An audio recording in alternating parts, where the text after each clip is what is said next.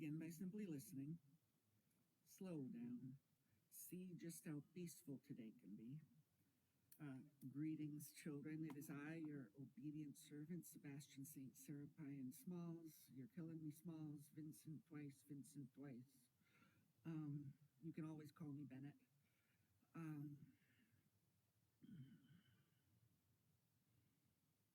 This is a little different. Sometimes episode ideas come in seasons. Like, you get an idea to do things a certain way and you do it for a while, and then it's like we've taken that idea as far as it can go. And that's kind of how, like, Rowan Atkinson says he feels about Mr. Bean. He's like, I think we've done that character long enough right now. Like, no need to make more Mr. Bean episodes right away. So one thing I did for a while was kind of just like talking off the top of my head. And so that's the intended purpose of this episode. Oh, so I want to get back to the basics. The music is too quiet, and I want to start again. This is a mulligan, and I need some kind of glasses. It's too weird not to have some kind of glasses. It's going to be. Begin by simply listening. Slow down and see just how peaceful today can be. I actually started to do a part 1, but then it's like I thought I needed to tidy up, but I didn't actually need to do anything. There was an optical illusion that made it look like my house was worse than it was. But one thing I noticed in my first attempt is that I kept focusing on myself, like, let's explain myself. And one thought that I had that came up recently was,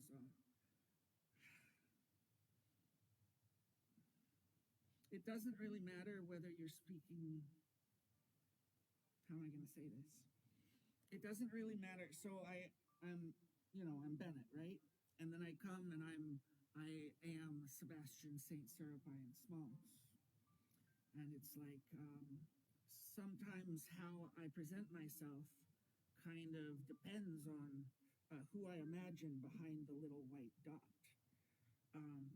But the thing is, it doesn't really matter who you are behind the white dot, because that random style where I just become this reincarnated saint dude who like died horribly,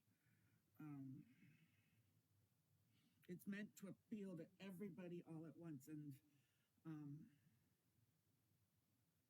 that just makes it sound so planned, but it was just very natural. And now the music is over. I have to this is a good pause. Everyone take a breath. The music is over.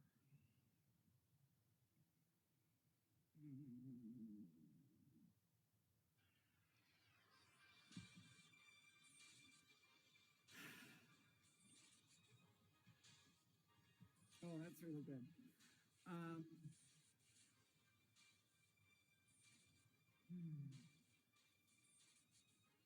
My brain just shut down. I had all these like racing ideas for what I was going to say, and it just went off track, and that's fine, because that's the point.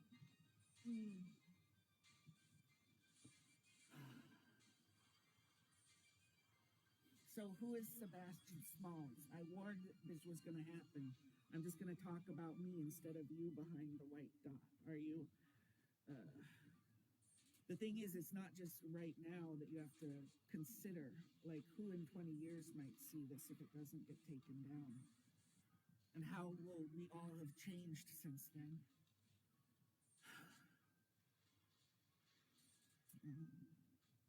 But like I warned, this is going to happen. The focus is going to be on me. There's actually a little thing that happens on the internet. If you say you, it's like, well, I'm rubber and you're glue. So whatever you say to people out there just bounces back.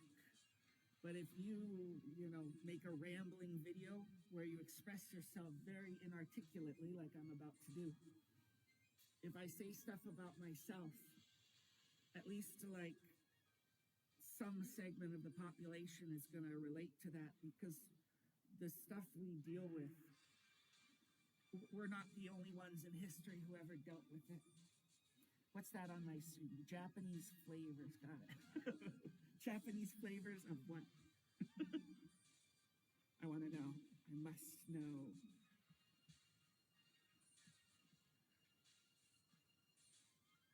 What?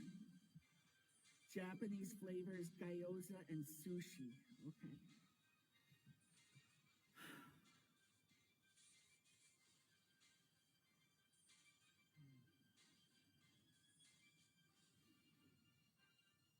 Oh, so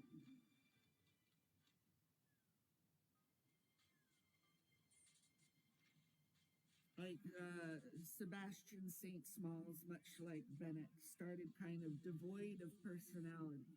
Not because we can't be theatrical and do crazy things to get attention, but it's like, if you're flexible and open to ideas, oh, it's more like the talented Mr. Ripley.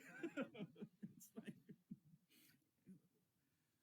how do you have to act in a situation to not be excluded? Like, I still haven't learned it, but I'm practicing. So Sebastian Serapion Smalls is kind of a blank canvas to, he's kind of spooky like Mulder, very scientific. He's very, any any good virtue you can think of, just like make up a new middle name, nickname for him, and you just become him when you're not sure. He's like the go-all if you want to just deal with everything. But like, how do you deal with this white dot? And normally how I deal with it is a Voigt-Kampff sort of thing. I've lost everybody. I'm making logical leaps that make no sense, and I'm going too fast, and this is no longer for entertainment purposes. This is just scientific evidence of me at this point, right? But I'll start again.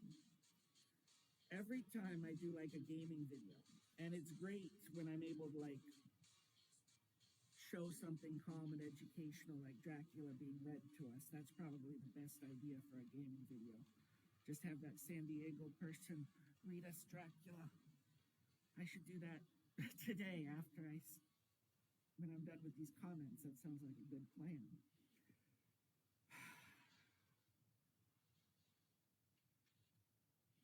Every time I do a gaming video, yeah, there's that 2-hour purpose, but there's also the purpose of like me enjoying the experience in the moment, because I'm the one solving the puzzles in the game, and I'm the one listening to Dracula too. So I don't have it memorized yet. I don't even know the first sentence. What's the first sentence of Dracula? It's probably too long and seemingly uninteresting to be bothered with, but it just shows like research and attention to care. Like, I don't know. I'm a fan of the book Dracula, so I think it was a good first sentence, even though we don't have it memorized yet. That would be a good short video to do. Anyway, so you have this character where it's like, well, that's all the virtues. Everything good you can think of. But even if you are trying to be as virtuous as possible, who's behind the little white dot matters too, because like if you're talking to a baby or an animal or something, I don't think people should drastically talk down as much as they do. Like Gregory Peck in To Kill a Mockingbird, that's how you should talk to smaller creatures, whether they are cats or toddlers, like little people. And you know, it's more of a guiding situation than a like punish if they do wrong situation, because if they do wrong and it's your job to guide them, like you both did wrong. It's a team effort sort of thing. If you're praised as a team, you're punished as a team.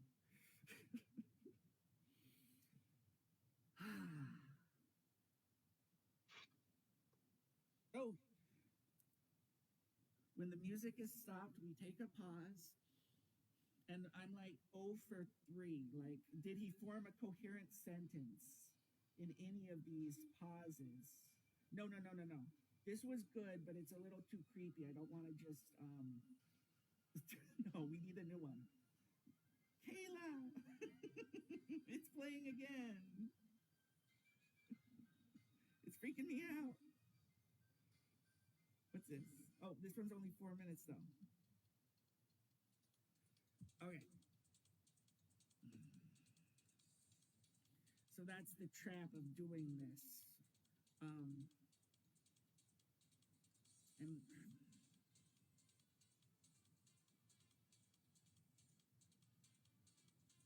all right, so name that tune. That's the, I can see the picture of Vega there from Street Fighter 2, so I'm at an unfair advantage, but yeah.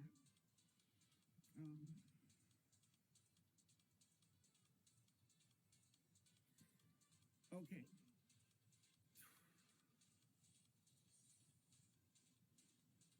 I realize I'm out of stuff to say, but I think that was bound to happen because I like brag about how like I have these thoughts that never stop, right? But when put on the spot, it's kind of like my problem with Street Fighter 6 right now. When I play by myself offline, I'm kind of decent.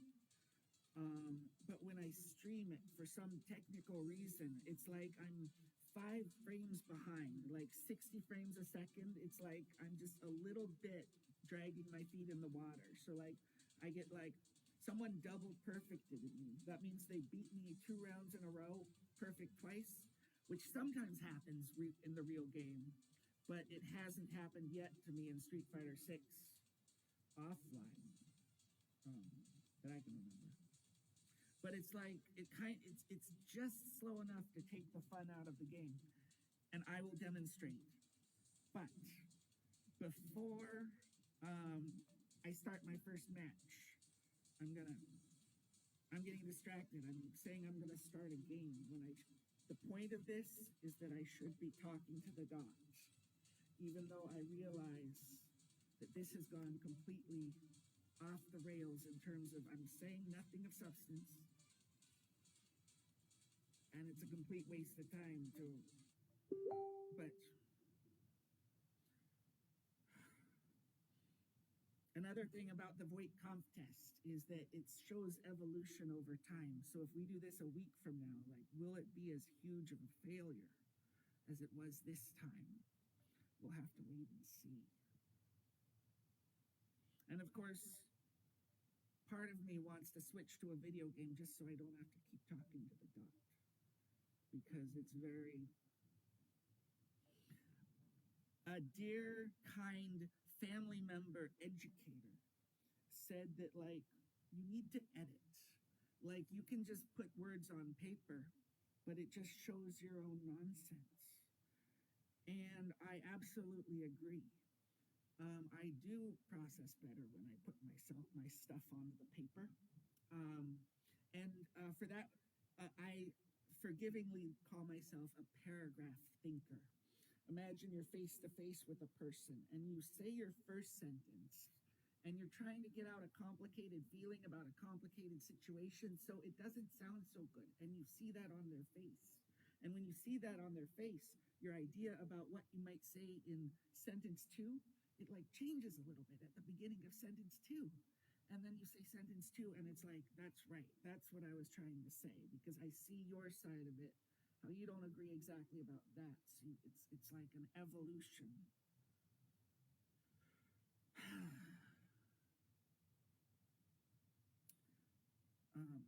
That's why if I'm just if it is a random Smallsism or a random Bennetism, it's better to think about the value that's intended to be expressed behind it and the spirit of it, the sentiment. What's the point in picking apart the words of someone whose beliefs are as flexible as mine in terms of like logical necessity? Logical necessity doesn't exist in real life. That idea that all cats are mammals, but not all mammals. If A equals B and B equals C, the transitive property, like 100% logical necessity, does not exist in everyday argumentation.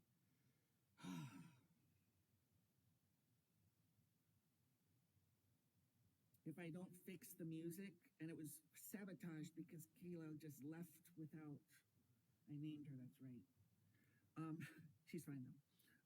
She just left, and it messed up how music was going, and I got my YouTube here is it's in a rainbow loop, so I have to on the fly.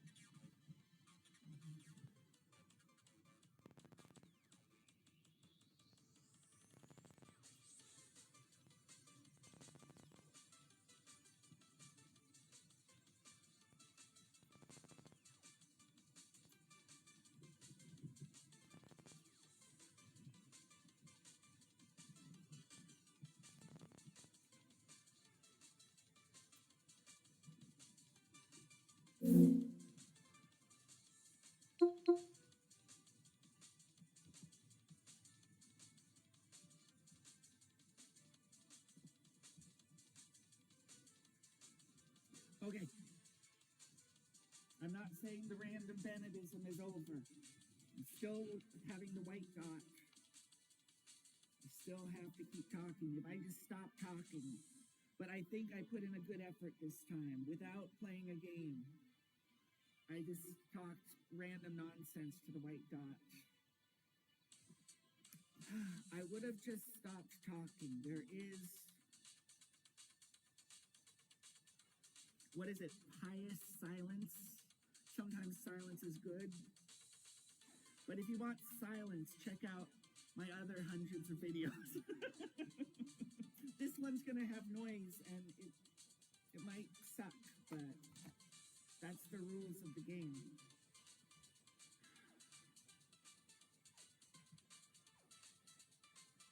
Okay, and over here, we're gonna ask AI help. I realized that when I changed the resolution of the input video in OBS Game Studio, it vastly improved game performance.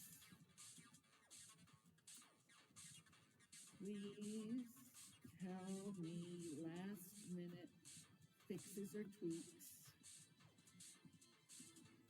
explained clearly so I do not feel like I am underwater and slow when I play Street Fighter 6 online. And then I say, okay.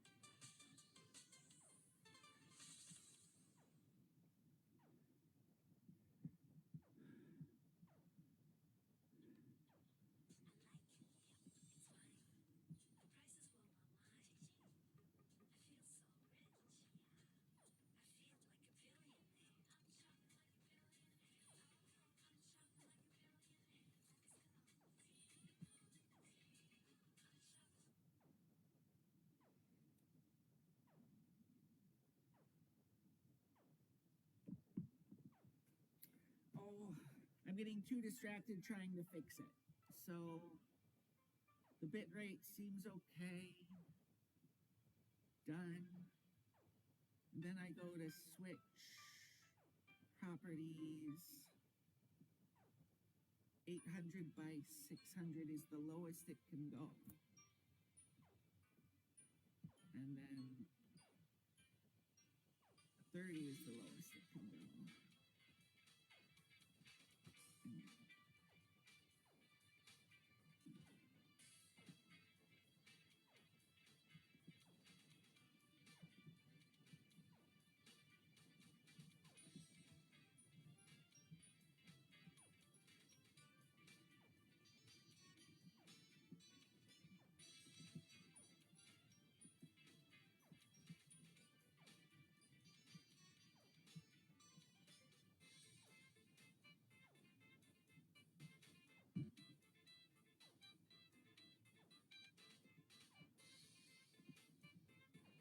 Okay, so I'll fix it on my own time, if ever. But right now I'm just going to demonstrate how, so I guess the random Bennetism is kind of fading out, but I got to just talk nonsense as much as I can, just to kind of be in the spirit of it.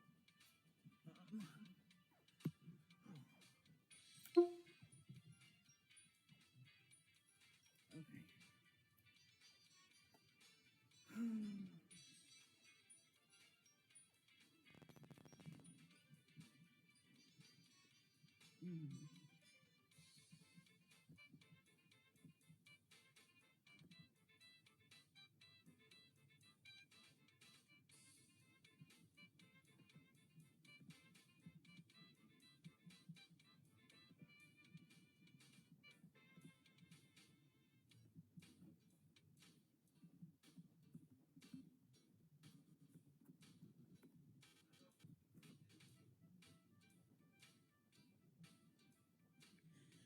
Hi, friends. Welcome back. I'm Christina, the manager at the Pacific Beach Library. Thank you for joining me for day 16 of our read-along together of Dracula by Bram Stoker. I realized as I was pulling this up that I did not really remember much of what had happened in chapter 15, so we're going to have a fun time reviewing that together. It'll be a good refresher for me as well. Today's tea that I'm drinking, because I wanted a red-based tea because I was thinking about the whole bloody theme again because it's Dracula. I'm drinking a rooibos, which is usually known as a red tea, although I think this one looks it looks more of a light brown rather than a red to me, but it's a chai rooibos. So we'll go ahead and pour out. This one, it says the ingredients. Of course, I have it just beyond the cup, so I can't read it, so we'll have to wait a moment. It smells really good. Let's see. So this one is by Yogi Tea, and it's a chai rooibos, and the ingredients are organic rooibos leaf, organic cardamom pod, organic cinnamon bark, organic ginger root, organic clove bud, and organic stevia leaf.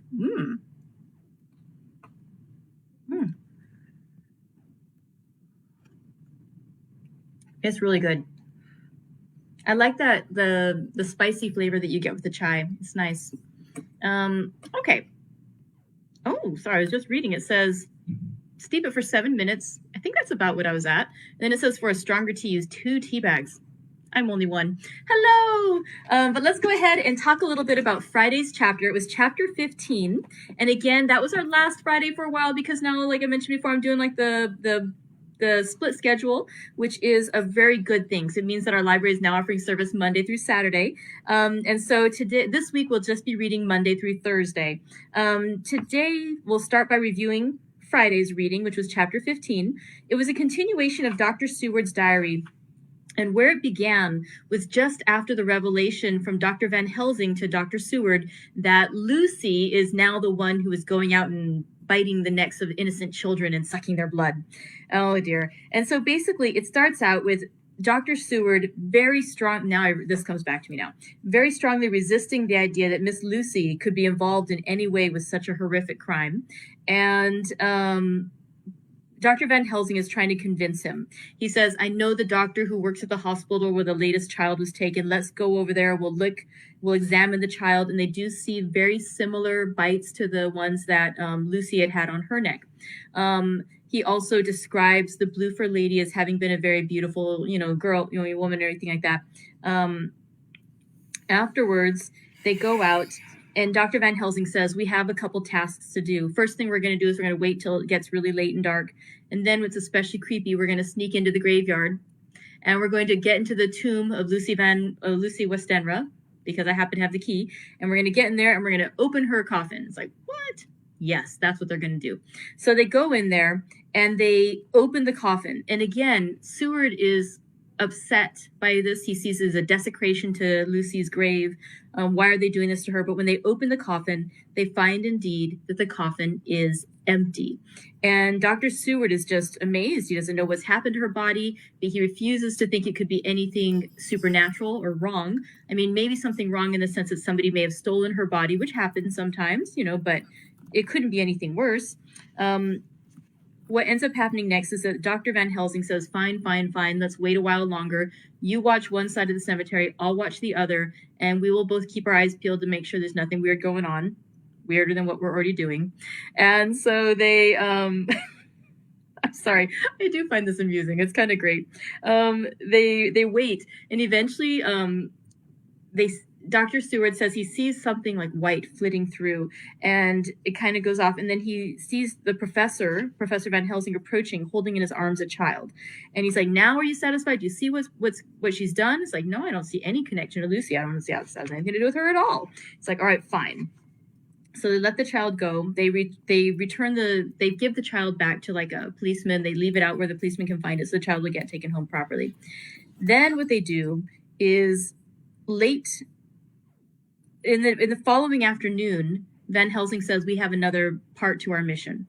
And they go back to the cemetery. They go back into the graveyard. They open the vault again, and they get inside, and they open her coffin once more, and they see this time, instead of an empty coffin, they find Lucy Westenra's body.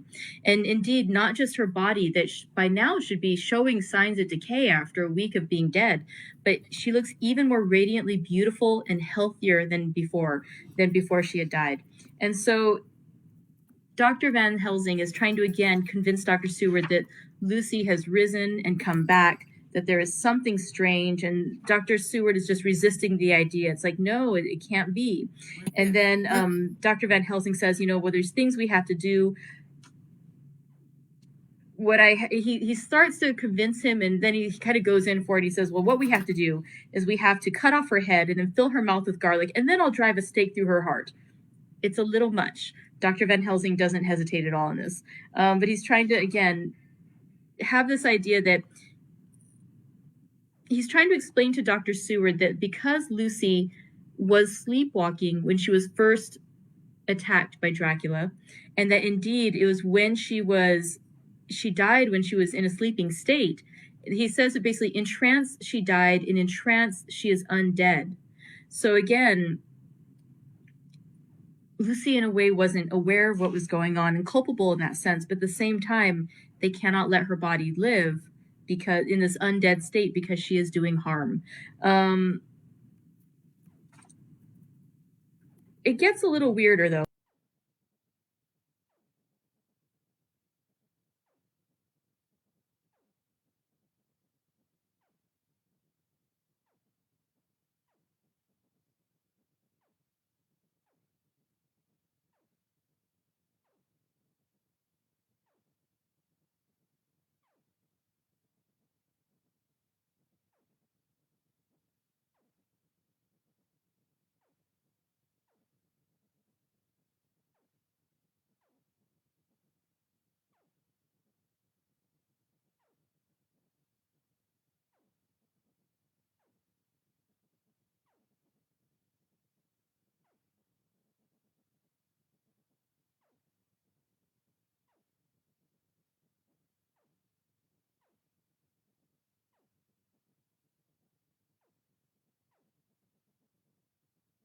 is undead. She is. It's not so much that we, because he at first Arthur thinks that Dr. Van Helsing is saying they might have accidentally buried.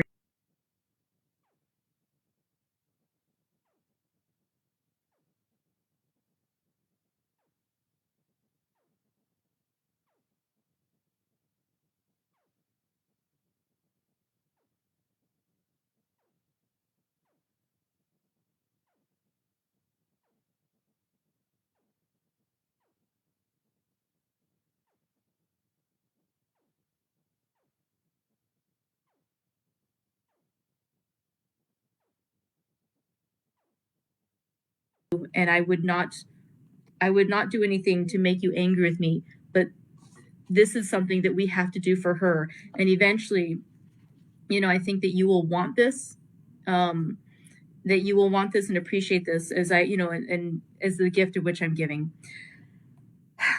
Arthur, again, is still horrified by the whole idea of Lucy being undead and the idea of harming her body, but Arthur is struck by the kindness and the sincerity of Dr. Van Helsing, and he says, even though it is hard to think of it and I cannot understand, at least I shall go with you and wait. So he is being open-minded enough to being willing to go back to the cemetery to see what they can find out about Lucy and where she's at. So, it smells so good. Let's go ahead and settle in for chapter 16 of Dracula. It begins with a continuation of Dr. Seward's diary. It was just a quarter before 12 o'clock when we got into the churchyard over the low wall. The night was dark, with occasional gleams of moonlight between the dents of the heavy clouds that scudded across the sky. We all kept somehow close together, with Van Helsing slightly in front as he led the way. When we had come close to the tomb, I looked well at Arthur, for I feared that the proximity to a place laden with so sorrowful a memory would upset him, but he bore himself well. I took it that the very mystery of the proceeding was in some way a counteractant to his grief. The professor unlocked the door, and seeing a natural hesitation amongst us for various reasons, solved the difficulty by entering first himself. The rest of us followed, and he closed the door. He then lit a dark lantern and pointed to the coffin. Arthur stepped forward hesitatingly. Van Helsing said to me, "You were with me here yesterday. Was the body of Miss Lucy in that coffin?" It was. The professor turned to the rest, saying, "You hear, and yet there is no one who does not believe with me." He took his screwdriver and again took off the lid of the coffin. Arthur looked on, very pale but silent. When the lid was removed, he stepped forward. He evidently did not know that there was a leaden coffin, or at any rate had not thought of it.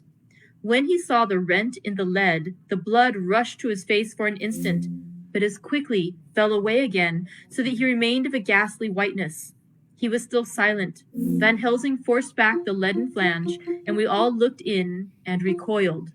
The coffin was empty. For several minutes, no one said a word. The silence was broken by Quincy Morris. You can still hear "Professor, me, I answered for you. Your word is all I want. I wouldn't ask such a thing ordinarily. I wouldn't so dishonor you as to imply a doubt. But this is a mystery that goes beyond any honor or dishonor. Is this your doing? I swear to you by all that I hold sacred that I have not removed or touched her. What happened was this. 2 nights ago, my friend Seward and I came here, with good purpose, believe me. I opened that coffin, which was then sealed up, and we found it, as now, empty. We then waited and saw something white come through the trees. The next day we came here in daytime, and she lay there. Did she not, friend John? Yes. That night we were just in time. One more so small child was missing, and we find it, thank God, unharmed amongst the graves. Yesterday I came here before sundown, for at sundown the undead can move. I waited here all the night till the sun rose, but I saw nothing. It was most probable that it was because I had laid over the clamps of those doors garlic, which the undead cannot bear, and other things which they shun. Last night there was no exodus, so tonight before the sundown I took away my garlic and other things, and so it is we find this coffin empty. But bear with me. So far there is much that is strange. Wait you with me outside, unseen and unheard, and things much stranger are yet to be. So, here he shut the dark slide of his lantern. Now, to the outside. He opened the door and we filed out, he coming last and locking the door behind him. Oh, but it seemed fresh and pure in the night air after the terror of that vault. How sweet it was to see the clouds race by and the passing gleams of the moonlight between the scudding clouds crossing and passing like the gladness and sorrow of a man's life. How sweet it was to breathe the fresh air that had no taint of death and decay. How humanizing to see the red lighting of the sky beyond the hill and to hear far away the muffled roar that marks the life of a great city. Each in his own way was solemn and overcome. Arthur was silent and was, I could see, striving to grasp the purpose and the inner meaning of the mystery. I was myself tolerably patient and half inclined again to throw aside doubt and to accept Van Helsing's conclusions. Quincy Morris was phlegmatic in the way of a man who accepts all things and accepts them in the spirit of cool bravery with hazard of all he has to stake. Not being able to smoke, he cut himself a good-sized plug of tobacco and began to chew. As to Van Helsing, he was employed in a definite way. First, he took from his bag a mass of what looked like thin, wafer-like biscuit, which was carefully rolled up in a white napkin. Next, he took out a double handful of some whitish stuff, like dough or putty. He crumbled the wafer up so fine and worked it into the mass between his hands. This he then took, and rolling it into thin strips, began to lay them into the crevices between the door and its setting in the tomb. I was somewhat puzzled at this, and being close, asked him what it was that he was doing. Arthur and Quincy drew near also, as they were curious. He answered, I am closing the tomb, so that the undead may not enter. And is that stuff you put there going to do it? It is. What is that which you are using? This time the question was by Arthur. Van Helsing reverently lifted his hat as he answered, The host. I brought it from Amsterdam. I have an indulgence. It was an answer that appalled the most skeptical of us, and we felt individually that in the presence of such earnest purpose as the professor's, a purpose which could thus use the, to him, most sacred of things, it was impossible to distrust. In respectful silence, we took the places assigned to us close round the tomb, but hidden from the sight of anyone approaching. I pitied the others, especially Arthur. I had myself been apprenticed by my former visits to this watching horror, and yet I, who had up to an hour ago repudiated the proofs, felt my heart sink within me. Never did tombs look so ghastly white. Never did cypress or yew or juniper so seem the embodiment of funereal gloom. Never did tree or grass wave or rustle so ominously. Never did bough creak so mysteriously. And never did the faraway howling of dogs send such a woeful presage through the night. Okay. So there was a long spell of silence, big, aching void, and then from the professor a keen. So now I'm going to do Street Fighter 5. He pointed, and I haven't and far down the avenue of yews we saw a white figure advance, a dim white figure which held something dark at its breast. The figure stopped, and at the moment a ray of moonlight fell upon the masses of driving clouds and showed in startling prominence a dark-haired woman dressed in the cerements of the grave. We could not see the face, for it was bent down over what we saw to be a fair-haired child. There was a pause and a sharp little cry, such as a child gives in sleep, or a dog as it lies before the fire in dreams. We were starting forward, but the professor's warning hand, seen by us as he stood behind a yew tree, kept us back. And then as we looked, the white figure moved forwards again. I'm playing against It was now near enough for us to see clearly, and the moonlight still held. My own heart grew cold as ice, and I could hear the gasp of Arthur as we recognized the features of Lucy Westenra. Lucy Westenra, but yet how changed. I don't hear the it. Sweetness The was phone, turned to adamantine, heartless cruelty, and the purity to voluptuous wantonness. Van Helsing stepped out, and obedient to his gesture, we all advanced too. The four of us ranged in a line before the door of the tomb. Van Helsing raised his lantern and drew the slide. By the concentrated light that fell on Lucy's face, we could see that the lips were crimson with fresh blood, and that the stream had trickled over her chin and stained the purity of her long death rays. I shuddered with horror. I could see by the tremulous light that even Van Helsing's iron nerves failed. Arthur was next to me, and if I had not seized his arm and held him up, he would have fallen. When Lucy, I call the thing that was before us Lucy because it bore her shape, saw us, she drew back with an angry snarl, such as a cat hears looking in unawares. Then her ranged over us. Lucy's eyes in form and color, but Lucy's eyes unclean and full of hellfire instead of the pure, gentle aura we knew. At that moment, the remnant of my love passed in, taking in loathing. Had she then to be killed, I could have done it with savage delight. As she looked, her eyes blazed with unholy light, and the face became wreathed with a voluptuous smile. Oh God, how it made me shudder to see it! With a careless motion, she flung to the ground, callous as a devil, a child that up to now she had clutched strenuously to her breast, growling over it as a dog growls over a bone. The child gave a sharp cry and lay there moaning. There was a cold-bloodedness in the act which wrung a moan from Arthur. When she advanced to him with outstretched arms and a wanton smile, he fell back and hid his face in his hands. She still advanced, however, and with a languorous, voluptuous phrase said, "Come to me, Arthur. Leave these others and come to me. My arms are hungry for you. Come, and we can rest together. Come, my husband, come." There was something diabolically sweet in her tones, something of the tinkling of glass when struck, which rang through the brains even of us who heard the words addressed to another. As for Arthur, he seemed under a spell. Moving his hands from his face, he opened wide his arms. She was leaping for them when Van Helsing sprang forward and held between them his little golden crucifix. She recoiled from it, and with a suddenly distorted face, full of rage, dashed past him as if he had been a tomb. When within a foot or two of the door, however, she stopped, as if arrested by some irresistible force. Then she turned, and her face was shown in the clear burst of moonlight and by the lamp, which had now no quiver from Van Helsing's iron nerves. Never did I see such baffled malice on a face, and never, I trust, shall such ever be again seen by mortal eyes.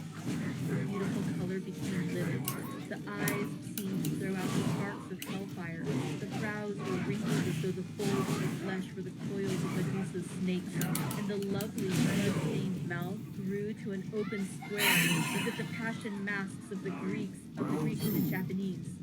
If ever a face meant death, if looks could kill, he saw it at that moment. And so, for full half a minute, which seemed an eternity, she remained between the lifted crucifix and the sacred closing of her means of entry. Van Helsing broke the silence by asking Arthur, "Answer me, my friend. Am I to proceed in my work?" Arthur threw himself on his knees and hid his face in his hands as he answered, "Do as you will, friend. Do as you will. There can be no horror like this ever anymore." Alone in spirit. Quincy and I simultaneously moved towards him and took his arms. We could hear the click of the closing lantern as Van Helsing held it down. Coming close to the tomb, he began to remove from the chink some of the sacred emblem which he had placed there. We all looked on with horrified amazement as we saw, when he stood back, the woman with a corporeal body as real as that moment as our own, pass in through the interstice where scarcely a knife blade could have gone. We all felt a glad sense of relief when we saw the professor calmly restoring the strings of putty to the edges of the door. When this was done, he lifted the child and said, "Come now, my friends. We can do no more till tomorrow. There is a funeral at noon, so here we shall all come before long after that. The friends of the dead will all be gone by 2, and when the sexton locks the gates, we shall remain. Then there is more to do, but not like this of tonight. As for this little one, he is not much harm, and by tomorrow night he shall be well. We shall leave him where the police will find him, as on the other night, and then to home." Coming close to Arthur, he said, "My friend Arthur, you have had a sore trial, but after, when you look back, you will see how it was necessary. You are now in the bitter waters, my child, But this time tomorrow, you will, please God, have passed them, and have drunk of the sweet waters. So do not mourn over much. Till then, I shall not ask you to forgive me. Arthur and Quincy came home with me, and we tried to cheer each other on the way. We had left the child in safety and were tired, so we all slept with more or less reality of sleep. 29th September, night. A little before 12 o'clock, we three, Arthur, Quincy Morris, and myself, called for the professor. It was odd to notice that by common consent we had all put on black clothes. Of course, Arthur wore black, for he was in deep mourning, but the rest of us wore it by instinct. We got to the churchyard by 1:30 and strolled about, keeping out of official observation, so that when the grave diggers had completed their task and the sexton, under the belief that everyone had gone, had locked the gate, we had Why is my show so quiet? Van Helsing, instead of his little black bag, My show is quiet. I can't hear it was a myself. cricketing bag. It was manifestly a fair one. When we were alone and had heard the last of the footsteps dying out up the road, we Okay, so decided there's to a delay between when I do my crazy echo follow the voice professor to the and when I hear it in my phone. He unlocked the door and we entered, closing it behind us. Then he took from his bag the lantern, which he lit, and also 2 wax candles, which, when lighted, he stuck, by melting their own ends, on other coffins, so that they might give light sufficient to work by. When he again lifted the lid of his coffin, we all looked. Maybe Arthur, my video is, the sound is messed up because I'm also in a video call at the same time. Beauty. But there was no love in my own heart, nothing but loathing for the foul thing which had taken Lucy's shape without her soul. I could see even Arthur's face grow hard as he looked. Presently he said to Van Helsing, "Is this really Lucy's body, or only a demon in her shape?" "It is her body, and yet not it. But wait a while, and you shall see her as she was and is." She seemed like a nightmare of Lucy as she lay there.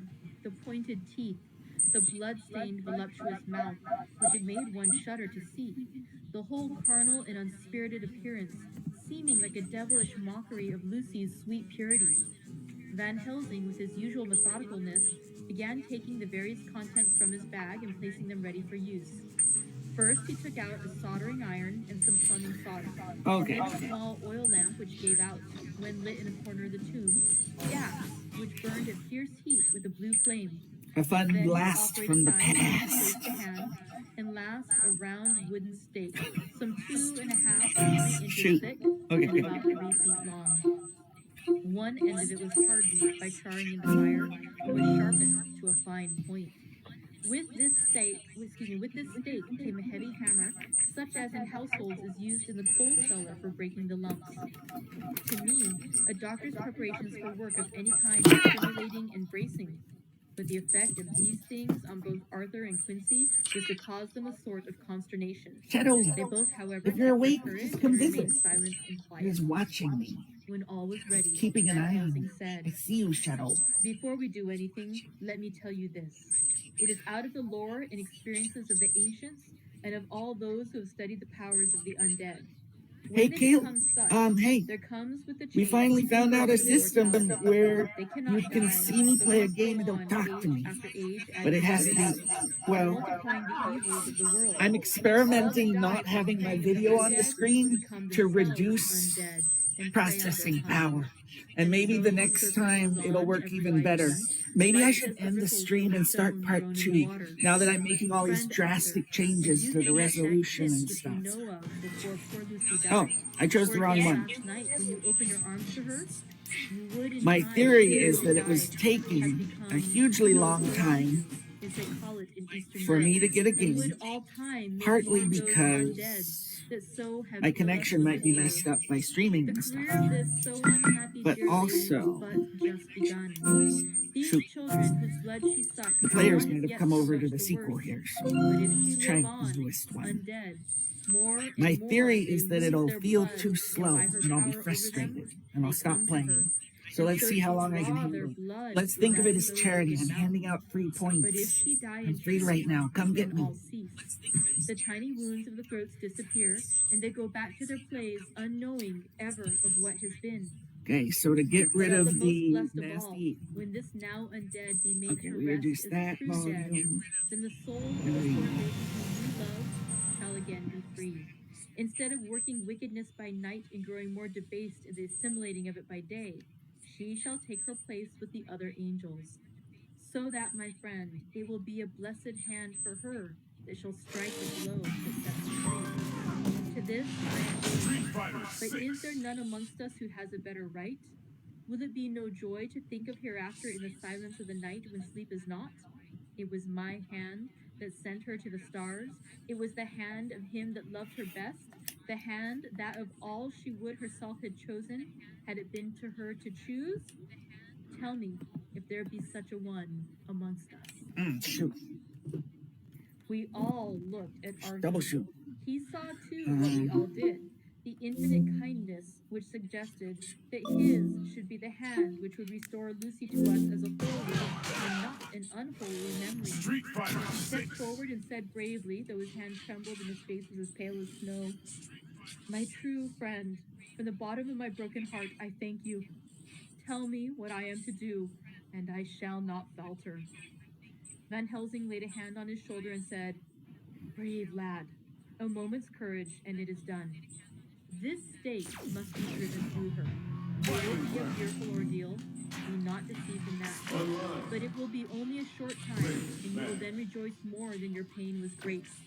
From this grim tomb, you will emerge as though you tread on air. But you must not falter when once you have begun. Only think that we, your true friends, are round you, and that we pray for you all the time." "Go on," said Arthur hoarsely. "Tell me what I am to do." "Take this stake in your left hand, ready to place to the point over the heart, and the hammer in your right. Then, when we begin our prayer for the dead, I shall read him. I have here the book, and the other shall follow. Strike in God's name, so that all may be well with the dead that we love, and that the Here comes a new challenger. Arthur took the stake and the hammer, and when once his mind was set on action, his hands never trembled, nor even quivered. Van Helsing opened his missal and began to read, and Quincy and I followed as well as we could. Arthur placed the point over the heart, and as I looked, I could see its dint in the and he struck with all his might. The thing in the coffin writhed, and a hideous blood-soaked screech came from the lips. The body shook and quivered and twisted. The sharp blades tore together to the lips were cut, and the mouth was smeared with but Arthur never faltered. He looked like a figure of gold. His arm rose and fell, driving where the murder began to face, while the blood from the pierced heart was spurted up around it. His face was set, and hiding the sight of it gave us courage, so that our voices seemed to ring through the little volume. And then, writhing and quivering as the body was possessed, finally it lay still. The hand was dull. He was taken. He reached with his wallet. Great courage sprang to his forehead, and his breath came from his chest. His head had been an awful strain on him. He had been forced to his task by more than consideration. He could never do it. For a few minutes we were so taken up with him that we did not move towards the coffin. When we did, however, a murmur of surprise ran from one to the other. So eagerly that Arthur rose, for he had been seated on the ground, and he rose too. And his glad, strange light broke over his face, and dispelled altogether the gloom of horror that we had seen. It lay no longer the foul thing that we had so dreaded. It was not a person who was the privilege of the but Lucy, as we had seen in life, with her face of the purity. There were there, as we had seen in life, the traces of care and face,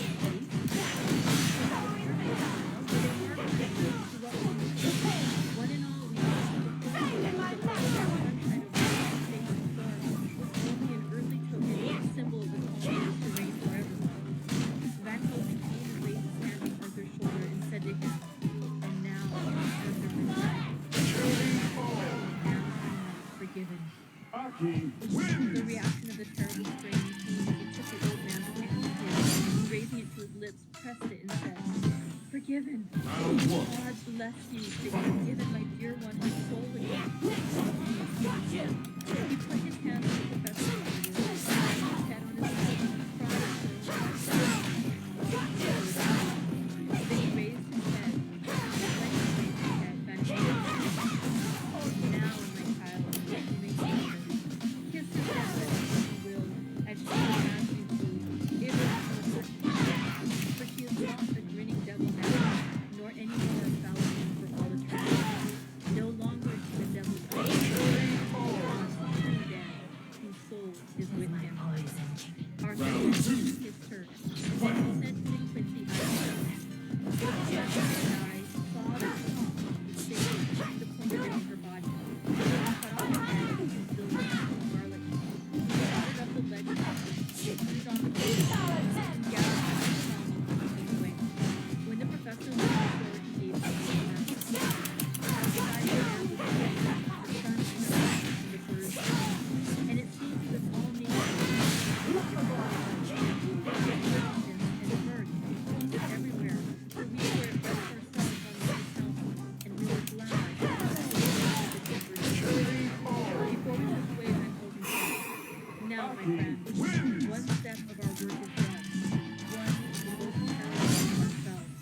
But there remains a greater task, to find out the author of all this our sorrow, and to stamp him out.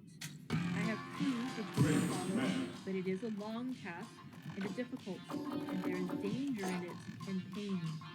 Shall you not all help me? We have learned to believe, all of us, is it not so? And since so, do we not see? Yes.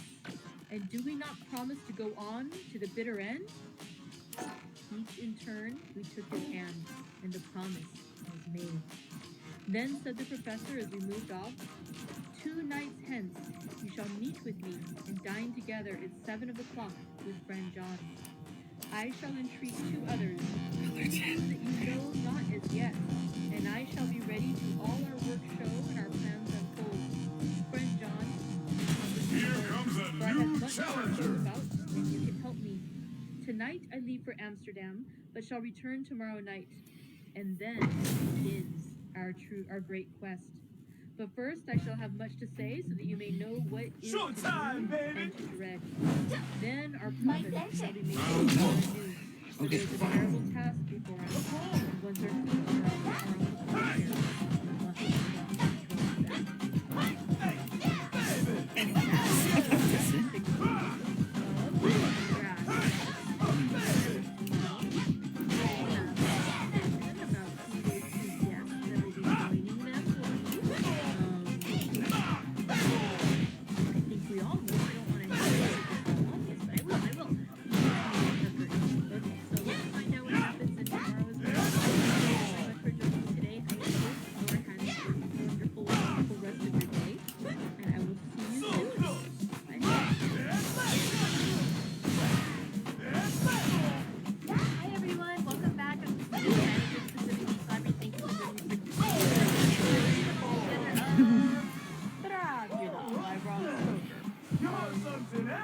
We had a really exciting chapter yesterday, and I'm excited to see how we can transition to another phase. Let's go ahead and start off with some see you in Dragon's Group.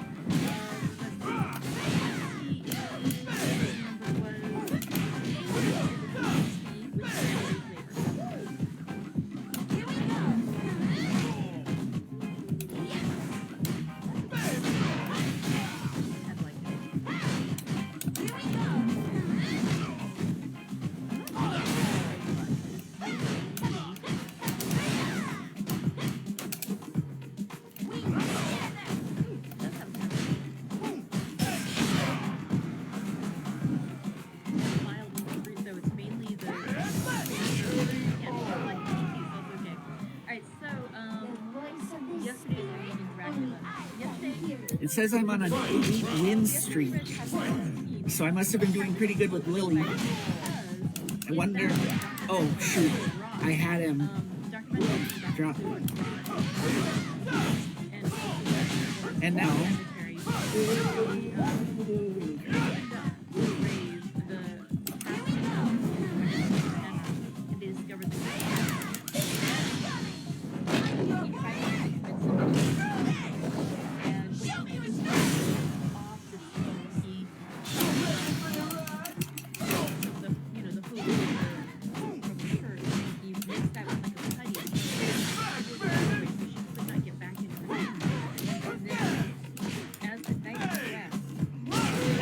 win streak over. Carrying a child. And Okay. they where she wanted to retreat back into the tomb. Sealed it off with the back. And so eventually they talk a little bit. Just like they describe it as small enough a nice lady, and she manages to it looks like it's sort of blood because she was, drinking blood from a child. And they see her body get back to there is no longer any doubt whatsoever that we see what Deborah is which she is no longer holding it. And so they're all convinced that she does need to be killed. Also, it's interesting before that moment when she arrives at Arthur to her side, and Arthur tries to her.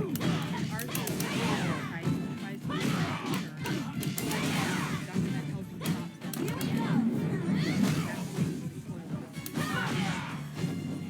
And it is with Arthur's blessing that they agree that they're going to go back and take care of this. The next afternoon, after they go back and they open up her head again and again.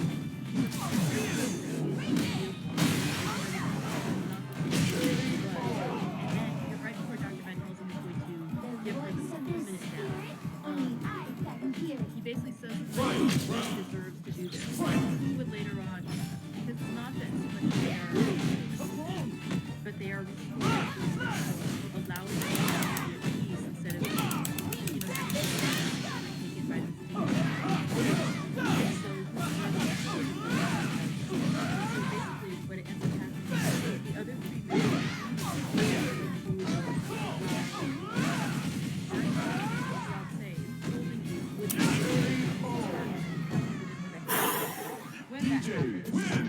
course, eventually though it does kill her. Whatever I did, I'm losing, but I'm fun losing. The game seems good enough to enjoy at this point. So, but can I hear Dracula later? No. And so, just really, it was a really good scene. They, after the other gentlemen leave, Van Helsing allows and encourages Arthur to kiss her goodbye one more time now that she's safe and she's not going to bite him. And then he goes, and Dr. Seward and Dr. Van Helsing cut off her head, stuff her mouth with garlic, and they're hoping that that should finally solve the problem of Lucy possibly, continue her undead life. The Jack Benny Program, presented by Lucky Strike. This The Jack Benny Program, presented by Lucky Strike. American. In a cigarette, it's the tobacco that counts. And LSMFT, Lucky Strike means fine tobacco. Gotta do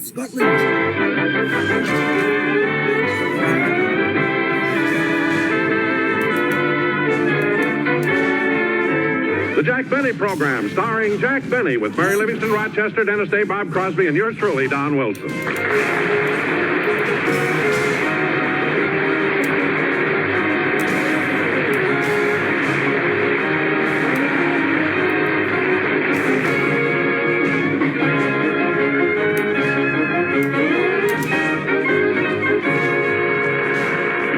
And now, ladies and gentlemen, I'd like to take you back to yesterday, about a half hour before rehearsal time. Jack and I had gone into the corner drugstore to get a bite to eat. There are a lot of people in here, Don. I hope we can find seats. Yeah, every table's taken. Yeah. Oh, Jack, there are 2 empty stools at the end of the counter. You take those, Don. I'll wait.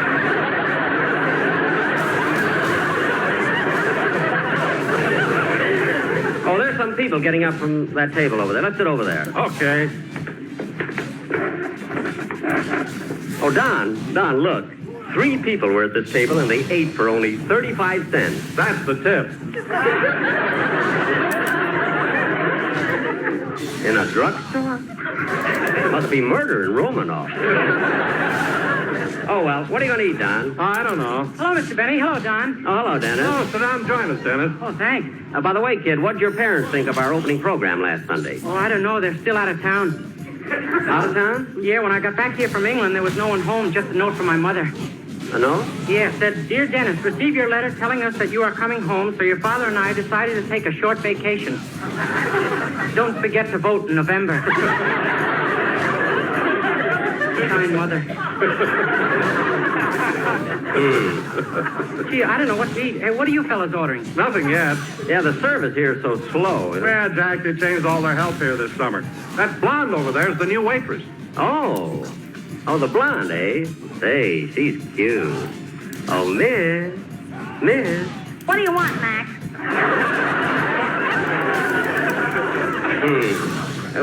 We'd like to order. Okay, what do you want? Well, don't you have a menu? It's written up on that blackboard behind the counter. Well, I can't see that far. With those glasses, I thought you could see Catalina.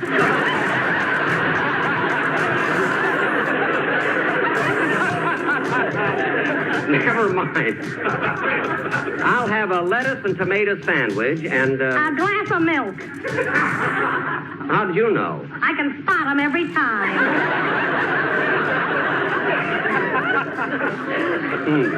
What are you going to have, Dennis? Well, let's see.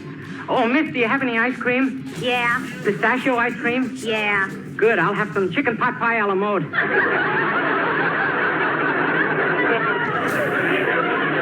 What? Dennis, why in the world would you order ice cream on chicken pot pie? I like cold chicken.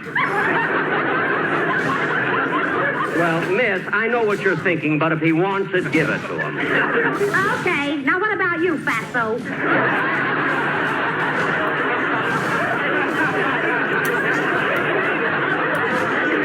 Well, I'm on a diet. I'll just have a glass of tomato juice and some rye crisp. Just Rice Crisp? About 10 pounds. And miss, we're in a hurry. Okay. You know, hey, fellas, she may sound a little hard, but there's something attractive about her. I don't know whether it's her blonde hair or that blue tattooing. She is good looking, though. If you think she's good looking, you ought to see her sister. Oh, is she good looking, too? No. Well, then why did you whistle? Your garter is showing. Dennis, stop being silly. Here's your sandwich, Max. Look, miss, my name isn't Matt. It's Jack Bennet. Jack Benny? Yes, I'm on the radio. Oh. Television, too, Uh-huh. I do my first TV show on October 5th. That's 2 weeks from now. The world is waiting.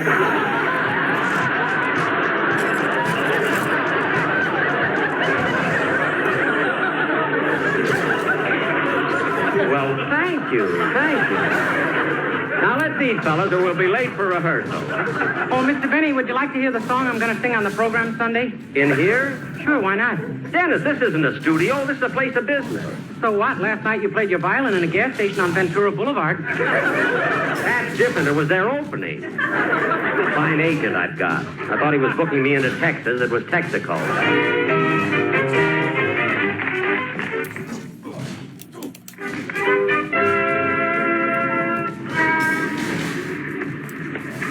Yeah, I'm glad I got out of that drugstore. Oh, darn it, I left before the check came.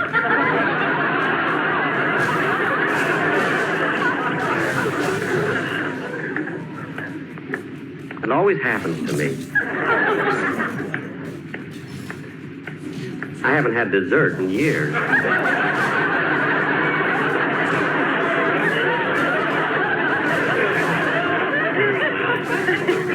Well, here's CBS. When you say I beg your pardon, then I'll come back to you. Hello, Mr. Benny. Oh, hello, Harry. Any messages? Yeah, Bob Crosby's looking for you. Oh, thanks. Hey, he's your new orchestra leader, ain't he? Yes, he's taking Phil Harris's place on my radio program. Oh, yeah. Hey, he's going to be on your television show, too, ain't he? Uh-huh. Hey, your first TV show is October the 5th, ain't it? Yes. That's 2 weeks from now. The world is waiting.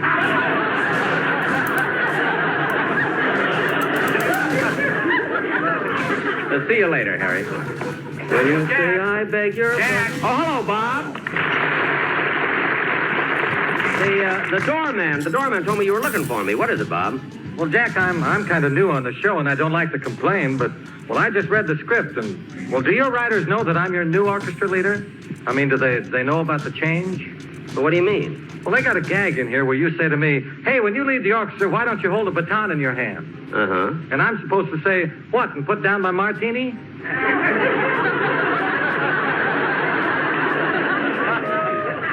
Well, Bob, that's a funny joke. Well, maybe so, but that's not my character. That doesn't fit me. I don't drink. You don't? No. Well, couldn't you start?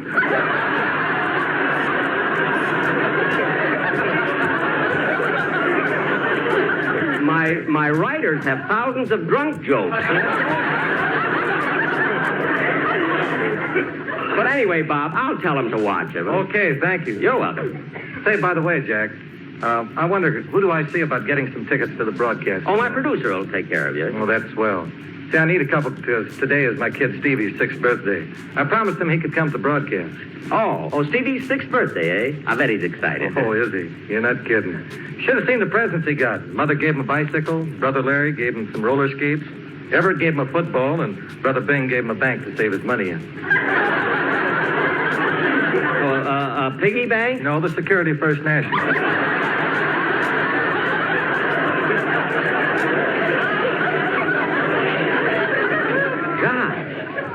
Giving away a bank?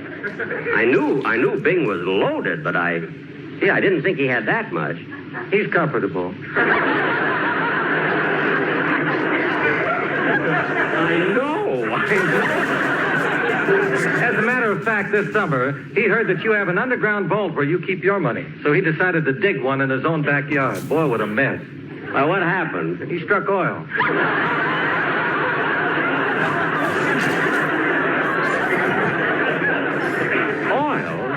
No kidding. Yep. Last night he opened a gas station on Ventura Boulevard. Had a violinist and everything.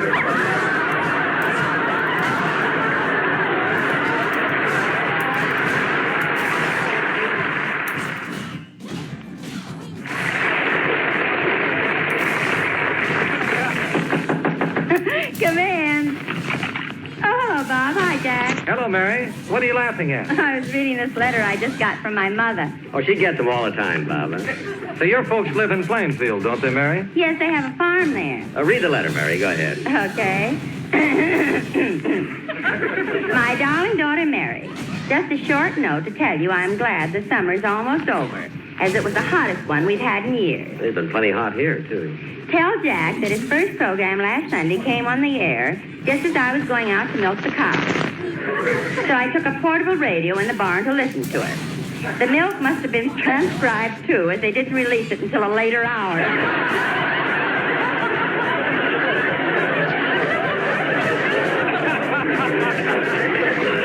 Have you had enough, Bob?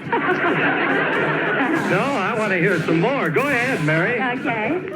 Things have been about the same at home, except that your cousin Sophie is visiting us.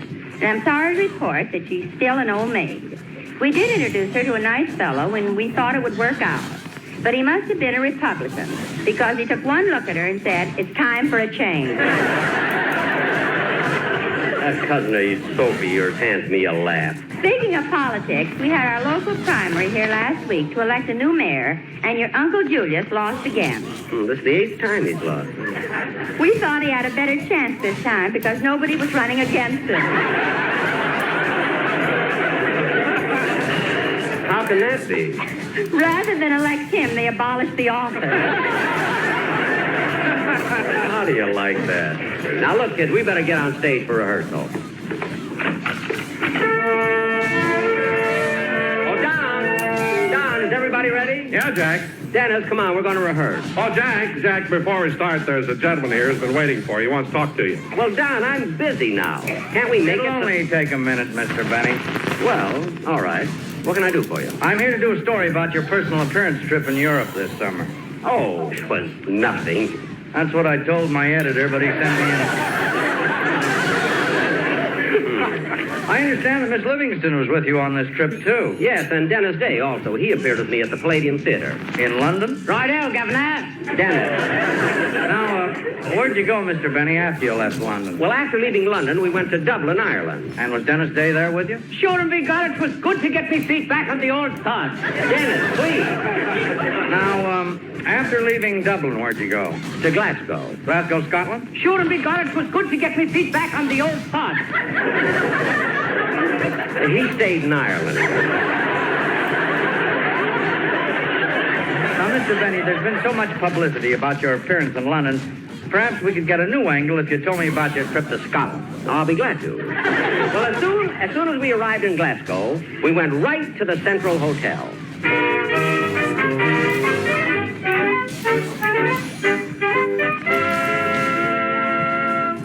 Well, boss, I've got everything unpacked and hung up. Good, Rochester. You know, I'm glad I have a couple of days off before I open at the theater. Are you going to change your act now that you're in Scotland? A little. I'll make it more topical, localize it. You know, the people in Scotland are noted for their thriftiness, so I'll probably do a lot of jokes about being stingy. That's always funny, don't you think? Don't you? Don't rush me, boss. I have to phrase this very carefully. Well, I gotta go out pretty soon. I'm going shopping. Okay, boss. Do you want to wear your brown suit or the blue? Neither one. I'm going to wear kilts. Kills? Yes, kilts. But, boss, they'll drive you crazy. Why? The pocketbook's on the outside.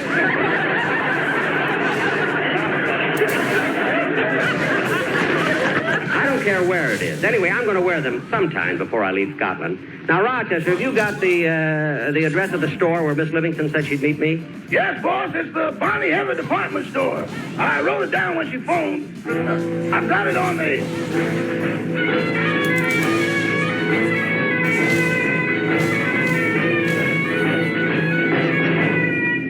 Rochester. What's that? The good humor man. It is not. Let me take a look. Rochester, look, it's a whole band. And they're stopping right under my window. Maybe they came to welcome you to Glasgow. Say, I'll bet that's it.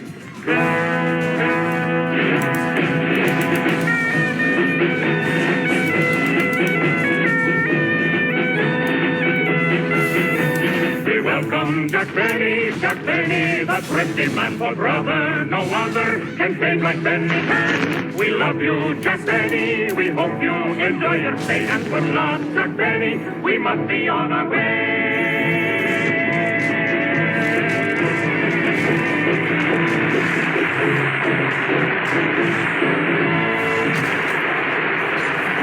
Now, Rochester, wasn't that a nice thing for them to do? Thank you, boys. Thanks very, very much. You know, Rochester, Scotland is such a friendly country. Imagine sending a band here. Answer the phone, would you please? Yes, sir. Mr. Benny's room, star, stage, screen, radio, television, and would do the Highland fling if he hadn't already flung it.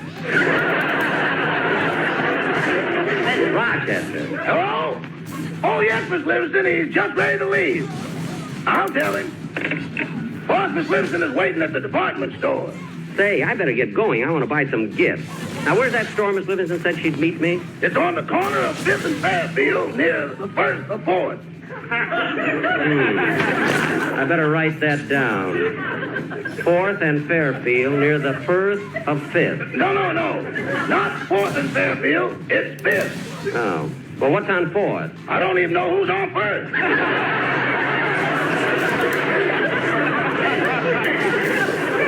Well, I'll find it. Goodbye, Abbott. So long, Costello. Goodbye.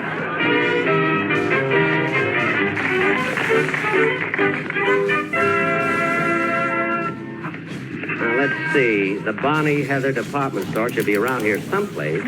Maybe it's that store across the street. See what the sign says. No, that's Manny, Moe, and McGregor.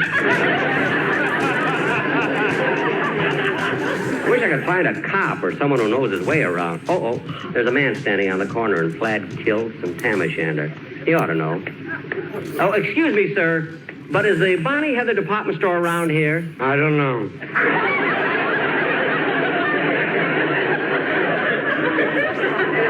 Well, we are near the Firth of 4th, aren't we? I don't know. Well, this is 5th Street, isn't it? I didn't know.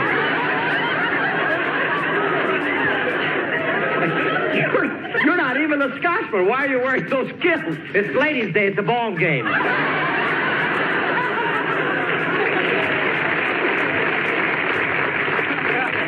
I'll find the store. It ought to be around. Oh, Jack. Oh, Mary, I was looking for you. Where's the store? Right here. How do you like that? I was standing right next to it. Well, come on, let's go in. So, actually, get something nice for my sister Florence. Well, they have some beautiful gifts in here. Hey, this is a nice store. Yeah. You ought to be able to get something very nice in here for your sister. How much do you want to spend? Oh, I ought to get her something better than that. Do you think she'd like any of these perfumes? Well, you can't go wrong on perfume. Oh, here comes the man. Oh, yes. Oh, pardon me. Are you the clerk? Aye. May I be of service to you? Yes. This is quite a nice broad brick moonlit store you've got here.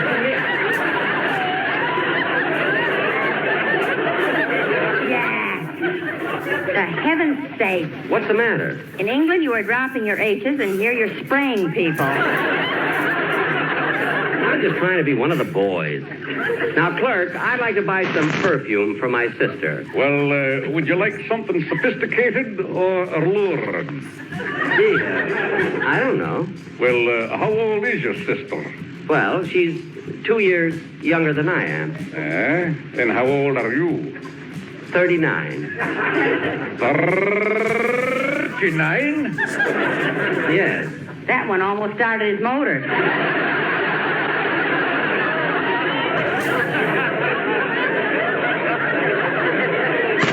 Mary, please. Hey, this looks like a nice bottle of perfume. It's such an unusual box, too. Oh, clerk, how much is this one in American money? $8. $8. All right. That's not so bad. Tell you what, clerk, I'll give you 4. I'll take $7.90. I'll give you 4.10. $7.75. $4.80. $7.10. I'll give you 5. Have a chair.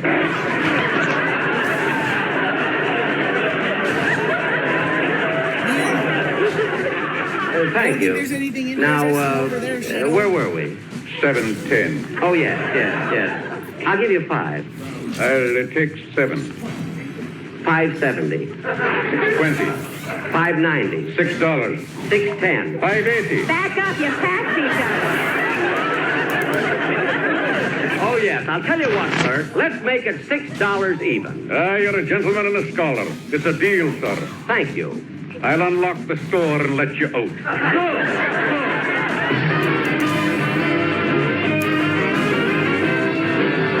The Jack Benny program is written by Sam Perrin, Bill Josephsberg, George Balzer, John Tackerberry, Al Gordon, Hal Goldman, and produced and transcribed by Hilliard Marks.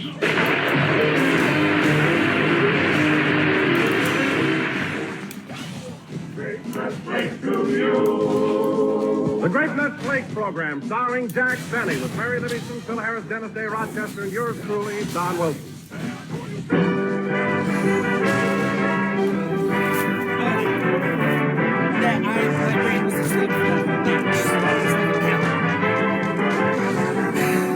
And now here's the nationwide weather forecast. I slipped past the old center. I made it up myself. Tomorrow morning will be bright and sunny in all areas where delicious, malty-rich Grape Nuts Flakes are served for breakfast. Furthermore, all parts of the country will find Grape Nuts Flakes a swell breakfast treat. They'll experience rising enjoyment to be followed by a second dish. In fact, the popularity of Grape Nuts Flakes will be so great, there'll be a general shift to Grape Nuts Flakes every morning. And that, friends, is just my way of saying it's always fair weather when you and Grape Nuts Flakes get together. Because the distinctive, delicious flavor of Grape Nuts Flakes is a blend of 2 delicious grains, sun-ripened wheat and malted barley. It's that same delicious Grape Nuts blend in toasty brown flake form. So to make my forecast come true, say Grape Nuts Flakes, please, to your grocer tomorrow.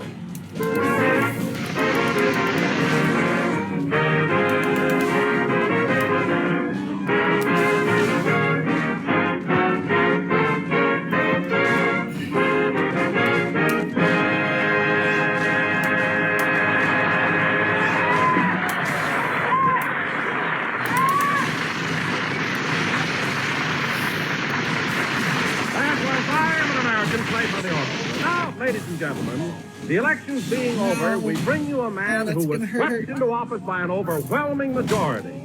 The new sidewalk inspector of Beverly Hills, California, Jack Bennet.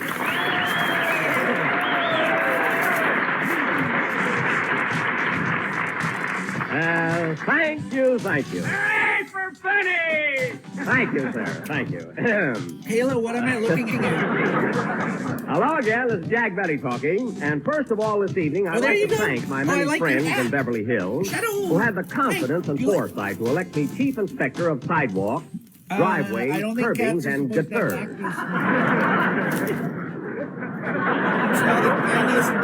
That's Beverly Hills for gutters, folks. So thanks again. Well, tell me, Jack, why in the world would you want to become... Just a second, Don. And I'd also like to say a word to my worthy opponent, Elmer Snout. Better luck next time. Well, tell me, Jack, why in the world would Just you want a second, just a minute. And I'd also like to state at this time that my campaign slogan will be faithfully executed. Sidewalk Jack will fix that crack. Oh my gosh, these guys online are such a hello, Mary. Hello, Governor. Congratulations. I didn't run for governor. I'm starting out at the bottom. I think my connection is still bad, but I think I made some changes. Never mind. Tell me, Jack, why in the world would you want to run for the office of sidewalk inspector? Well, it's very simple, Don. Sure, Jack's always walking around with his head bent down, so he might as well get 20 cents an hour for it. But not this bad. That's 22 cents, sister, and I get priorities on arch supporters. Where are you getting your arches? From Little Rock, Arkansas. I can go along with a gag, you know. Anyway, I was elected by an overwhelming majority, according to my campaign manager. Oh, by the way, Jack, who handled your campaign? Jim Farley. And he, I feel like I'm... No, he really put me over. Say, did Jim Farley come all the way from New York just to handle your campaign? Oh, this isn't the Farley you're thinking of, Don. This is Jim Farley. He's Chinese.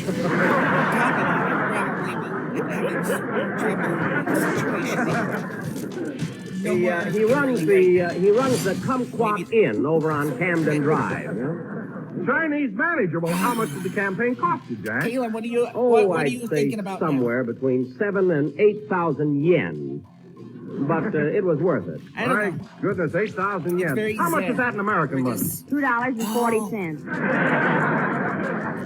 If I want to start It was talking more about than my TV $240 show for the episode picnic that's and outing alone. off track. Get back to So what the are you idea talking in the about? first Hiya, place. Jackson. Congratulations The on your basic election. idea Thanks, is Bill. the How does it feel to be in the experience White of House? being chill. We're having fun. And Bill, I'm connecting just with others. sidewalk inspector. So I'm not going to run for we're just president for getting years. back to the Roosevelt's basics. going to be glad to hear that. So even though The it's only a thing I random can't small understand about system that episode, gag, like how a did random Phil know stream that of Roosevelt was consciousness president? I can remember during that stream of consciousness to get back to the basics.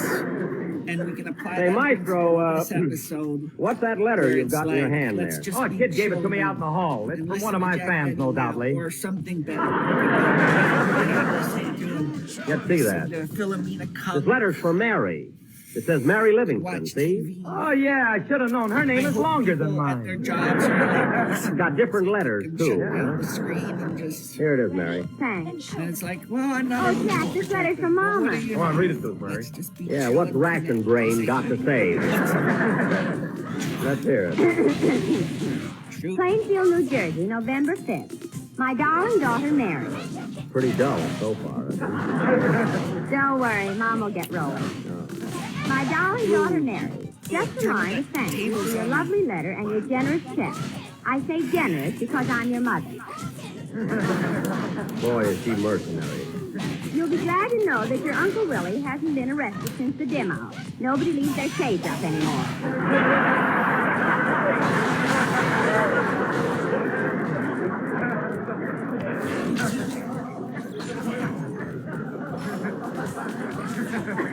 too bad. What else has Frizzletop got to say? Go ahead. Your father and I went to New York last week and saw Jack and Ann Sheridan in their new picture, George Washington Slept Here. Well, There were a lot of laughs, especially when your father accused the man next to him of stealing his shoes.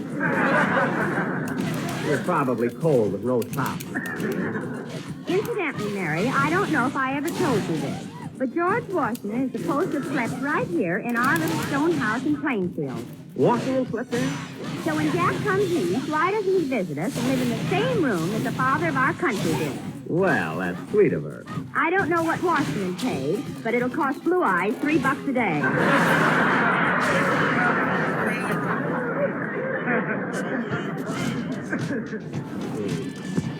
Good thing she called me Blue Eyes. No more news, so we'll close with love to all from your mother, 5 by 5 Livingston. Ha, ha, ha, ha. Ain't she the one? Well, Phil, it's about Oh, time. wait a minute, Jack. Here's a PS. Oh. Just heard from your brother Hillard, who's in the Air Corps. He must have received his wings all right, as he has just been promoted to Yardbird.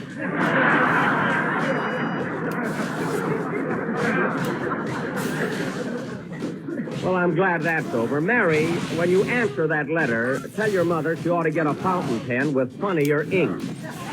You ink, too, once in a while. Never mind. Now, let's have a band number, Phil. I don't know why Mary's mother hates me so.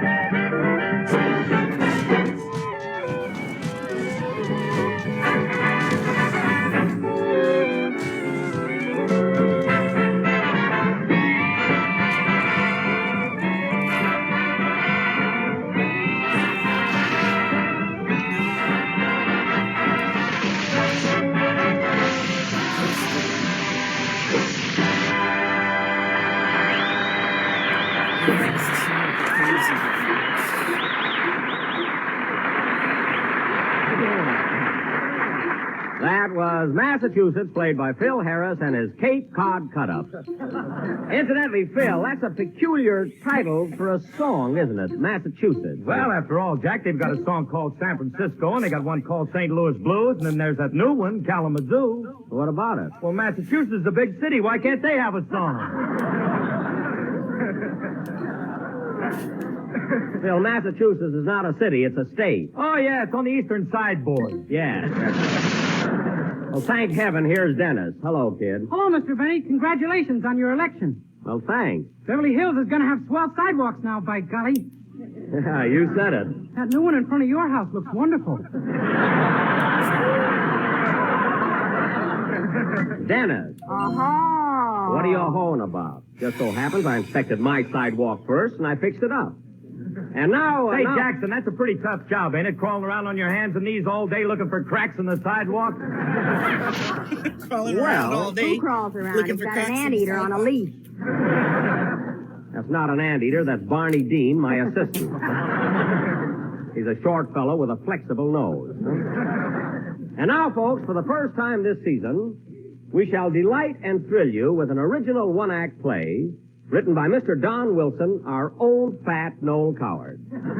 Take it, Mr. Wilson. The scene, ladies and gentlemen, is the little cottage of Mr. and Mrs. Oglethorpe J. Twink in Glendale, California. It is breakfast time, and Mr. Twink, played by Jack Benny, the eminent politician, Hooray!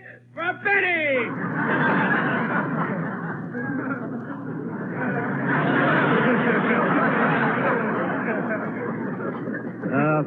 Thank you, sir. Is awaiting the arrival of Mrs. Twink, his wife, who is a welder on the night shift in one of our huge aircraft factories. Curtain music.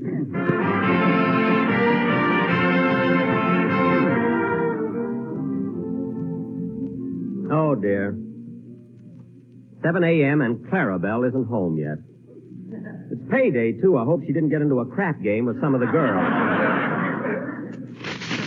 Oh, well, she works hard. She's entitled to a little fun, I guess.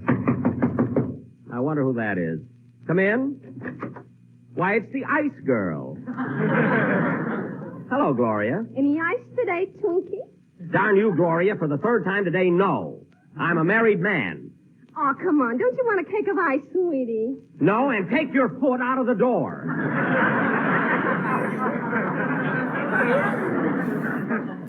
If my wife finds you here, heaven knows what'll happen. Now, scram. Okay, cutie. I'll see you tomorrow. That Gloria's fresher than the Fuller Brush Girl. Well, I might as well get started getting breakfast ready for the twins. They love those toasty browns, sweet as a nut, great nut flake. I'm dreaming of a white Christmas, just like the ones I used to love, where the treetops glisten. Clarabelle, where have you been? It's almost 8 o'clock. Now, honey, stop nagging and give me a kiss. Get away from me with those greasy hands. I've got a clean apron on. Now, you tidy up. Okay, hand me the Dutch cleanser. I want to wash my face. Here you are. I'm dreaming of a white Christmas, just like the... You want some breakfast, dear? Yes, but first give me my kiss. Now, Clarabelle. Come on, kiss me. Not so early in the morning. Oh, God, don't be so rough, Clarabelle. Now, you broke the clasp on my slave bracelet. Look. Well, I'll take it to the plant tonight and weld it for you. By the way, Oglethorpe, aren't the twins up yet? Joe and Josephine? Here they come now. Hello, Joe. Hello, Dowdy.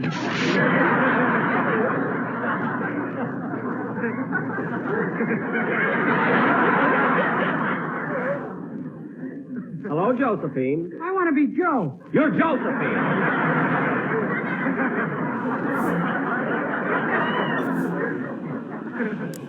Now, sit down, children, and have your toasty brown, sweet as a nut, grape nut flake. Oh, Jenny, toasted brown, sweet as a nut, grape nut,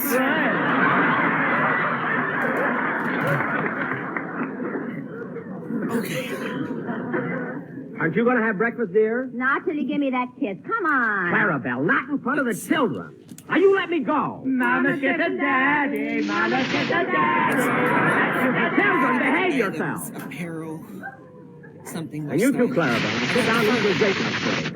You left out toasty brown, sweet as a nut. Oh, I yes. don't have fur armor. I'm dreaming of a white Christmas, just like the ones I What armor used to do I have? know. Oh, it's Gloria. Say, Twinkie, honey, did I leave my ice tongs here? Robes Big or Victoria, my wife nothing. was That's home. why I chose nothing. Oh, so she calls it Twinkie, honey, eh? So you've been playing around with that ice girl. I have not. I'm dreaming of a Okay, I white guess this is Christmas. fine. You're gonna have a white Christmas. Bandages. But that's why Clarabelle, now put me down. Clarabelle, Hear out. the game? Out. And so we leave Mr. Twink chin up but with blackened eyes and with the happy knowledge that his wife's entire family is about to enjoy a breakfast of those toasty brown, sweet as a nut, grape nut flakes. I thank you.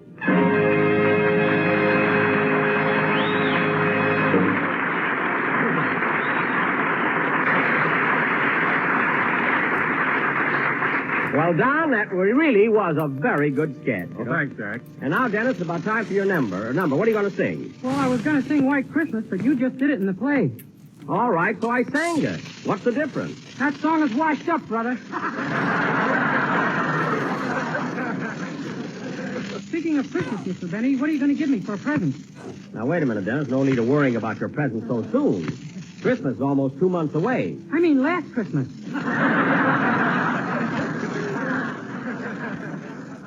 You got a very nice gift for me last year, a beautiful pipe. An opium pipe. I'll get pinched if I use it.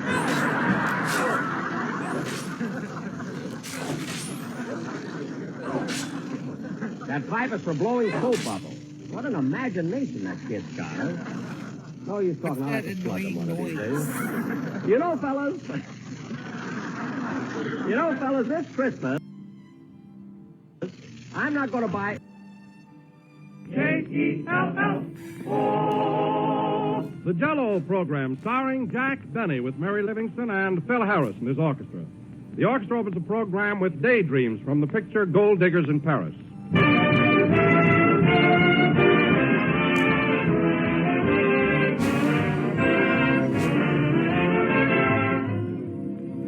Some of these lovely warm spring days, don't you feel like forgetting everything and just getting out into the open for a long, carefree day?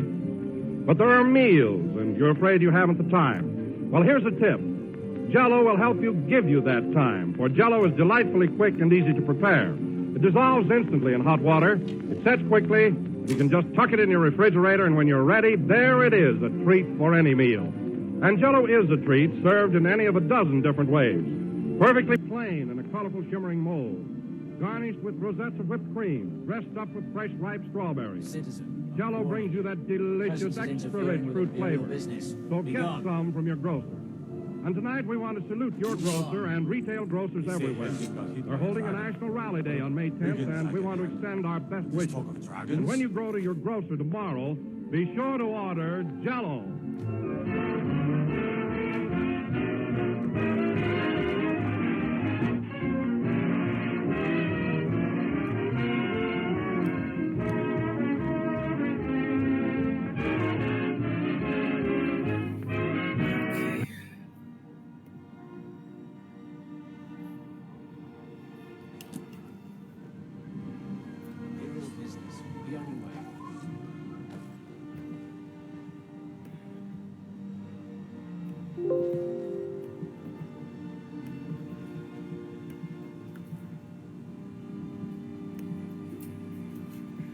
Okay.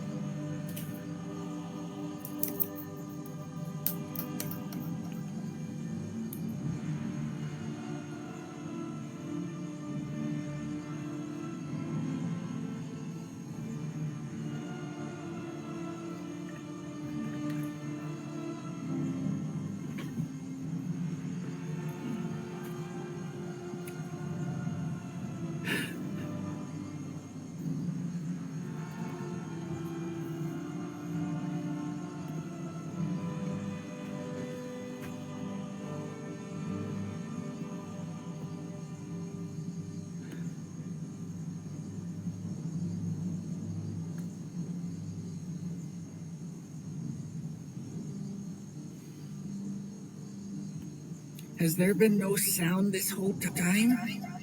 Then why is the microphone echoing? Oh, because it's performance mode. So we go to here. Okay, so now I can see everything. I can see the echoes. Okay. So if I turn myself down, do I echo that? And can you still hear me? These are the questions I grapple with.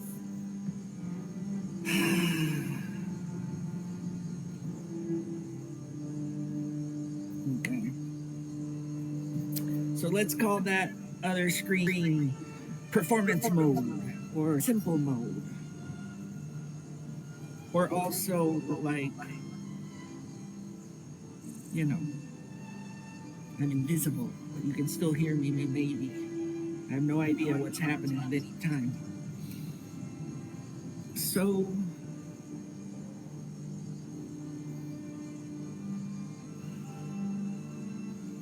I think if I can think of one thing that this random Smallsism It used to be random Bennetism, and it basically still is. So this random Bennetism, I want to just invite everyone who can hear this to get back to basics. Just like this episode got off track, there are no mistakes in the tango. Al Pacino says there are no mistakes in the tango. If you get tangled up, you just tango on. That's a little different than what Antonio Banderas said about the tango. He said, the tango must be earned. Mr. Ramon, you cannot handle the tango. We're gonna foxtrot. Amen.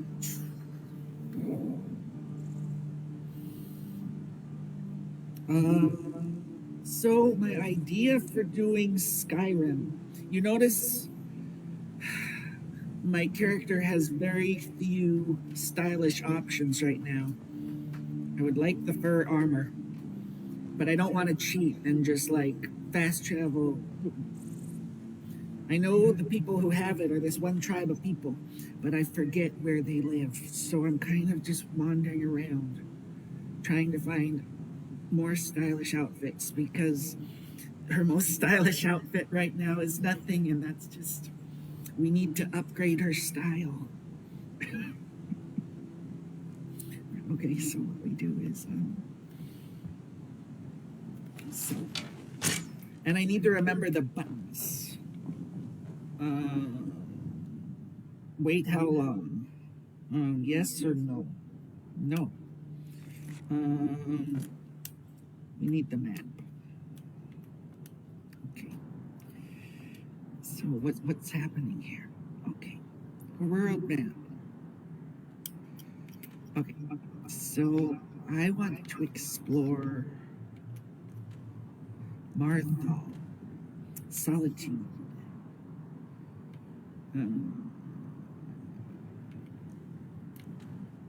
Dawnstar, Winterhall, Windhelm, and Riften. So, you have not discovered this location. You have not discovered this yet. You have not discovered this yet. You have not I haven't discovered Whiterun. And I'm standing next to a cage. Talk to Alvar. Oh. Okay, so I guess the plan is find north and walk. Okay.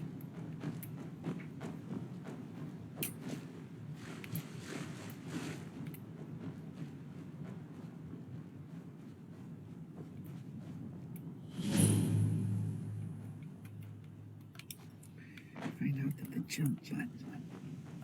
Put this stupid bow away. And then look around. Okay.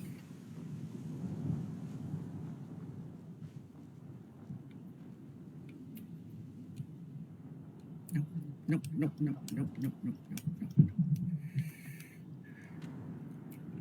So these are the ones. These help me look slightly like a doofus.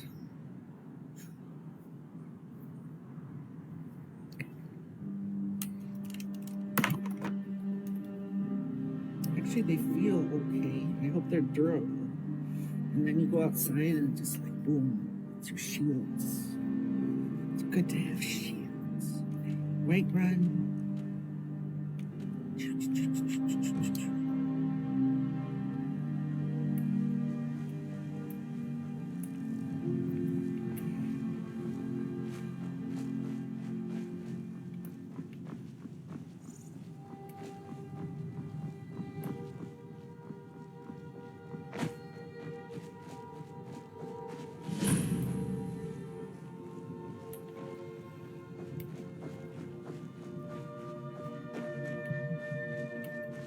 Is there a run button? How do you run in this game? I don't remember. need to find a button that makes my stamina decrease. It's not close. What did that do? Here we go. Run.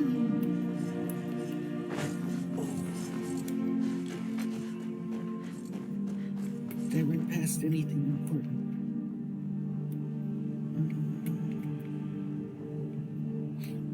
Shadow! Shoot! No! What the heck? Hi, Shadow! Shadow! Over.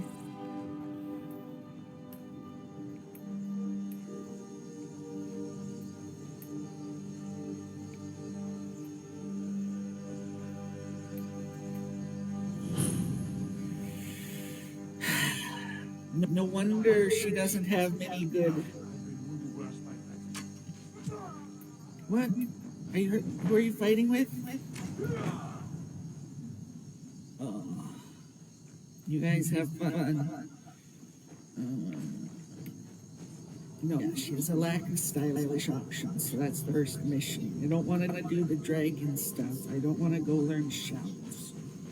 Probably will on accident.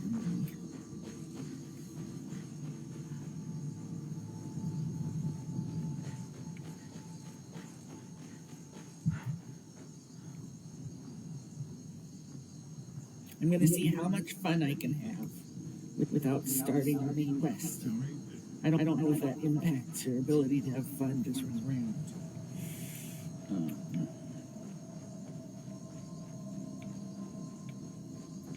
Did I get stuck inside the wall? Is that the problem? I don't go inside right now.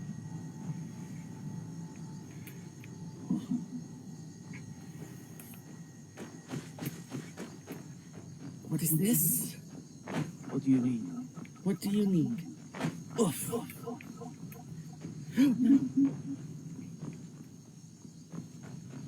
What is this? Where am I? I keep accidentally getting inside the walls. Oof. Oof. Oof. What is this? The stables.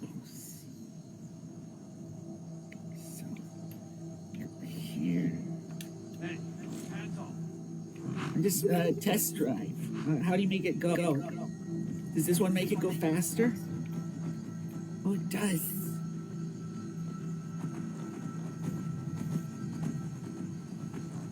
So for a getaway route, I should go north. Like I should go to Mortho. So place marker. So you just put the blue thing, north, east, and hold this down. You can't be first person in horse mode? Well, that's interesting. So wherever you look, you got a big horse in his face. What do you use the bow? And does it allow?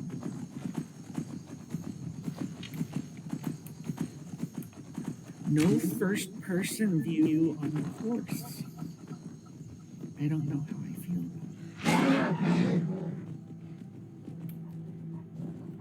And does the horse not sprint?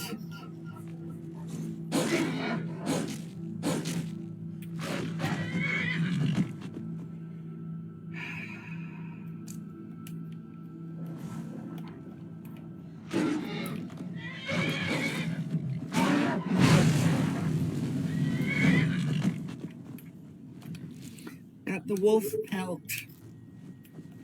Okay.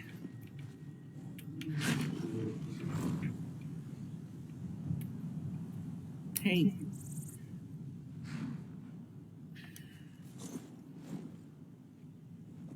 I'm gonna fight my horse.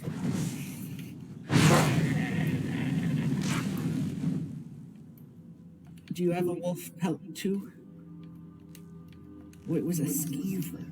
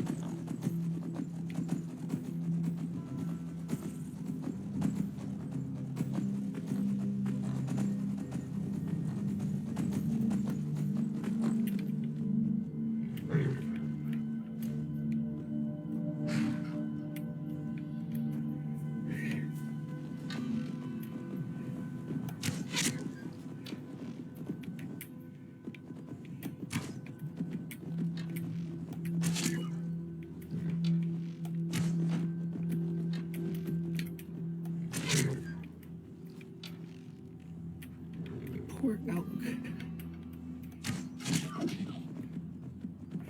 It is with a heavy heart that I execute your sentence.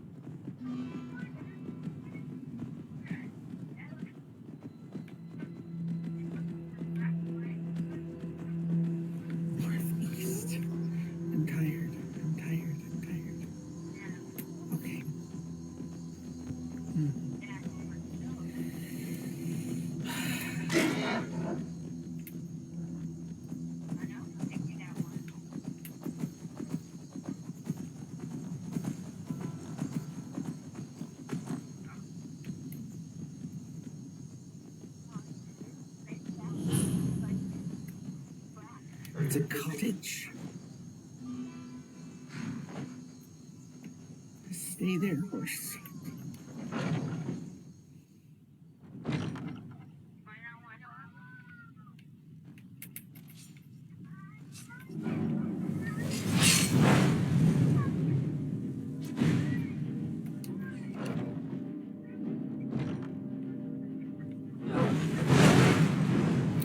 Shoot!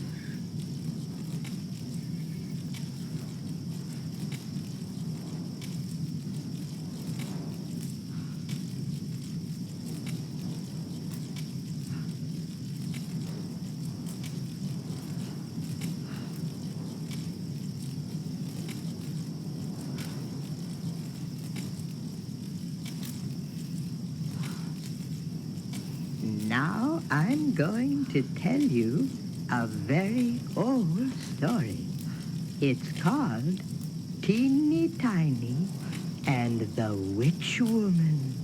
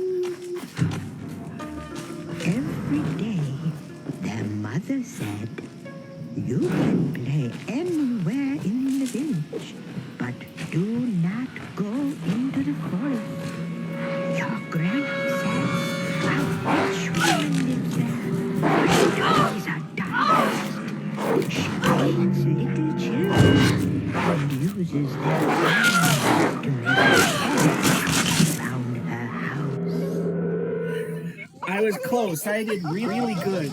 I did really bad done. Bad done.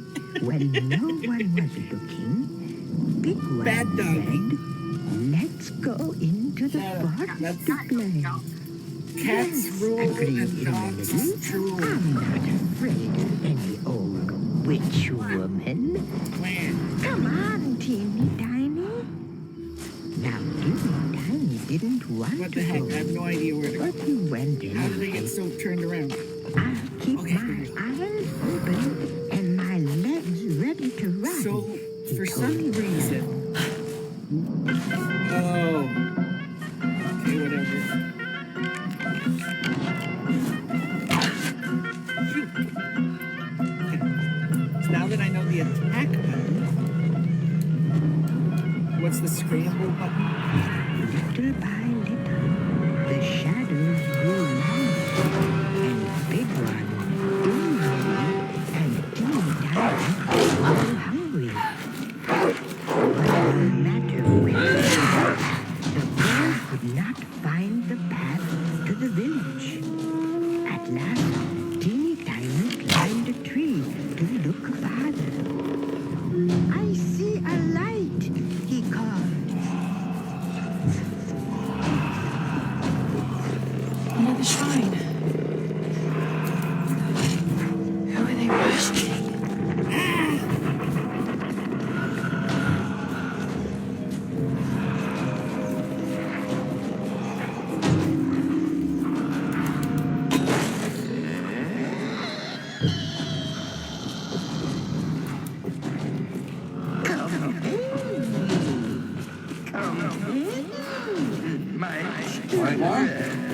We good to go then? Let's do this, Doctor. Whenever you're ready. Teeny Tiny, remember what our granny said. "Oh, that can't be the witch woman," said Big One.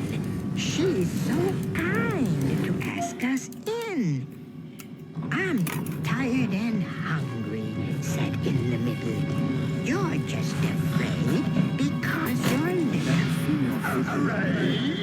Given the age of the symbols, it could be the sun. Himika. You Are you sure you're not channeling the sound doctor then? I love little children. Come in. Stay with me. Share my dinner. I have room for all of you in my little house. There's no doubt Himiko had power.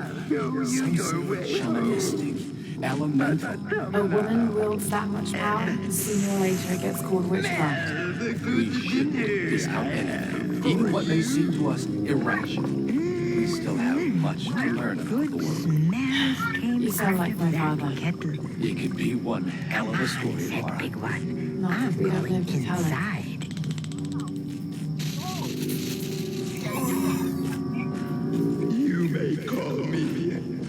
Auntie!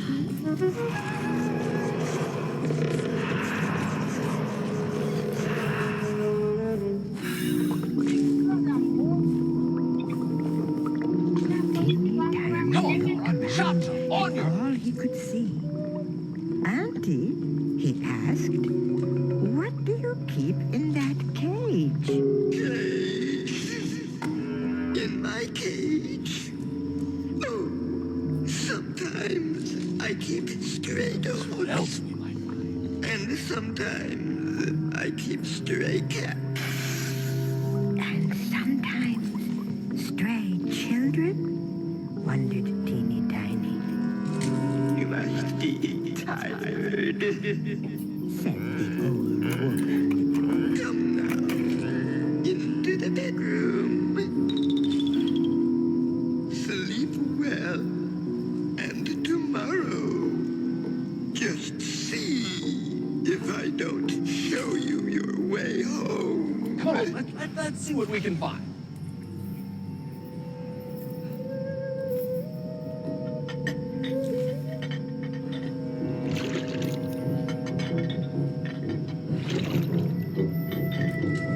The moonlight shone down on that knobby white fence. It was made of bones, leg bones, arm bones, little people bones. Teeny Tiny stared at the fence. Then he looked at Big One, and in the middle, already sound asleep. They didn't know, but Teeny Tiny did. This was indeed the house of the witch woman.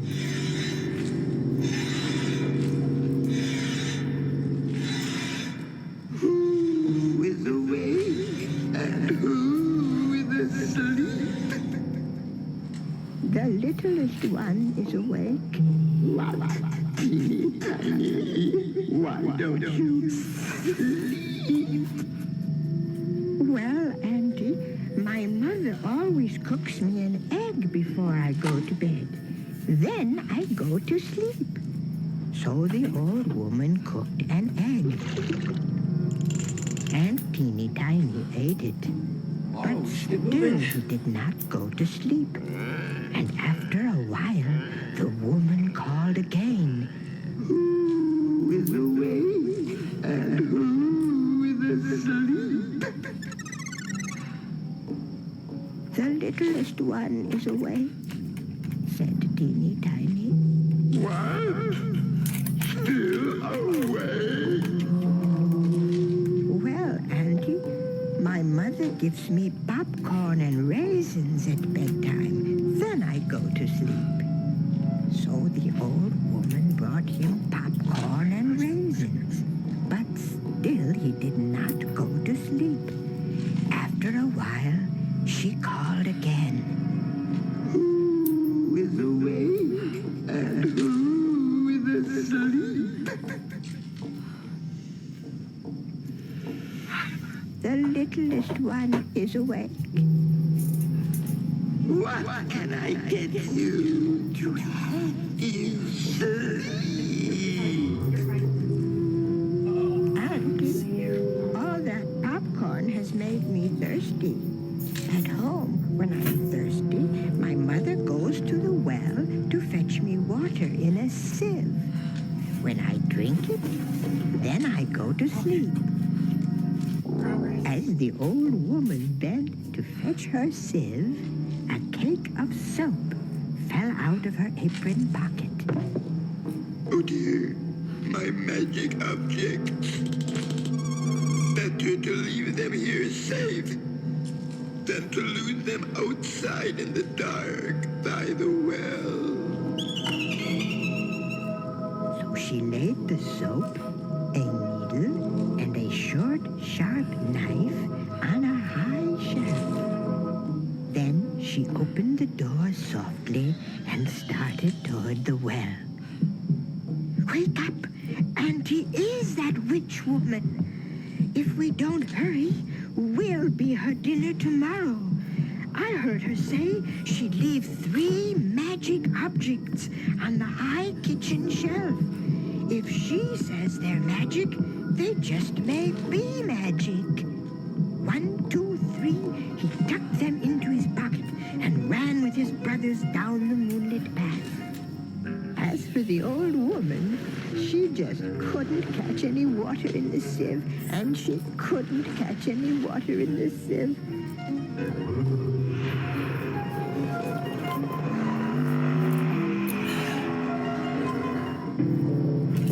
Away she went, running after them. As the old woman came closer and closer, Teeny Tiny took out the cake of soap. I'll try this first. Even if it isn't magic, at least she might slip on it. Oh, you took my magic soap. Let's go. Teeny Tiny threw the cake of soap right into her path.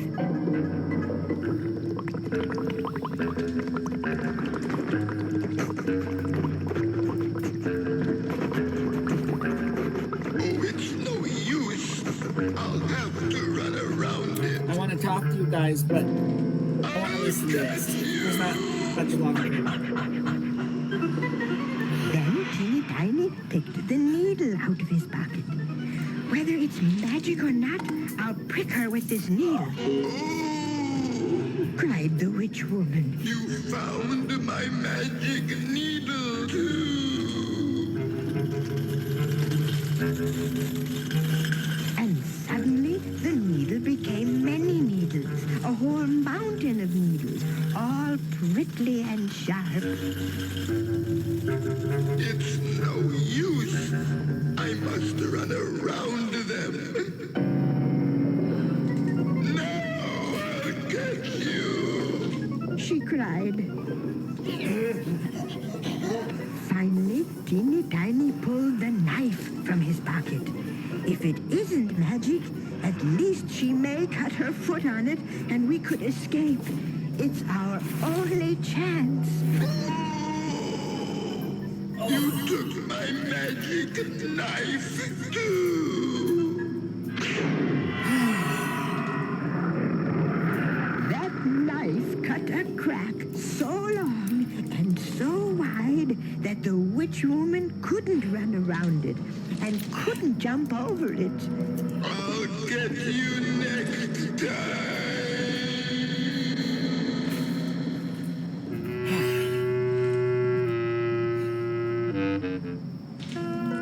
The 3 boys didn't stop running until they reached their own home. So much history.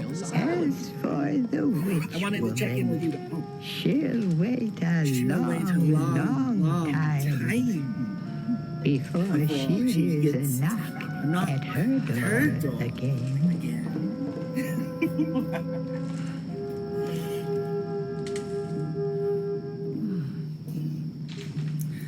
Oh no.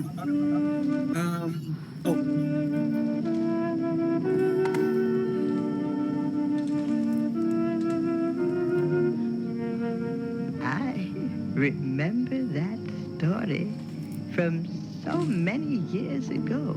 My own granny told it to me. One day you will tell it too. And so the story goes on and on. So in my animal guide coding system, that's very strong turtle energy.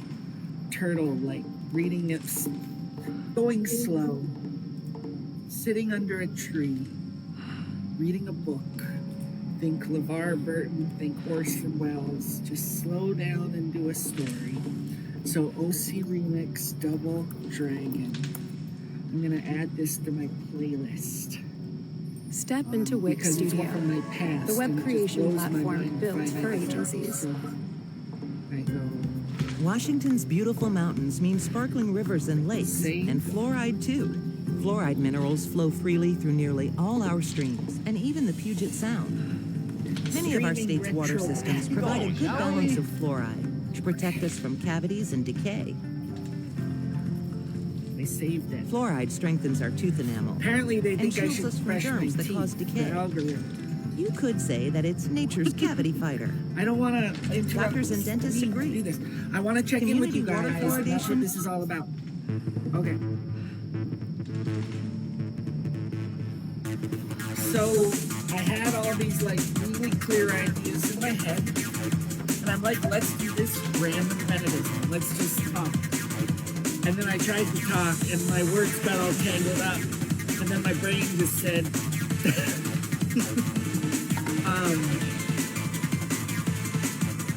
Kayla, what's a non-profane way to say what I'm trying to say? So then I'm like, let's get back to the basics. And that's kind of like what the theme of my month has been. And that's kind of like what Zen Theater was supposed to be in the beginning.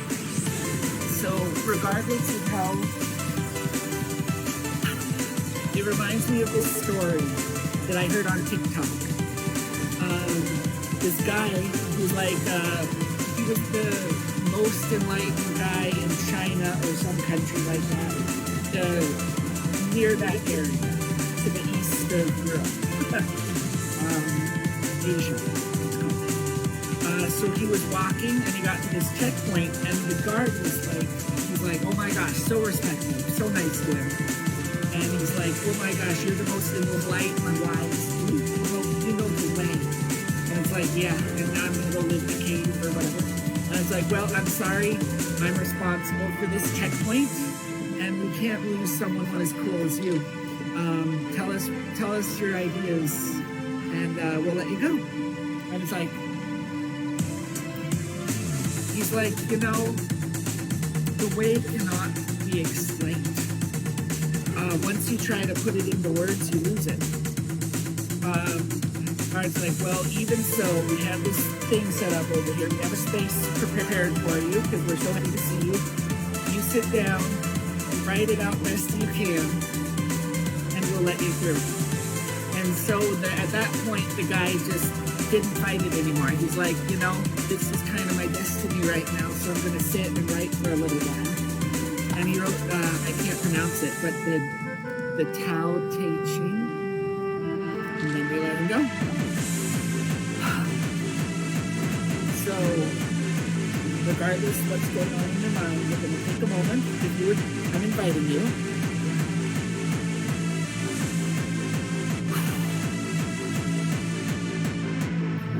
Begin by simply listening.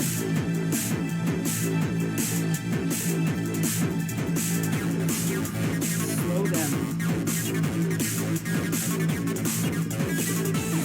Just how peaceful today. Thoughts are up here. Beneath like the instant reactions, what Jim Carrey would call the egoic mind. We're just gonna get to chill. And I think a good book idea that just came into us was the Tao Te Ching. Maybe we'll learn to pronounce it when we listen to it. I think it's an inspired choice, maybe. The epiphany for Zen Theater, if we bring it back to the basics. And I tried to accomplish this in the first half, you can tell, but it's not enough to just describe the message. You have to be the message. So the whole point of all the, you know, all the wisdom, the fortune cookie stuff is to guide us to this place where we're really chill. But what's the point of making a TV show to celebrate that idea? Is the process of making the show equally chill. So I don't get these people who like stress about editing or thinking twice before they speak. Dude, don't think. So this is the beginning of part 2. Everything else is in the past. Greetings, children. It is I, your obedient servant, Sebastian Serapion, spooky sidewinder, Sebastian Smalls. Also known as Vincent Twice. Vincent Twice, you're killing me, Smalls. You can always call me Bennet. Does your career feel clouded? I've been accused of California psychics. Thankfully, you can clear doubt away with the help of Maybe our I should insightful work for guidance them. and experience I've been the accused joy of like acting or phoniness, but like I said, I have this unconscious thing, and sometimes I'm conscious about it. But depending on who I'm talking to, I have to change everything about myself. Like, if there's like someone. Try it free. Say I really liked someone behind the microphone. You would have to kind of like man up a little bit. Like you would act like, yeah, I'm normal. I don't act like a child and do ridiculous nonsense ever.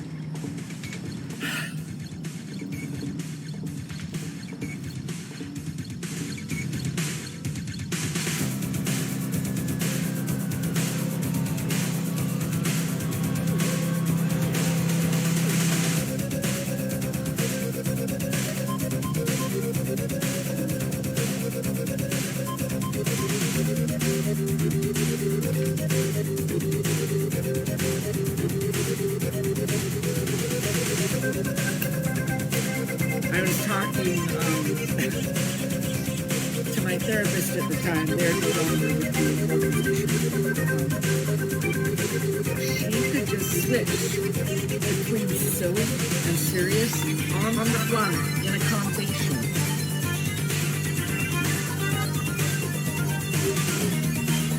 It's talent.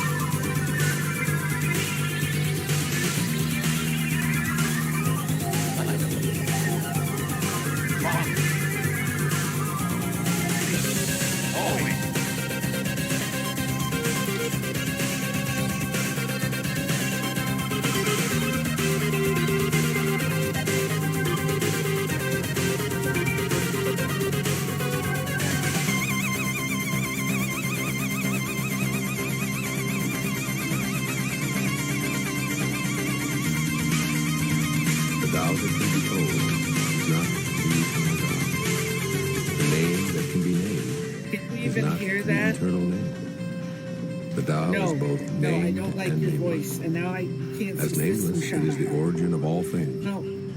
As named, it is the mother of 10,000 things. Ever desireless, one can see the mystery. Sorry about that.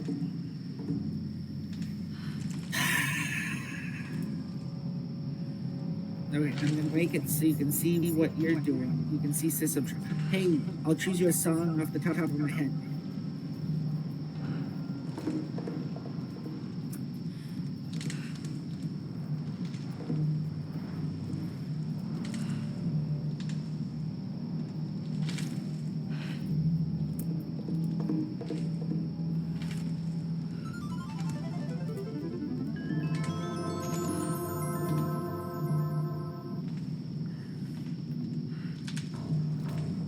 Every planet except one, which is the pyramid planet. There is a planet that's a pyramid. The shape of it is a pyramid. It's turning like every other sphere.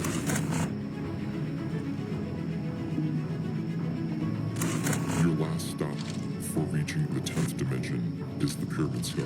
So once you're at the pyramid star, that means you're a highly evolved human being.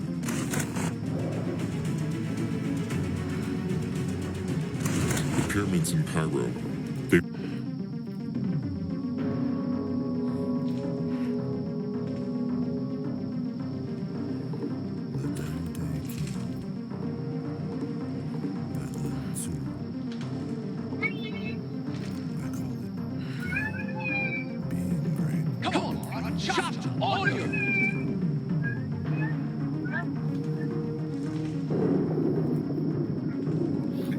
No.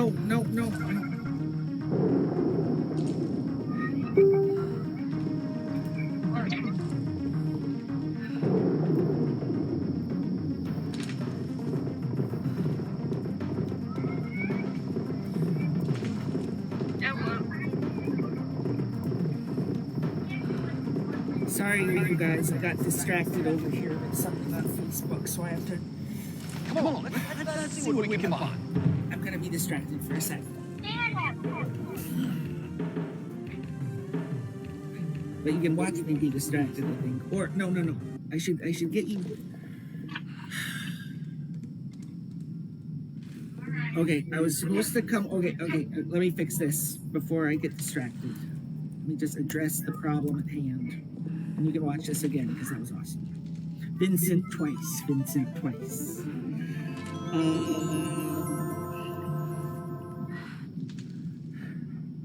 Laura, we should get moving.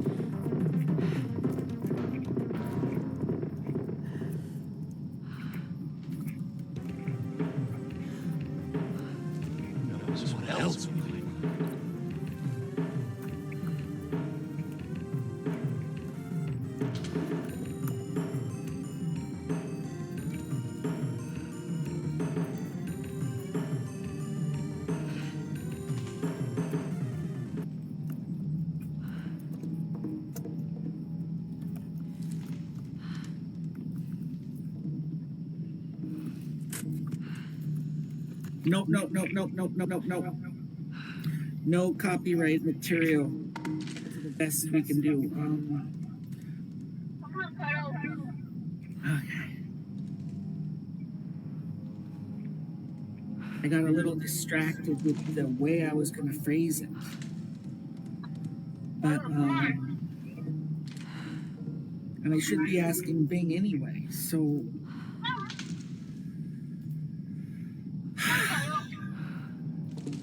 Oh.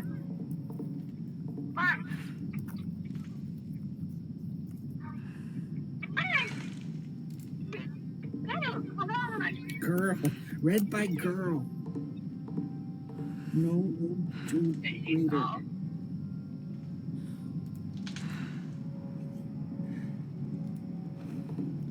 Tao Te Ching LibriVox. Tao Tagatin. Tao Te.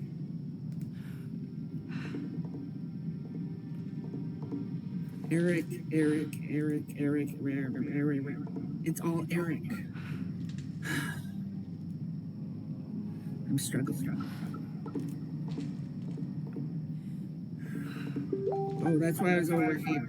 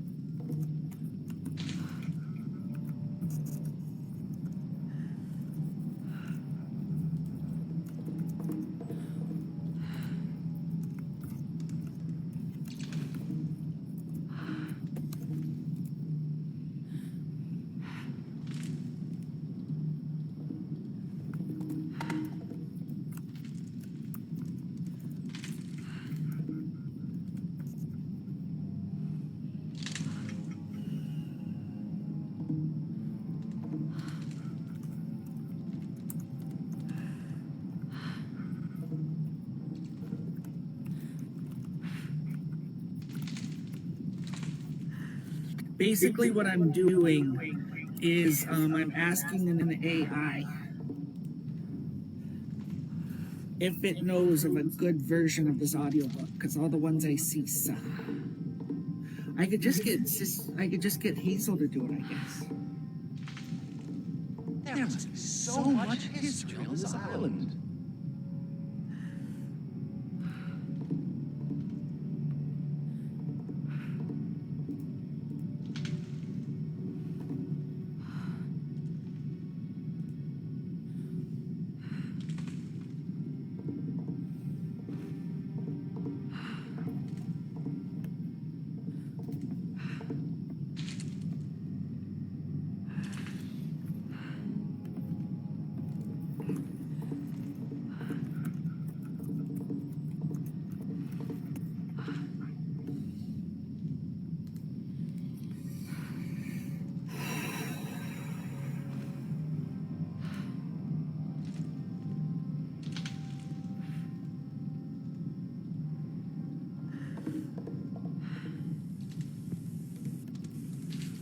Not seeking, not expecting.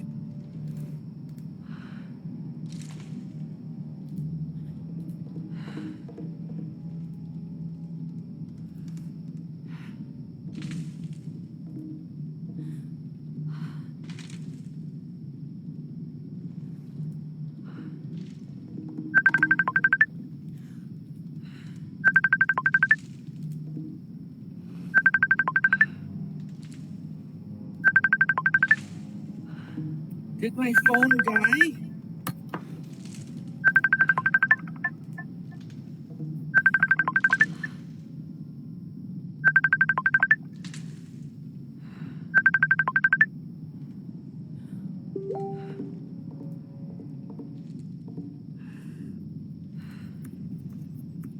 Kayla, my phone battery died. I can't pick up on computer because I'm I'm live TV. I can call back, but I need to give the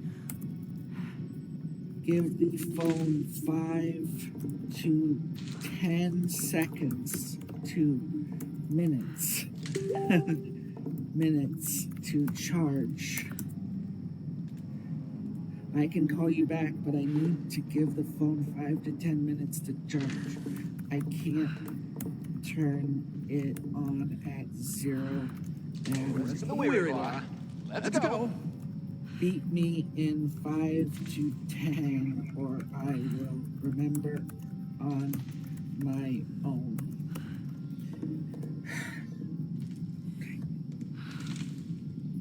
Bing chat. Is there a search tool?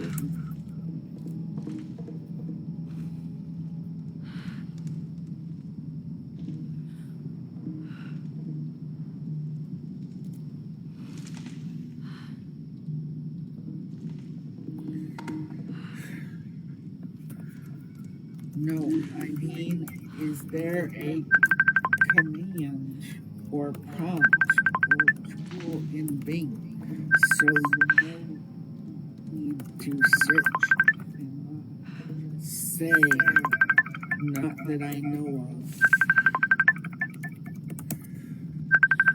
Kayla, I want to call back.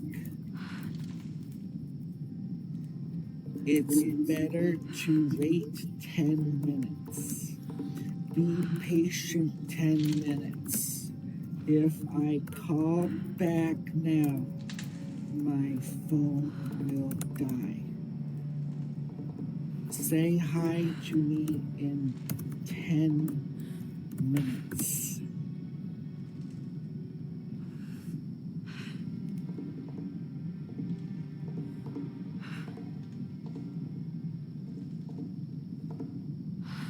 Say hi to me in 10 minutes. My phone has 0 battery. Everything else is good.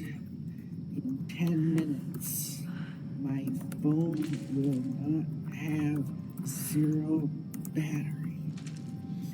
In 10 minutes, the world will be better. In 10 minutes, I should call you back. Beep me in 10 minutes.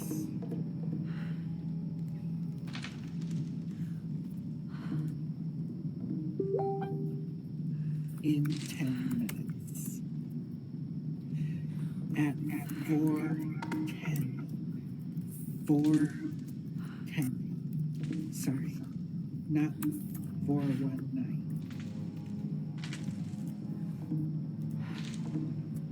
4:10 p.m.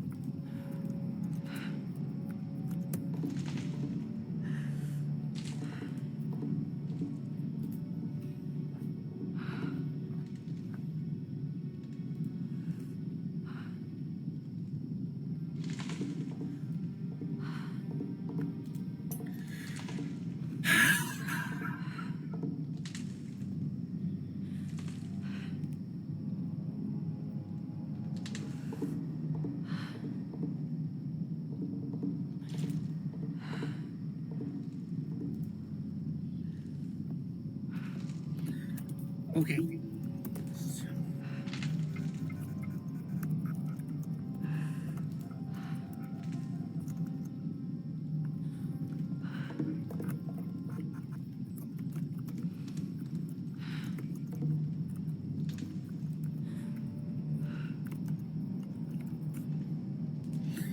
So you want to be all zen, and you want to be all calm, and then you do this search to get the I want Tao Te Ching narrated by a girl. So I'm asking Bing in a very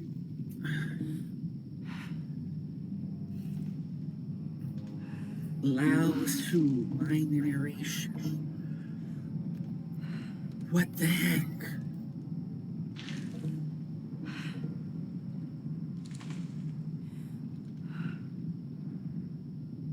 Oh. So that one is good. Then why is there a picture of a guy with a beard? The Tao Te Ching by Lao Tzu, as translated by Feng Jiafu and Jane English. Narrated by Robin Homer. 1. The Tao that can be told is not the eternal Tao. The name that can be named is not the eternal name. The nameless is the beginning of heaven and earth. What the heck? A good walker leaves no...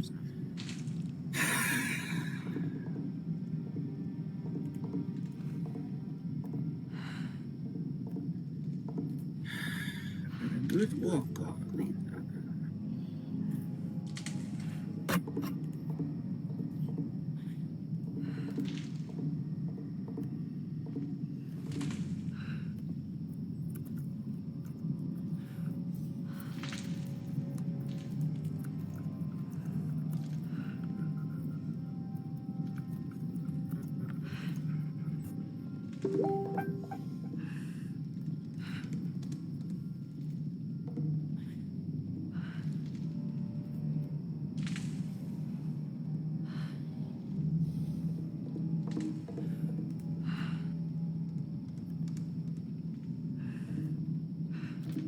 I know this old business has been rather traumatizing here.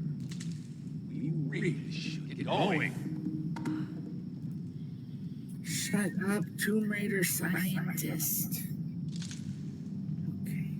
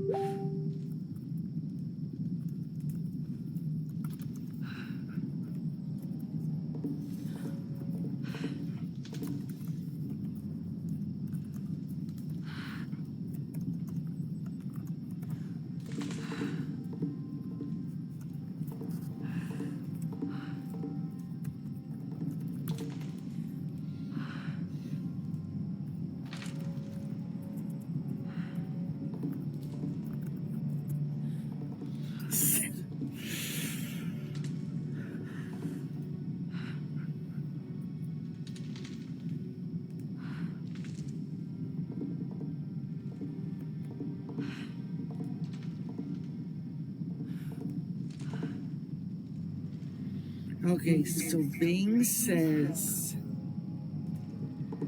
Shoot.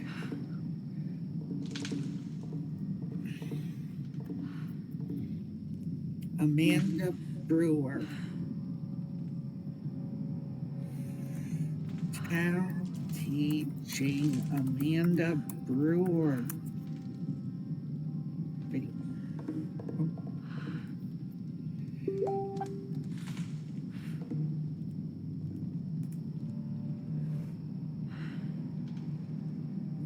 Dyer. This is ridiculous. If you're male, stop reading the Tao Te Ching. Your mere existence is stressing. Come on, Rod, chop on your feet. Surely lives long. One who gives them.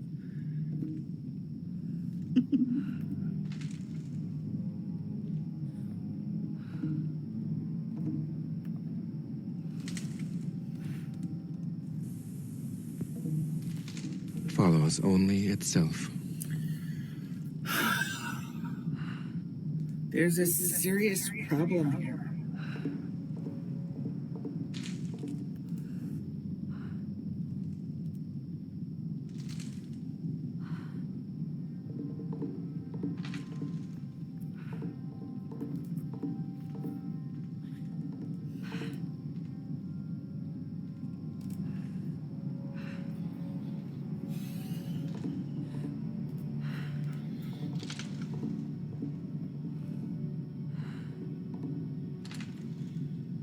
Stephen Mitchell.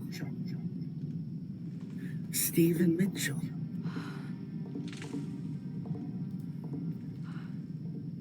No, that didn't help. What's this one?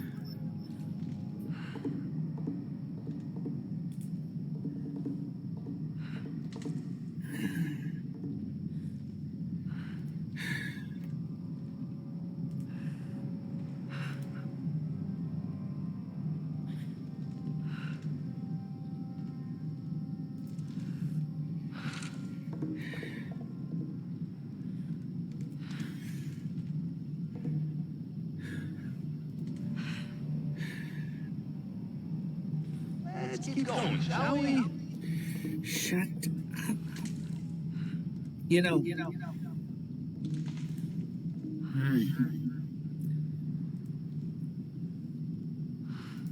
If I... Come on, let's see what we can find.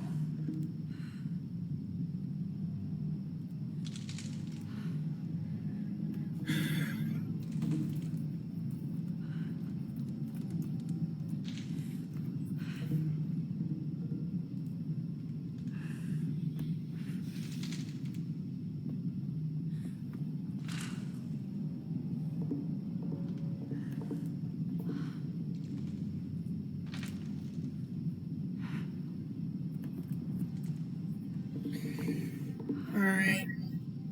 We're gonna do Sister Hazel, so we do Bella Boca. Robot voice for Tao Te Ching. And I'm not even in the mood for Tomb Raider anymore after all that nonsense. And I don't remember what thought we were on. Laura, we should get moving. I need to do that song again to give myself some pep. So we come over here. And we go here. And I check to see if you can see me.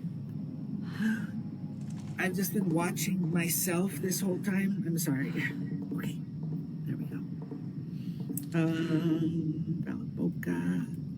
Oh. Good rate. Jason. No. This age-old debate about AI Stop. No, that's not what you should have inside you. This is... Boom. There we go. Control-A. Provided by the Internet Classics Archive. See bottom for copyright.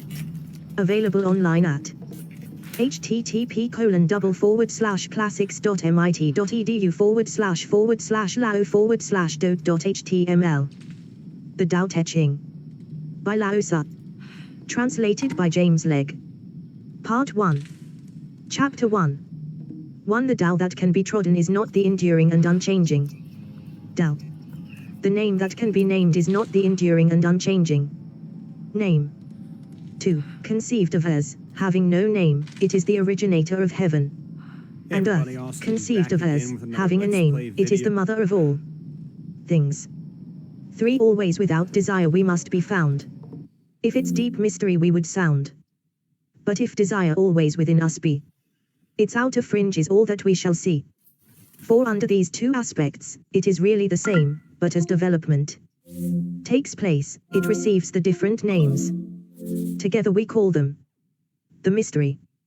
Where the mystery is the deepest is the gate of all that is subtle and wonderful. Chapter 2.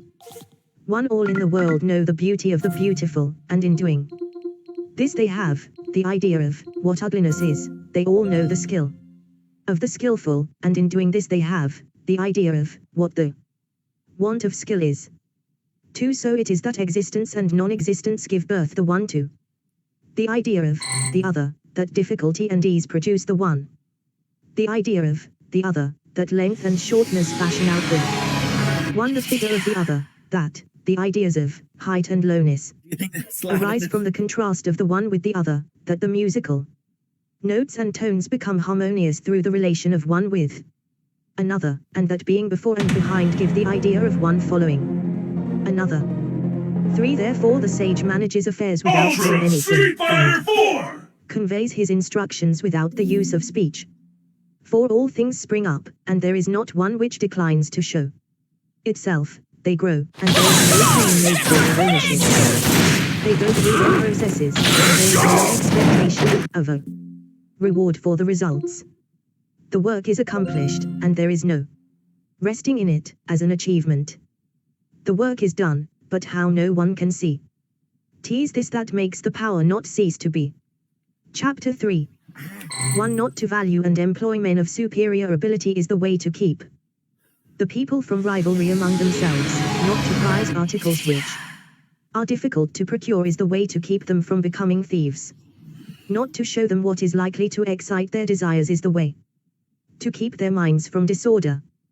2. Therefore the sage, in the exercise of his government, empties their minds, fills their bellies, strengthens their wills, and strengthens their bones. 3. He constantly tries to keep them without knowledge and without desire, and where there are those who have knowledge, to keep them from presuming to act on it. When there is this abstinence from action, good order is universal. Chapter 4. 1. The Tao is, like, the emptiness of a vessel, and in our employment of it we must be on our guard against all fullness. How deep and unfathomable it is, as if it were the honored ancestor of all things. 2. We should blunt our sharp points, and unravel the complications of things. We should attemper our brightness, and bring ourselves into agreement with the obscurity of others. How pure and still the Tao is, as if it would ever so continue. 3. I do not know whose son it is. It might appear to have been before God. Chapter 5. 1. Heaven and earth do not act from the impulse of any wish to be benevolent. They deal with all things as the dogs of grass are dealt with. The sages do not act from any wish to be benevolent. They deal with the people as the dogs of grass are dealt with. 2. May not the space between heaven and earth be compared to a bellows? 'Tis emptied, yet it loses not its power. 'Tis moved again, and sends forth air the more. Much speech to swift exhaustion lead we see. Your inner being God, and keep it free. Chapter 6. The valley spirit dies not, I the same. The female mystery thus do we name. Its gate, from which at first they issued forth, is called the root from which grew heaven and earth. Long and unbroken does its power remain, used gently, and without the touch of pain. Chapter 7. 1. Heaven is long enduring and earth continues long. The reason why heaven and earth are able to endure and continue thus long is because they do not live of, or for, themselves. This is how they are able to continue and endure. 2. Therefore the sage puts his own person last, and yet it is found in the foremost place. He treats his person as if it were foreign to him, and yet that person is preserved?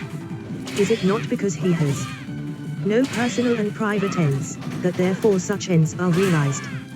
Chapter 8. 1. The highest excellence is like that of water. The excellence of water appears in its benefiting all things, and in its occupying, without striving, to the contrary, the low place which all men dislike.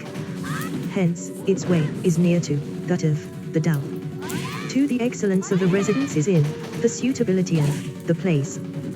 That of the mind is in abysmal stillness, that of associations is in their being with the virtues, that of government is in its securing good order, that of the conduct of affairs is in its ability, and that of the initiation of any movement is in its timeliness. 3. And when one with the highest excellence does not wrangle about his low position, no one finds fault with him. Chapter 9. 1. It is better to leave a vessel unfilled than to attempt to carry it when it is full. If you keep feeling a point that has been sharpened, the point cannot long preserve its sharpness. 2. When gold and jade fill the hall, their possessor cannot keep them safe. When wealth and honors lead to arrogancy, this brings its evil on itself. When the work is done, and one's name is becoming distinguished, to withdraw into obscurity is the way of heaven. Chapter 10. 1. When the intelligent and animal souls are held together in one embrace, they can be kept from separating. When one gives undivided attention to the vital breath, and brings it to the utmost degree of pliancy, he can become as a tender babe. When he has cleansed away the most mysterious sights of his imagination, he can become without a flaw. 2. In loving the people and ruling the state, cannot he proceed without any purpose of action. In the opening and shutting of his gates of heaven, cannot he do so as a female bird? While his intelligence reaches in every direction, cannot he appear to be without knowledge? 3. The Tao produces all things, and nourishes them, it produces them and does not claim them as its own, it does all, and yet does not boast of it, it presides over all, and yet does not control them. This is what is called the mysterious quality of the Tao. Chapter 11. The 30 spokes unite in the one nave, but it is on the empty space, for the axle, that the use of the wheel depends. Clay is fashioned into vessels, but it is on their empty hollowness that their use depends. The door and windows are cut out from the walls to form an apartment, but it is on the empty space within that its use depends. Therefore, what has a positive existence serves for profitable adaptation, and what has not that for actual usefulness. Chapter 12. 1. Colors 5 hues from THIs their sight will take. Music's 5 notes the ears as deaf can make. The flavors 5 deprive the mouth of taste. The chariot course, and the wild hunting waste, make mad the mind, and objects rare and strange. Sought for, men's conduct will to evil change. 2. Therefore the sage seeks to satisfy the craving of the belly, and not the insatiable longing of the eyes. He puts from him the latter, and prefers to seek the former. Chapter 13. 1. Favor and disgrace would seem equally to be feared, honor and great calamity to be regarded as personal conditions of the same kind. 2. What is meant by speaking thus of favor and disgrace? Disgrace is being in a low position after the enjoyment of favor. The getting that favor leads to the apprehension of losing it, and the losing it leads to the fear of still greater calamity. This is what is meant by saying that favor and disgrace would seem equally to be feared, and what is meant by saying that honor and great calamity are to be similarly regarded as personal conditions. What makes me liable to great calamity is my having the body, which I call myself. If I had not the body, what great calamity could come to me? 3. Therefore he who would administer the kingdom, honoring it as he honors his own person, may be employed to govern it, and he who would administer it with the love which he bears to his own person, may be entrusted with it. Chapter 14. 1. We look at it, and we do not see it, and we name it the equable. We listen to it, and we do not hear it, and we name it the inaudible. We try to grasp it, and do not get hold of it, and we name it the subtle. With these three qualities, it cannot be made the subject of description, and hence we blend them together and obtain the one. 2. Its upper part is not bright, and its lower part is not obscure. Ceaseless in its action, it yet cannot be named, and then it again returns and becomes nothing. This is called the form of the formless, and the semblance of the invisible. This is called the fleeting and indeterminable. 3. We meet it and do not see its front, we follow it, and do not see its back. When we can lay hold of the Tao of old to direct the things of the present day, and are able to know it as it was of old in the beginning, this is called unwinding, the clue of Tao.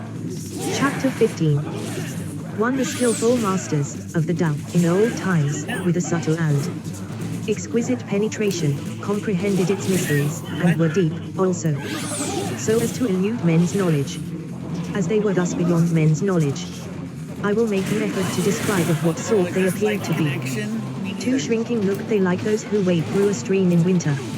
Irresolute like those who are afraid of all around them, grave like a guest, in awe of his host, evanescent like ice that is melting away, unpretentious like wood that has not been fashioned into anything, vacant like a valley, and dull like muddy water.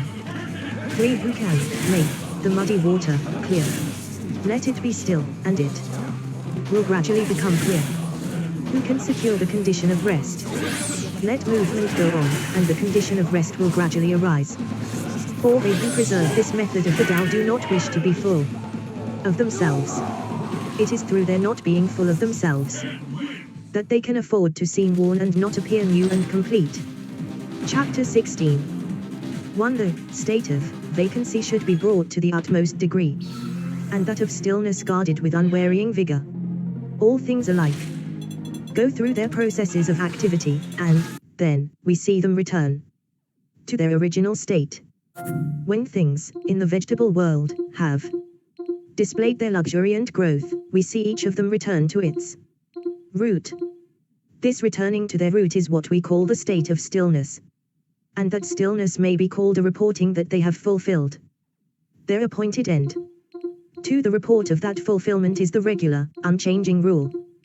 To know that unchanging rule is to be intelligent, not to know it leads to wild movements and evil issues. The knowledge of that unchanging rule produces a grand capacity and forbearance, and that capacity and forbearance lead to a community of feeling with all things. From this community of feeling comes a kingliness of character, and he who is king-like goes on to be heaven-like. In that likeness to heaven he possesses the Tao. Possessed of the Tao, he endures long, and to the end of his bodily life, is exempt from all danger of decay. Chapter 17. 1. In the highest antiquity, the people did not know that there were their rulers. In the next age they loved them and praised them. In the next they feared them, in the next they despised them. Thus, it was that when faith in the Tao was deficient in the rulers, a want of faith in them ensued in the people. 2. How irresolute did those earliest rulers appear, showing, by their reticence, the importance which they set upon their words. Their work was done and their undertakings were successful, while the people all said, "We are as we are, of ourselves." Chapter 18. 1. When the great Tao, way or method, ceased to be observed, benevolence and righteousness came into vogue. Then appeared wisdom and shrewdness, and there ensued great hypocrisy. 2. When harmony no longer prevailed throughout the 6 kinships, filial sons found their manifestation, when the states and clans fell into disorder, loyal ministers appeared. Chapter 19. 1. If we could renounce our sageness and discard our wisdom, it would be better for the people 100-fold. If we could renounce our benevolence and discard our righteousness, the people would again become filial and kindly. If we could renounce our artful contrivances and discard our scheming for gain, there would be no thieves nor robbers. 2. Those 3 methods of government thought olden ways in elegance did fail, and made these names their want of worth to veil. But simple views, and courses plain and true, would selfish ends and many lusts eschew. Chapter 20. 1. When we renounce learning we have no troubles. The ready, yes and, flattering, yet, dash. Small is the difference they display, but mark their issues, good and ill, dash. What space the gulf between shall fill. What all men fear is indeed to be feared, but how wide and without end is the range of questions asking to be discussed. 2. The multitude of men look satisfied and pleased, as if enjoying a full banquet, as if mounted on a tower in spring. I alone seem listless and still, my desires having as yet given no indication of their presence. I am like an infant which has not yet smiled. I look dejected and forlorn, as if I had no home to go to. The multitude of men all have enough and to spare. I alone seem to have lost everything. My mind is that of a stupid man, I am in a state of chaos. Ordinary men look bright and intelligent, while I alone seem to be benighted. They look full of discrimination, while I alone am dull and confused. I seem to be carried about as on the sea, drifting as if I had nowhere to rest. All men have their spheres of action, while I alone seem dull and incapable, like a rude borderer. Thus, I alone am different from other men, but I value the nursing mother, the Tao. Chapter 21. The grandest forms of active force from Tao come, their only source. Who can of Tao the nature tell? Our sight it flies, our touch as well. Eluding sight, eluding touch. The forms of things all in it crouch.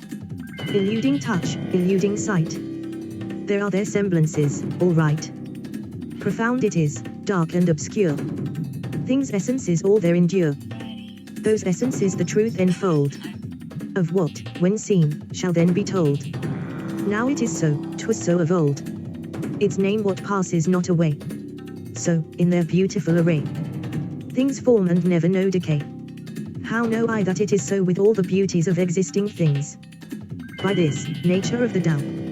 Chapter 22. 1. The partial becomes complete, the crooked, straight, the empty, full, the worn out, new. He whose desires are few gets them, he whose desires are many goes astray.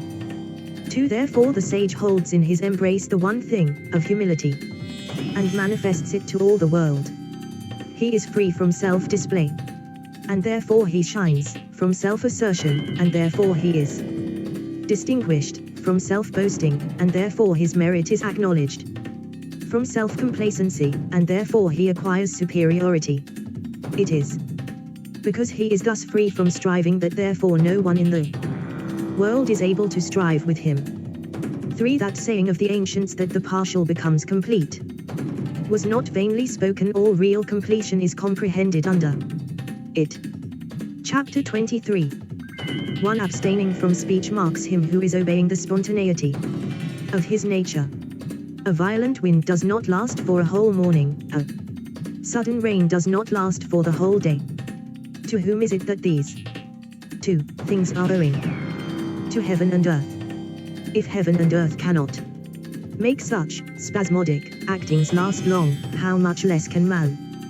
2. Therefore when one is making the Tao his business, those who are also pursuing it, agree with him in it, and those who are making the manifestation of its course their object agree with him in that, while even those who are failing in both these things agree with him where they fail. 3. Hence, those with whom he agrees as to the Tao have the happiness of attaining to it, those with whom he agrees as to its manifestation have the happiness of attaining to it, and those with whom he agrees in their failure have also the happiness of attaining to the Tao. But, when there is not faith sufficient, on his part, a want of faith in him ensues, on the part of the others. Chapter 24. He who stands on his tiptoes does not stand firm, he who stretches his legs does not walk easily.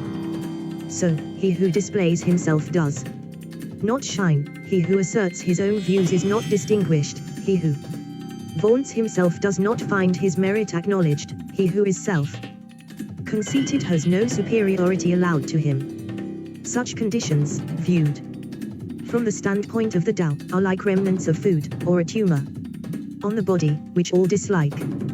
Hence those who pursue the course of the Tao do not adopt and allow them. Chapter 25. 1. There was something undefined and complete, coming into existence before heaven and earth. How still it was and formless, standing alone, and undergoing no change, reaching everywhere and in no danger of being exhausted. It may be regarded as the mother of all things. 2. I do not know its name, and I give it the designation of the Tao, the way or course, making an effort, further, to give it a name. I call it the Great. 3. Great, it passes on, in constant flow. Passing on, it becomes remote. Having become remote, it returns. Therefore the Tao is great. Heaven is great, earth is great, and the sage king is also great. In the universe there are 4 that are great, and the sage king is one of them. 4. Man takes his law from the earth takes its law from heaven, heaven takes its law from the Tao. The law of the Tao is its being what it is. Chapter 26. 1. Gravity is the root of lightness, stillness, the ruler of movement. 2. Therefore a wise prince, marching the whole day, does not go far from his baggage wagons. Although he may have brilliant prospects to look at, he quietly remains, in his proper place, indifferent to them. How should the lord of a myriad chariots carry himself lightly before the kingdom? If he do act lightly, he has lost his root of gravity. If he proceed to active movement, he will lose his throne. Chapter 27. 1. The skillful traveler leaves no traces of his wheels or footsteps. The skillful speaker says nothing that can be found fault with or blamed. The skillful reckoner uses no tallies, the skillful closer needs no bolts or bars, while to open what he has shut will be impossible. The skillful binder uses no strings or knots, while to unloose what he has bound will be impossible. In the same way the sage is always skillful at saving men, and so he does not cast away any man. He is always skillful at saving things, and so he does not cast away anything. This is called hiding the light of his procedure. 2. Therefore the man of skill is a master, to be looked up to by him who has not the skill, and he who has not the skill is the helper of the reputation of him who has the skill. If the one did not honor his master, and the other did not rejoice in his helper, an observer, though intelligent, might greatly err about them. This is called the utmost degree of mystery. Chapter 28. 1. Who knows his manhood's strength, yet still his female feebleness maintains. As to one channel flow the many drains. All come to him, yet all beneath the sky. Thus he the constant excellence retains. The simple child again, free from all stains. Who knows how white attracts, yet always keeps himself within black's shade. The pattern of humility displayed in view of all beneath the sky. He in the unchanging excellence arrayed, endless return to man's first state has made. Who knows how glory shines, yet loves disgrace, nor ear for it is pale. Behold his presence in a spacious vale, to which men come from all beneath the sky. The unchanging excellence completes its tale. The simple infant man in him we hail. 2. The unwrit material, when divided and distributed, forms vessels. The sage, when employed, becomes the head of all the officers of government, and in his greatest regulations he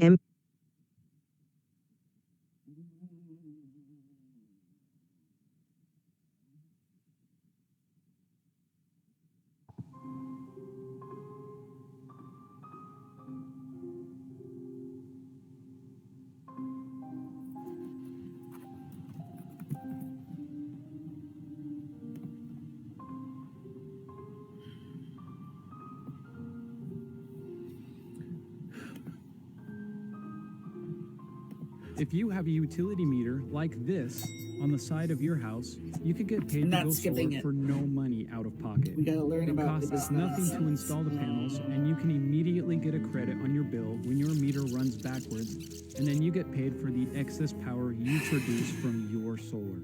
There are federal and state subsidies available to you to get paid to go solar, but it is expiring soon. So click the link in this video and it will take you to a new window. You can still watch this video you're here for, but we will just ask you a quick couple of questions to see if your home qualifies. Oh, I forgot Not to all do homes performance qualify, mode. so make sure you click the Maybe link that's to see part if you of can our make $100, $200, or even $500 per month with solar panels at no cost to you.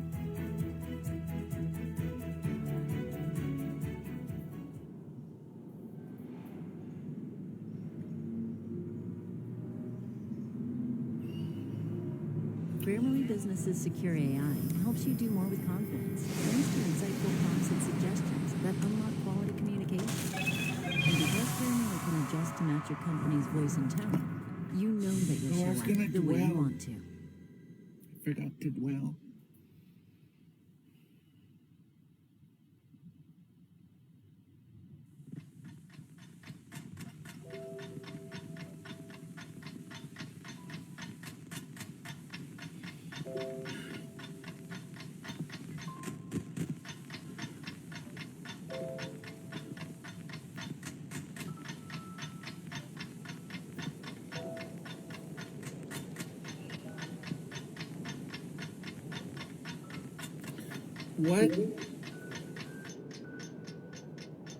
What is happening here? I have to rewind. I might have missed something.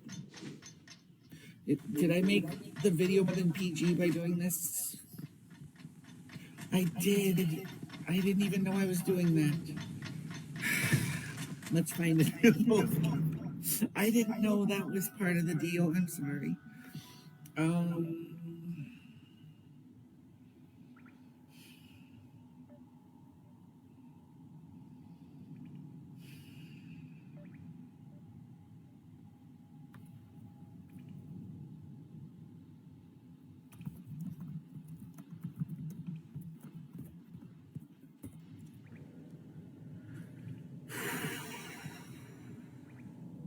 Hi, my name is Christina. I'm a librarian with the San Diego Public Library's Pacific Beach branch, and thank you for joining me today for Tea with Jane Eyre. It's our first little gathering, so we'll see how it goes. I hope we'll enjoy it.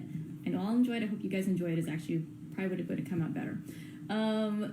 I wanted to say, for those who haven't yet read Jane Eyre is a classic novel written by Charlotte Bronte. It was published in 1847, and it was notable for being known as one of the first books that was written in first-person voice. And in fact, the book was actually published as Jane Eyre, an autobiography. And for quite some time, people did not realize it was written by an author as a fictional novel. It is a well-beloved story. In 2018, when the American public was asked to vote with a project done with KPBS called The Great American Read, it was selected as the 10th best-loved book in America. And so I know for myself, it's one of my favorite books. I first read it, picked it up from the library when I was a little girl, and I have loved it ever since. In fact, the scarf I'm wearing is a gift from a friend that knows how much I love Jane Eyre. On one side, it's the frontispiece, the picture, and on the other side, it has the first couple lines of the story that we're going to read together today. So I really hope you enjoy the book. If you wouldn't mind commenting below, too, about whether this is your first time visiting Jane Eyre or whether it's a classic that you've loved before and you're coming back to her, I'd be curious to know. The first couple chapters are both short, so today we're going to read 2 chapters, and I hope that you will enjoy it, like I said, and get comfy cozy. I've got my mug of herbal tea with me today.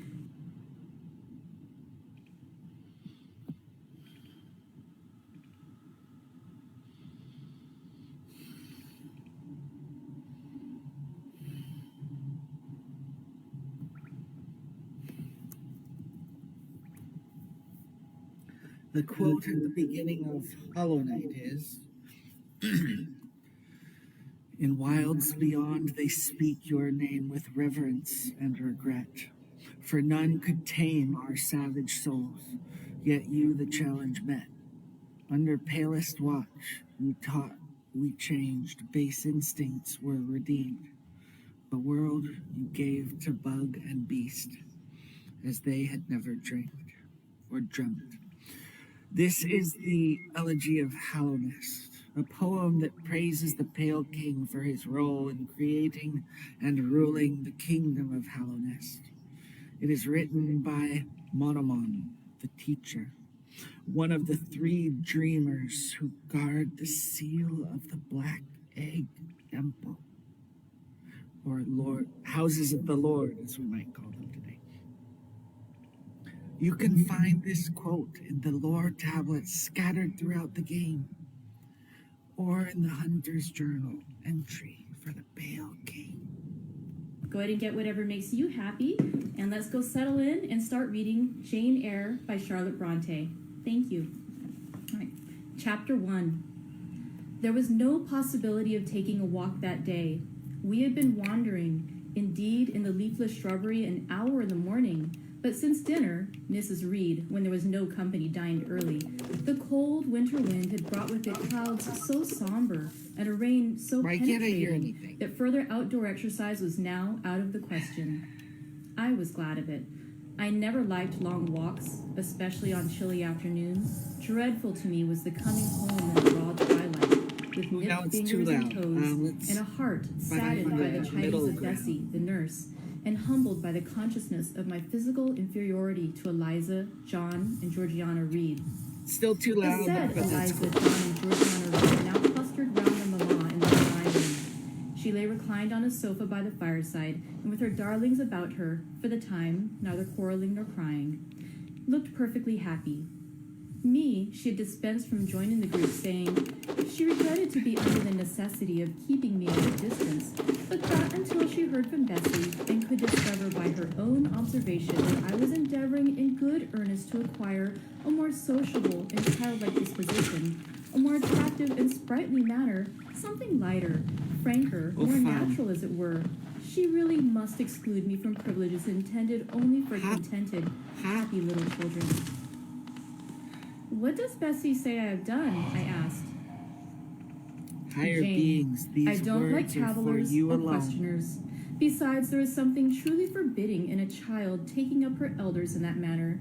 Be seated somewhere, and until you can speak pleasantly, remain silent. Okay, so a small breakfast room adjoined the drawing room. I slipped in there. Puppet. It contained Am I a man or bookcase. am I a muppet? I soon availed myself So of I a could volume, try taking starting care as that low it as should I be can one go. stored with pictures. Wizard, I mounted into the you seat, shall gathering not my feet. I pass. sat cross-legged like a Turk, and having But drawn like, how the do you red just marine curtain nearly naturally close, I have was shrined in double retirement. voice? Like, how do you just Folds of preside? scarlet drapery talk shut in my view to the right hand. I really need a to the left were professional the clear voice panes of teacher. glass protecting, but not If separating you me from the watch drear this November video. day.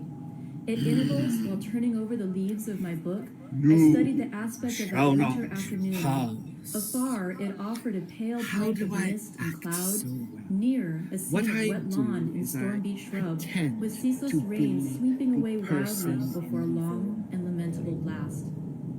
You're confused. I returned to my book, Bewick's History of British Birds, the letterpress thereof I If I were cared to little for, describe generally my speaking. process, And yet there were my certain method, introductory pages it would that, go something child as like I this. was, I could So not in, pass quite as a blank. in, They action, were those which treat of the you haunts of seafowl, pass. of the solitary rocks and promontories by them only inhabited, of the coast of Norway, studded with isles from its southern extremity, the Lindeness or the Nods trick to the North to Cape, using my most where the northern normal ocean voice in is vast pretending the whirls most boils normal round the naked person melancholy behind isles that of white farthest Yule, dot. and the Atlantic Voigt-Kampff surge test pours style. in So, among the stormy Hebrides. who am I talking to? Nor could I pass unnoticed the suggestion of the bleak shores of Lapland, Siberia, Spitsbergen, Nova I'll pretend Zembla, that there's San Iceland, Diego Greenland, librarians with the behind the vast white sweep dot, of the and I'll Arctic say, zone and those forlorn hey, regions of dreary thanks for space. reading Jane Eyre. That reservoir of frost Thanks for and letting me snow, talk over where top firm of you fields so of nobody ice, can the enjoy it. accumulation of centuries of winters,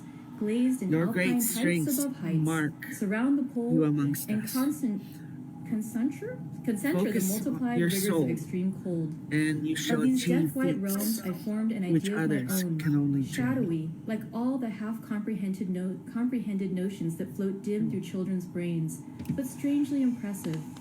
The words in these introductory pages connected themselves with the succeeding vignettes and gave significance to the rock It's not standing Mario. alone I in a cannot sea of jump billow on the and bug. spray, to the broken I boat just did stranded that on a in, desolate coast, to the cold and ghastly Spelunky, moon and it glancing somehow through bars worked, of so- cloud at a wreck just sinking. The platforms are dusty. Haunted the quiet, I don't know if I solitary can handle this churchyard game right now. with its inscribed headstone, There's a lot of hopping its gate, involved here. its 2 trees, its low horizon, girdled by a broken wall, and its newly risen crescent, attesting the hour of eventide. The 2 ships becalmed on a torpid sea, I believed to be marine phantoms. The fiend pinning down the thief's pack behind him, I passed over quickly. It was an object of terror. So was the black horned thing, seated aloof on a rock, surveying a distant crowd surrounding the gallows. Each picture told a story, mysterious often to my undeveloped understanding and imperfect feelings, yet ever profoundly interesting. As interesting as the tales Bessie sometimes Finally, you're narrated back. on winter evenings when she chanced to be in a good humor. You realize And I'm when, still having on brought her TV, iron right? table to the nursery hearth, she allowed us to sit about it.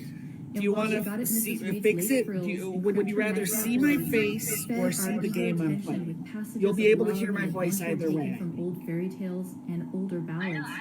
Or, as at a later period I discovered, Do you want to see my face or the game? And Henry or Earl of Moreland. With Buick on my knee, I was then happy. Happy at least in my way. Because if I screen share, I don't think you can see my face. So do you want me to screen share so you can see the game, or do you want to see my face? Mope, cried the voice of John Reed. Then he paused. He found the room apparently empty. Okay. If you want to see my face, I think we should keep it plugged in though, so I might be Lizzie, sideways. Georgie, calling to his sisters. Unless I have auto Joan is not here. enabled or Tell something Mama like she has that. run out into the rain. Am I upright? Bad animal. Is my head pointing It up is toward well the I drew the sky? curtain, thought I, and I wished fervently he might not All right, discover my Kayla, hiding repeat place. after me. Are you ready? Nor would John have found it out hey. himself.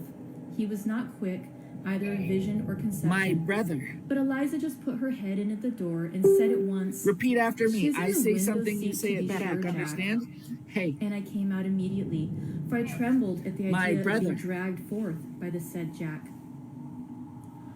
What do you want? I asked with awkward You're diffidence. going really slow, Kayla. Say what do you want, what's Master holding up Reed? process? was This the is answer. it's I like a want you quote to that I come taught my here. kids. I'm And seating teaching it to himself you in an now. armchair, You he gotta intimated by a participate. gesture You that I promise was to to approach participate, and pinky stand swear? before him. You won't just hold things up by John refusing to Reed was repeat a it back? schoolboy of 14 years old. It's not 4 years brother older like than we I, have the same for I was parent. but 10. It's like large and like stout black for his people age, use with it. Like dingy everybody's a and brother. unwholesome skin. So it's just part of the Then he lives in a language. spacious So visage, okay. heavy limbs, and large Are you extremities. gonna participate this time? He Pinky swear. gorged himself Okay. habitually at Kayla, table, which repeat made him after me. bilious. Hey. I gave him a dim and bleared eye and flabby cheeks. My brother, can He I ought now to borrow have been at school, but his mama had taken him home for a month or two on account of a his copy of delicate your health. Hey Soul classics? Mr. Miles, the master, affirmed that he would do very well if he had fewer cakes and sweetmeats sent him from home, but the mother's heart turned from that opinion so Okay, harsh we'll that practice in it next time when we're not live to the world. that But, John's sallowness yeah. was owing to We'll work on it. over-application and perhaps But the to whole work thing, for home. in the end, we will be John able had to not much say, affection for his hey, mother and my sisters, brother, can I and borrow a antipathy copy to of your me. Hey Soul He classics? bullied And they'll say, punished me. no, my Not brother, you two or gotta three go buy times your a week, own. nor And then once it's or like we're twice training in the day, gym, right? And but it's like, what do we love? Every Pain! nerve I had feared him, and every morsel of No flesh pain, on my no bones gain. shrunk when he came near. There were moments when I was bewildered by the We need, terror he whenever we go inspired, to the gym, because we I need had to make no appeal massive whatever against either his gains. menaces That's why or we his go to the afflictions. gym, to The pump servants did not iron. like to offend We their young feel the master by need, taking my the part need for against him, speed. and It's Mrs. time to Reed kick was the blind and tires and deaf light on the the subject. fires. She never Kick the saw him tires and strike light the or heard fires. him abuse Hooah! me, though he did both now and then in my very presence. This game is More driving me frequently, mad however, with behind her boredom. back. I can't handle it. Habitually Can't obedient handle to John, I came up to his chair. He spent some 3 minutes in thrusting out his tongue at me as far as he could without damaging the roots. I knew he would soon strike, and while dreading the blow, No, I mused on the I didn't disgusting hang and up. My ugly phone appearance got of to him zero who presently battery. deal it. And when I my wondered phone if he gets read to that zero notion battery, in I my like face, to wait 10 for minutes all at before I once, call you without back. speaking, So he that's struck why I was like, suddenly 410, strongly. 410, I say hi at started, 410. and on regaining And my then like I equilibrium, looked at the retired back watch a and it was step or two from 4:23. his So I chair. clearly got distracted doing That all is this for your craziness impudence in over on this answering screen. Mamma a while since, said he. and for your So that sneaking game is way not of getting very behind relaxing, curtains, and this and for the look you had in your eyes. I'm worried I'm never gonna figure out what I'm supposed to do. Like, accustomed to John show Reed's me the abuse, dot I I'm never supposed had to an go idea to. of That's the all time I to ask. it. And My then care don't was have how to too many endure buildings the in blow my which way. would Why certainly does follow the walking to a insult. dot have to be like? What were you doing behind the curtain? He asked. Am I stuck in I a was post-apocalyptic like Showed the wilderness maze? Like, I returned to the window and fetched I don't get the pens. point of this game yet. You have no business to take our books. Ooh, I You are kind of want to do the dependent, Mama intro says. over You again. have no money. Your father left you none. You ought to beg and not to live here with gentlemen's children What like if I us, do the intro? and eat the same meals we do, and wear No, clothes I don't that have no time one for the expects. intro. I gotta get Now, to. I'll I teach gotta you make to any rummage my progress bookshelves. before the game They as a whole are sickens mine. me. All the house So we belongs ought to to me, or will do continue? in a few years. Go and stand by the door, out of Okay, the I'll way get of the it. mirror and Just the to bring windows. newcomers up to speed. I did so, not at first aware what was his intention, but when I saw him lift and poise the book, and stand and act to hurl it, I instinctively started aside with a cry of alarm. Not soon enough, however, the volume was flung, it hit me, and I fell, striking my head against the door and cutting it. The cut bled, the pain was sharp. So if you're on a My terror had controller, passed its climax, it doesn't let you start a new game because wicked you and can't cruel boy, I trigger said. the You are like a on-screen murderer. keyboard You are like a from the slave driver. controller. You are like the Roman emperors. I had read Okay, God has Goldsmith's History of spoken. Rome, No intro. and it formed my opinion of Nero, Caligula, etc. I'm not gonna bother. Also, I'm not gonna I draw unplug parallels my in controller science, and plug in a. which I'd never thought thus to have declared aloud. No, I'm loading. What? He cried. Did she say that to me?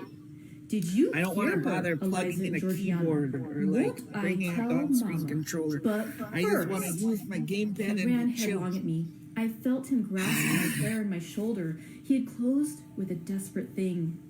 It's I like, really no, saw you him must- as a tyrant, you must have a a keyboard murderer. if you want to I felt a drop of blood. Screw drop or you, two why of don't blood you from my update head this? trickled People are down playing my this neck. on a computer I was using a sensible of some gamepad. pungent Why did you suffering. not think of this? These sensations for the time predominated over fear. Okay, it and I says there's a received him big in red frantic spot sort. on the map. I don't very well know what I did with my hands, but he called me rat, and bellowed out aloud. Aid was near him. Eliza and Georgiana had run from Mrs. Reed to have gone upstairs.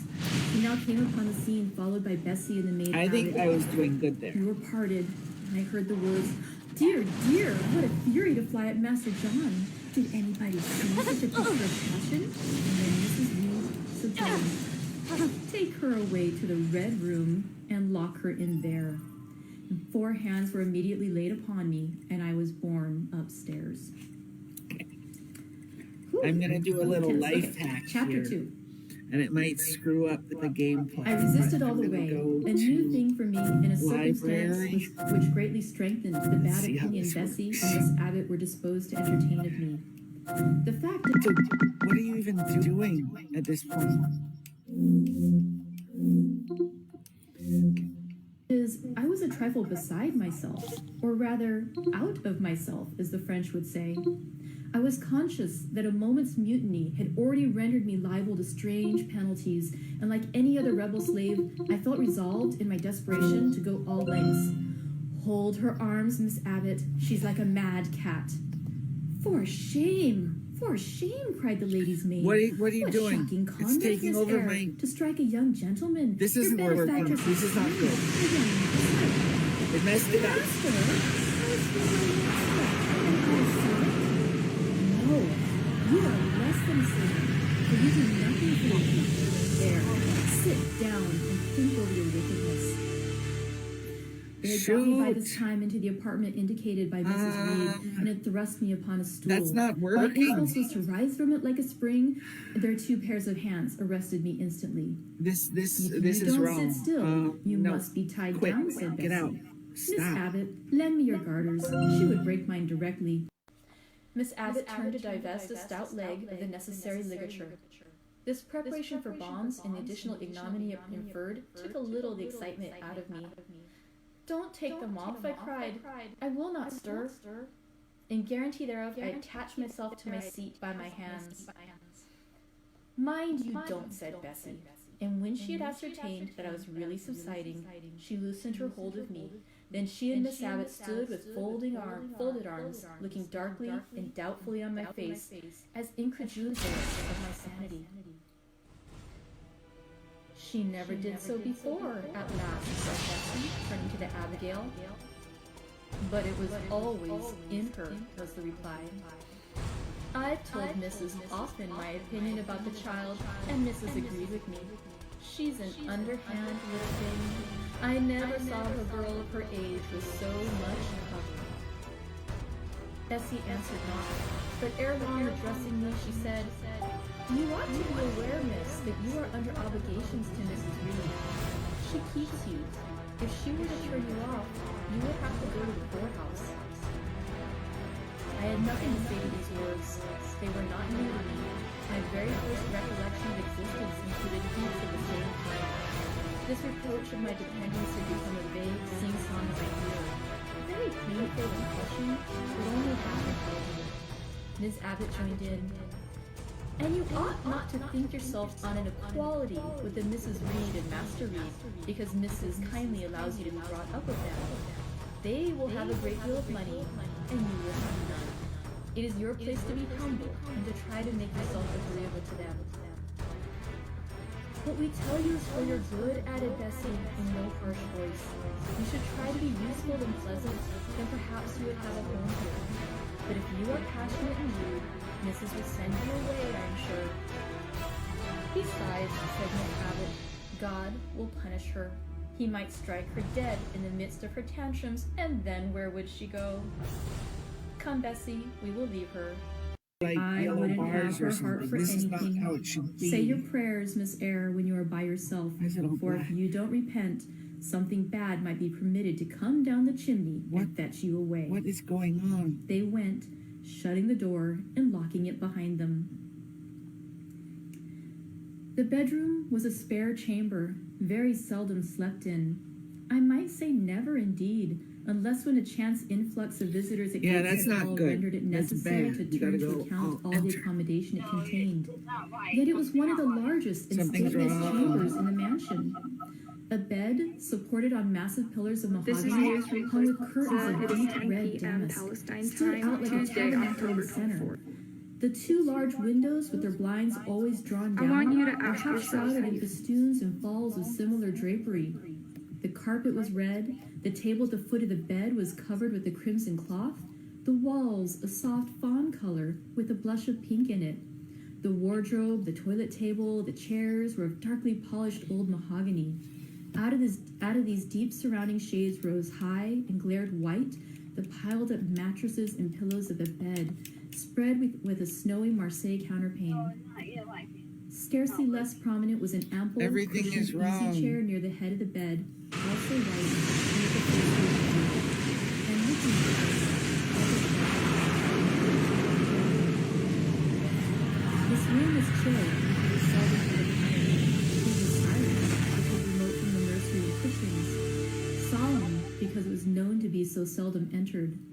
The housemaid alone came here on Saturdays. I could extreme and into Gaiden too, a week's quiet but not like that. And Mrs. Reed herself, at far intervals, visited it to review the contents of a circuit. Visited it to review the contents of a circuit. Looking like this. Certain secret drawer in the wardrobe, where were stored divers parchments, her jewel casket, and a miniature of her deceased husband. And in those last words lies the secret of the Red Room, the spell which kept it so lonely in spite of its grandeur. Mr. Reed had been dead 9 years. It was in this chamber he breathed his last. Here he lay in state. Hence his coffin was borne by undertaker's men, and since that day, a sense of dreary consecration had guarded it from frequent intrusion. My seat, to which Bessie and the bitter Miss Abbott had left me riveted, was a low ottoman near the marble chimneypiece. The bed rose before There's going to be a me. picture in a His second. right hand there was the high, dark wardrobe with subdued, broken reflection of varying the gloss of its panels. To my left were the muffled windows, a great looking glass between them repeated the vivid majesty of the bed and rooms. I was not quite sure whether they had locked the door, and when I dared move, I got up and went to see. and Alas, yes. badly No injured jail was ever from a more secure. motorbike accident on the way. Returning, I had to cross before the The looking glass. paramedic was My looking after his wounds. fascinated He was glance given involuntarily explored the depth it revealed. medicine All and looked colder antibiotics. and darker in that The people visionary were hollow than in friendly, reality. that they kept And the the place strange very little figure there clean. gazing at me, with the white face and arms specking the gloom, and glittering eyes of We fear were very hurt moving by when the fact all that the else IDF was did not still, know had the effect of a real where the spirit. What the heck is I snuck thought it like one of the into tiny, our... like one of the tiny phantoms, half fairies, half warned us 3 weeks that these prior with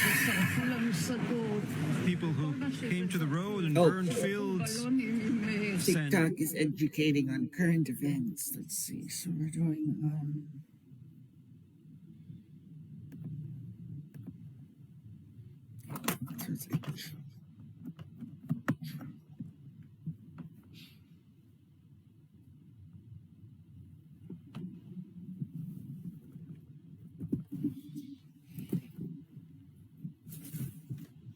shoot.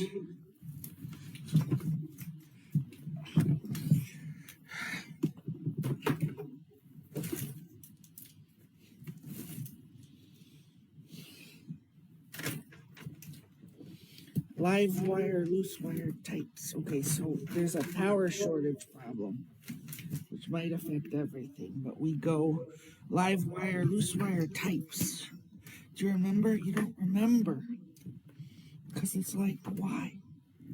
Why do you say that? Okay, so here we go.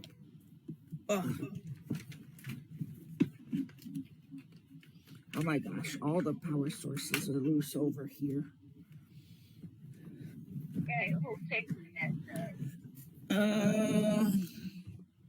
Okay, I think it might work better this time.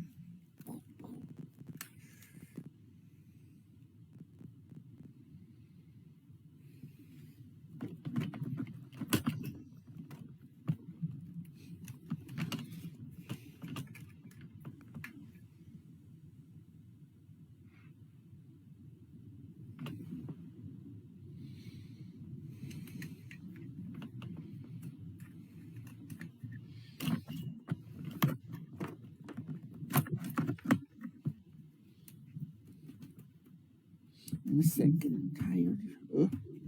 Okay.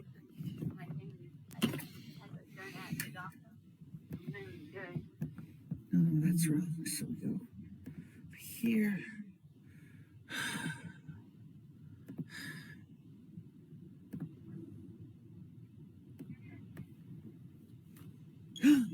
Progress. Okay.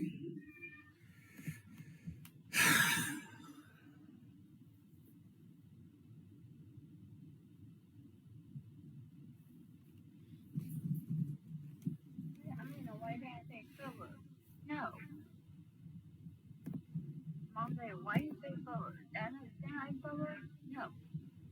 These evening stories represented is coming up out of lone, ferny dells, in moors, and appearing before the eyes of belated travelers. I want to think returned about to what my to do school. next for a second, so hang on. Superstition was with me at that moment, but it was not yet her hour for complete victory. My blood was still warm. The mood of the revolted slave was still bracing me with its bitter vigor. I had to stem a rapid rush of retrospective thought before I quailed to the dismal present. All John Reed's violent tyrannies, all his sister's proud indifference, all his mother's aversion, all the servants' partiality, turned up in my disturbed mind like a dark deposit in a turbid well. Why was I always suffering, always browbeaten, always accused, forever condemned? Why could I never please? Why was it useless to try to win anyone's favor? Eliza, who was headstrong and selfish, was respected. Georgiana, who had a spoiled temper, a very acrid spite, a captious and insolent carriage, was universally indulged. Her beauty, her pink cheeks and golden curls, seemed to give delight to all who looked at her, and to purchase indemnity for every fault. John no one thwarted, much less punished, though he twisted the necks of the pigeons, killed the little pea chicks, set the dogs at the sheep, stripped the hothouse vines of their fruit, and broke the buds off the choicest plants in the conservatory. He He called his mother old girl, too, sometimes reviled her for her dark skin, similar to his own, bluntly disregarded her wishes, not unfrequently tore and spoiled her silk attire, and he was still her own darling. I dared commit no fault.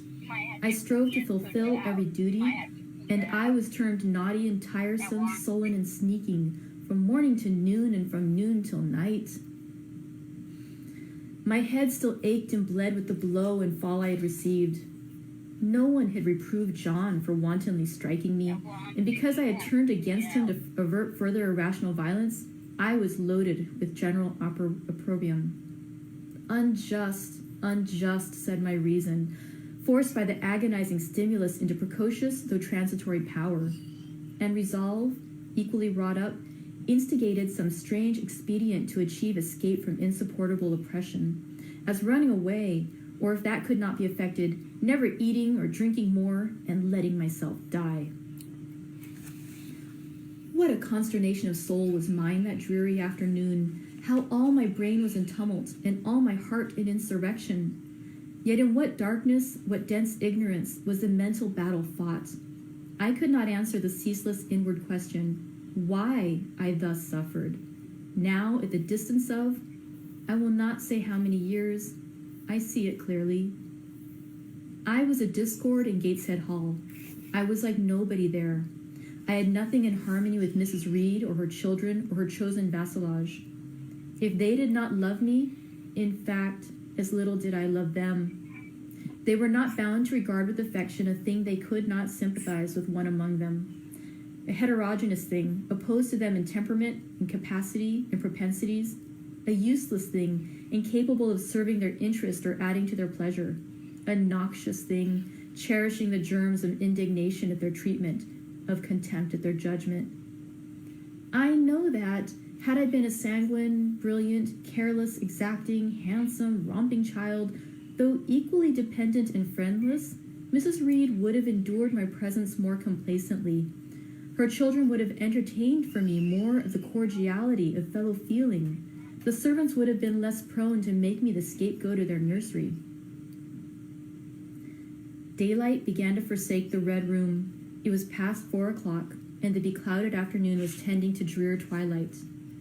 I heard the rain still beating continuously on the staircase window, and the wind howling in the grove behind the hall. I grew by degrees cold as a stone, and then my courage sunk. My habitual mood of humiliation, self-doubt, forlorn depression, fell damp on the embers of my decaying ire. All said I was wicked, and perhaps I might be.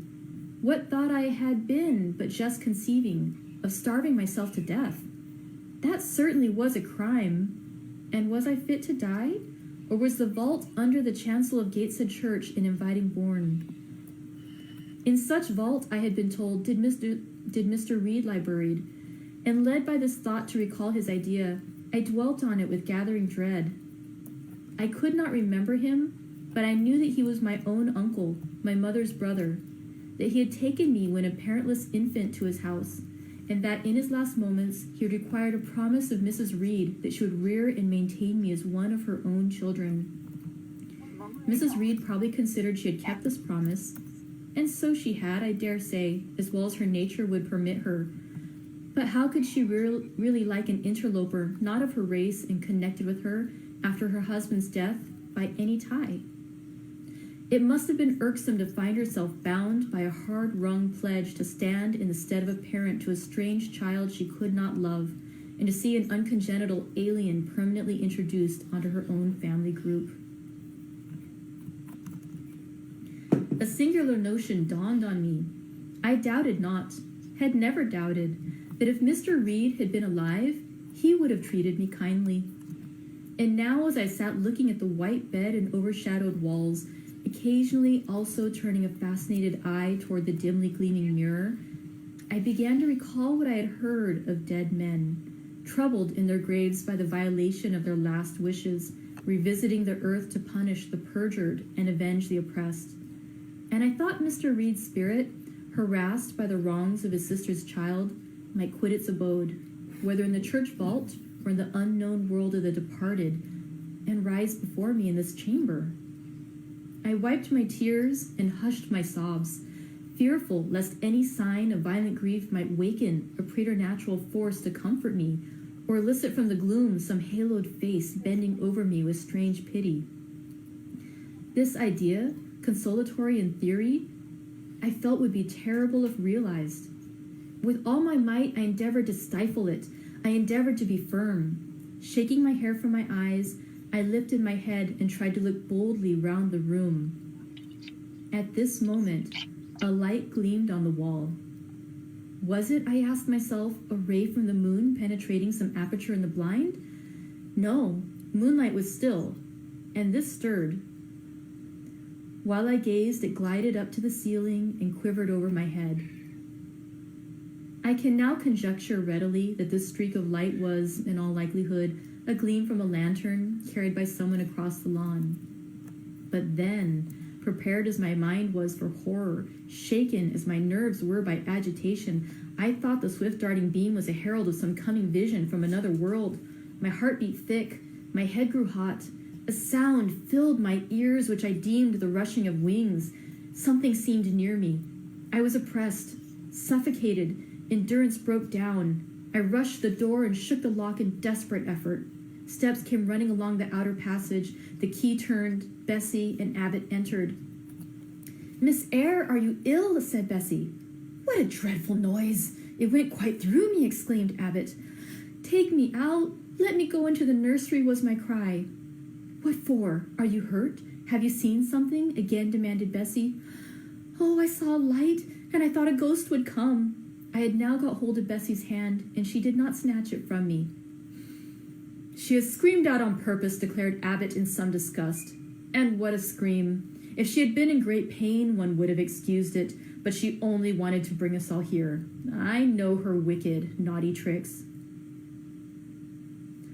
"What is all this?" demanded another voice peremptorily, and Mrs. Reed came along the corridor, her cap flying wide, her gown rustling stormily. "Abbott and Bessie, I believe I gave orders that Jane Eyre should be left in the Red Room till I came to her myself." "Miss Jane screamed so loud, ma'am," pleaded Bessie. "Let her go," was the only answer. "Loose Bessie's hand, child. You cannot succeed in getting out by these means, be assured. I abhor artifice, particularly in children. It is my duty to show you that tricks will not answer. You will now stay here an hour longer, and it is only on I'll turn condition off of screen perfect share. submission and Unless you want, stillness yeah, you that I wanted to shall see my liberate face, so you I'll then. turn off screen share. I go to this Oh, one. Aunt, have pity. Forgive me. I cannot Stop endure sharing. it. Let me be punished some other way. Everything's I shall working. be killed. I'm kicking Silence. stream, but This what? violence is almost repulsive. And so, no doubt, she felt it. I was a precocious actress in her eyes. She sincerely looked on me as a compound of virulent passions, mean spirit, and dangerous duplicity. Bessie and Abbott having retreated, Mrs. Reed, impatient of my now frantic anguish and wild sobs, abruptly thrust me back and locked me in without farther parley. I heard her sweeping away, and soon after she was gone, I suppose I had a species of fit. Unconsciousness closed the scene. Okay, so ends chapter 2 of Jane Eyre. Thank you guys for coming in to watch. Thank you also for forgiving me and excusing me when I had many mispronunciations and stumbles. We're going to get through this whole thing. It's a really good book. I do hope you'll love it as much as I do. And I hope to see you again tomorrow at 3 for chapter 3. Thank you. Hi, everybody. I think we're live again. Looking to see if anyone out there can confirm for me. Okay, we're live. So, hi, this is Christina from the Pacific Beach Library. Wanted to welcome you back to Tea with Jane Eyre. We're getting ready to read our 3rd chapter of Jane Eyre by Charlotte Bronte, but I thought we'd start out by enjoying a little bit of tea today, just because I like my teapot. I thought it'd be kind of fun. Let's pour our tea together. Oh no, I can't. It's not up high enough that I can show you nicely. Oh, it's a lovely little tea. This is a light one. It's a sleeve. It's kind of fun because I never know exactly how much to put in, so if it's going to be really strong or light. But this one is a white tea, peach blossom flavor, so it just has a little bit of a little yellow tinge to it. It's delicious. It's a little hot, so I'm going to let it cool. It's nice. Okay, and thank you for everyone who confirmed you can see me. I'm trying out a different setup with the computer instead of my phone today, so I'm hoping the volume is good. Let me know if you need me to speak louder or slower or anything like that. But let's go ahead and get started. Yesterday we went over the first 2 chapters of Jane Eyre. In those we got to meet Jane. She is a 10-year-old girl when we meet her in the book. She is an orphan. Both her parents have passed away. She was taken in by her uncle's family. Unfortunately, he also passed away. And her aunt and cousins are not at all nice to her. Where we last saw her, she had been beaten up by her cousin. He's a terrible guy. And then her aunt got angry at her for fighting back and sent her to punishment in the Red Room. Oh no. So Jane was quite traumatized. She was afraid she might see the ghost of her dead uncle, and she eventually passed out in a fit. So that's where we left her. Unconsciousness had claimed her and closed the scene at the end of chapter 2. So let's go in for chapter 3. All right. Whew. All right. So chapter 3. The next thing I remember is waking up with a feeling as if I had had a frightful nightmare and seeing before me a terrible red glare crossed with thick black bars. I heard voices too, speaking with a hollow sound, and as if muffled by a rush of wind or water, agitation, uncertainty, and an all-predominating sense of terror confused my faculties. Ere long, I became aware that someone was handling me, lifting me up, and supporting me in a sitting posture, and that more tenderly than I had ever been raised or upheld before. I rested my head against a pillow or an arm and felt easy. In 5 minutes more, the cloud of bewilderment dissolved. I knew quite well that I was in my own bed and that the red glare was the nursery fire. It was night. A candle burned on the table. Bessie stood at the bed foot with a basin in her hand, and a gentleman sat in the chair near my pillow, leaning over me. I felt an inexpressible relief, a soothing conviction of protection and security when I knew that there was a stranger in the room, an individual not belonging to Gateshead and not related to Mrs. Reed. Turning from Bessie, though her presence was far less obnoxious to me than that of Abbott, for instance, would have been, I scrutinized the face of the gentleman. I knew him. It was Mr. Lloyd, an apothecary, sometimes called in by Mrs. Reed when the servants were ailing. For herself and the children, she employed a physician. "Well, who am I?" he said. I pronounced his name, offering him at the same time my hand.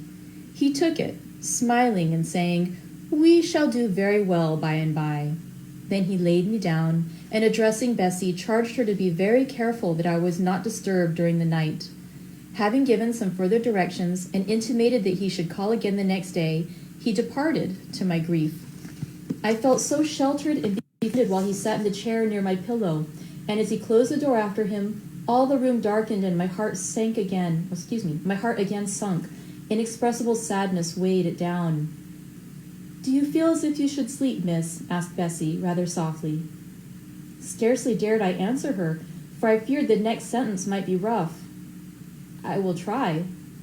Would you like to drink, or could you eat anything?" "No, thank you, Bessie." "Then I think I shall go to bed, for it is past 12 o'clock, but you may call me if you want anything in the night." Wonderful civility, this. It emboldened me to ask a question. "Bessie, what is the matter with me? Am I ill?" "You fell sick, I suppose, in the Red Room, with crying. You'll be better soon, no doubt." Bessie went into the housemaid's apartment, which was near. I heard her say, "Sarah, come and sleep with me in the nursery. What about Bennet? I daren't for my life."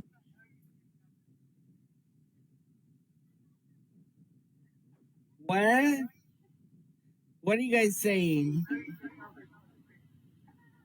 I haven't talked to Jesse in forever. Does Jesse hate me? Ask Jesse if he hates me. You're muting me? Can you hear me? I'm gonna hang up on you. Crackhead.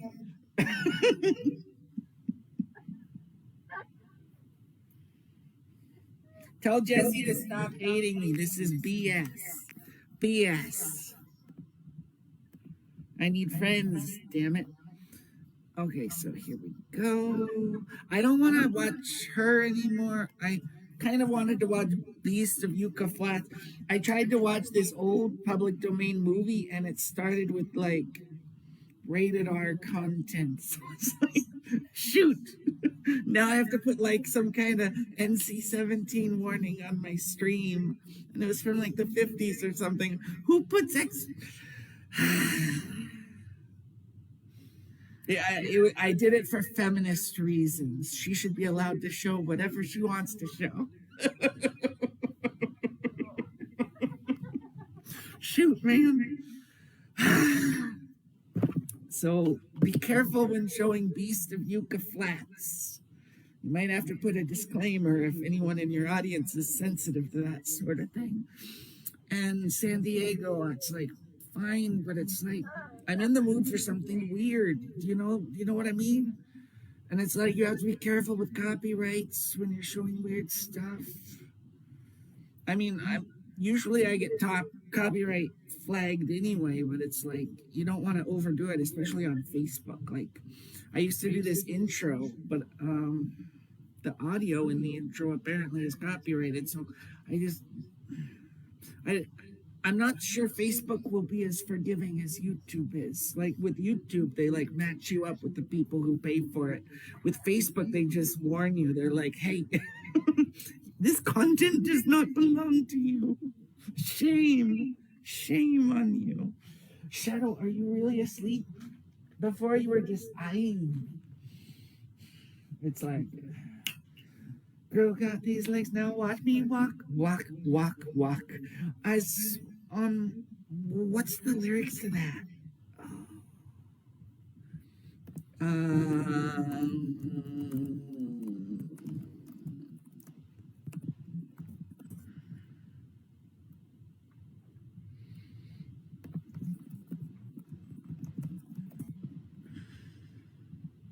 No one took Trevi Moran's weird song that I love and put it in piano form.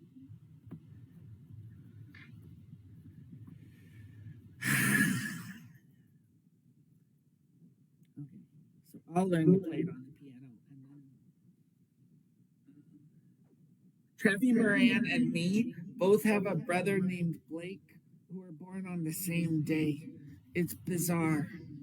The other thing about my brother Blake and his wife is I was wearing a WSU sweater today because this morning my home was so cold because it's in the shade and I had the window wide open all night. But so I put on all this warm clothes because I'm like freezing getting dressed, and then I go out into the sun and it's like, oh, when the sun is shining on you, you warm up. So it's like,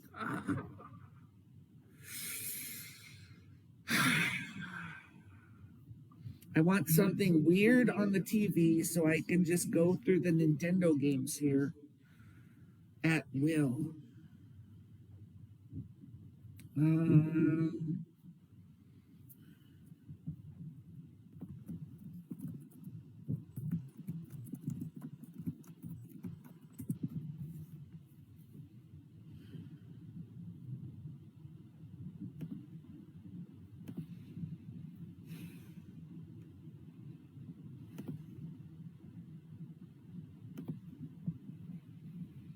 Okay, we'll give it a try.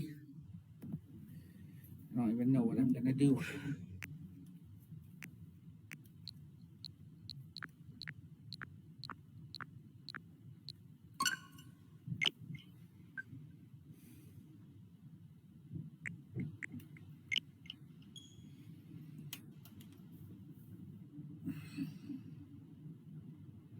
Seems really quiet. I fixed it.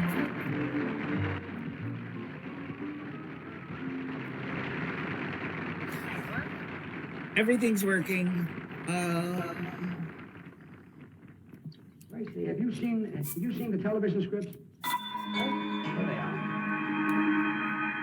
George, you should have been with me under the dryer at the beauty shop yesterday. Under the dryer? Mm-hmm. What have I missed? Well, the operator turned the dryer off, and we got to talking about different countries. And she said that in Spain, the national sport is bullfighting, and in England it's cricket. So I said, oh, I'd rather live in England because it's easier to fight a cricket. Shadow. What did she say? This. Well, I couldn't hear her. She turned the dryer Sleeping on again. Did you look at your television script? Sleepy There kitty. you go. Did I look at the script? Well, I remember to be a rehearsal. All you ever think about is that show. That's all you ever talk about. Tracy, television happens to be our business. But there's so much going on in the world. Important events. Things are happening, George. The world is twirling. It's spinning, but I'm spinning with it. I think you've been around a few times. Open your eyes. But I'm worried about you. You know, all you think about is show business. Wake up, Link. Well, there are other things in the world. Let's talk about something else in the world. Come on, let's talk. Okay, let's talk. So, This is the United Nations Conference. How about that? lots of talking about myself, but generally I want to be mindful when I'm doing it and not do it. I don't. Now, isn't It's that rare better than when I talking just about talk yourself? about myself. For example, if I do a tarot reading, I say you. And ironically, when I say you, I'm talking about me. But when I talk about me, that's like the rare time I talk about you, because if anyone relates with what I feel, it's more important than you relate with what I say today, because very little of what I said today was a fully baked thought. By the way, our oldest son, And by baked, fully developed, He really boasts some beauties. fully formed. You can use this one you show if you want to. You got a day comes in to me and he says, No, the "Daddy, one Isabella?" guiding I light, said, "Isabella who?" the He said, spiritual "Isabella truth necessary on a bicycle." Well, I that forgot to tell you, he's got transcends a all bicycle. religions. Offensiveness alert, because I'm talking about religion now. Now you know why I never bring him to the But this studio. movie, The Land Before Time, which is, it should be offensive in itself to anyone who strictly believes in creation 6,000 years ago. I'm only picking on them because I know the evil things that their cousins do, the people who control your lives in other ways apart from thought control. I've got the most exciting news to tell you. I just won a 2-week trip to Honolulu with all expenses paid for. Gladly lost my train of thought on that one, because that one is Is a going sheet of slate. Take it. Well, it must. It will help guide you after your long slumber.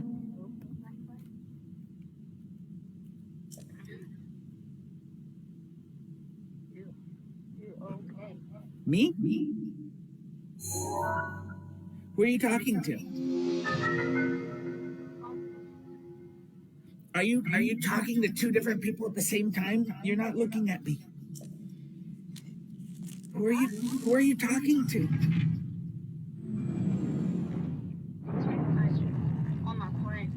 Oh, they text you and you say the response out loud.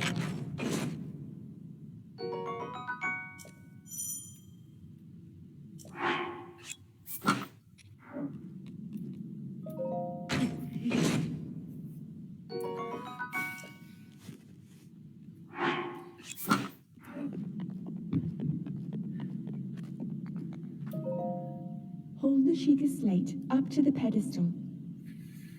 That will show you the way.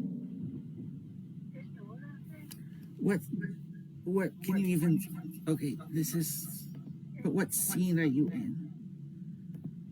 Okay, so this is where you should be.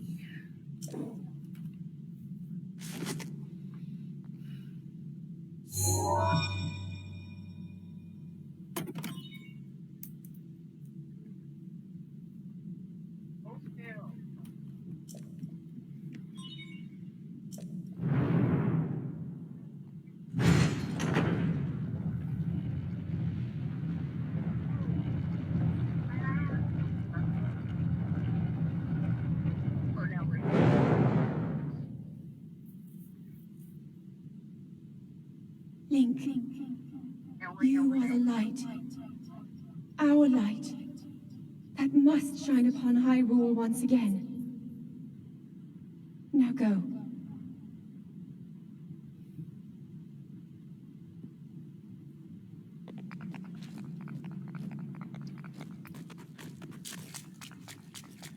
Because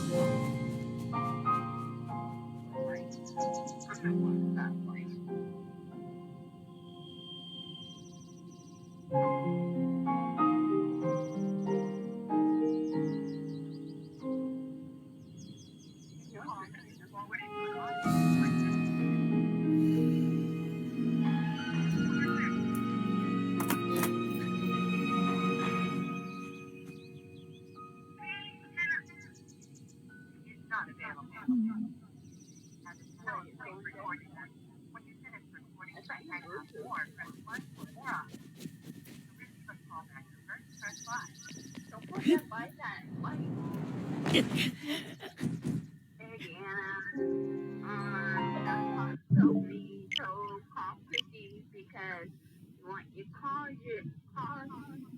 Christy,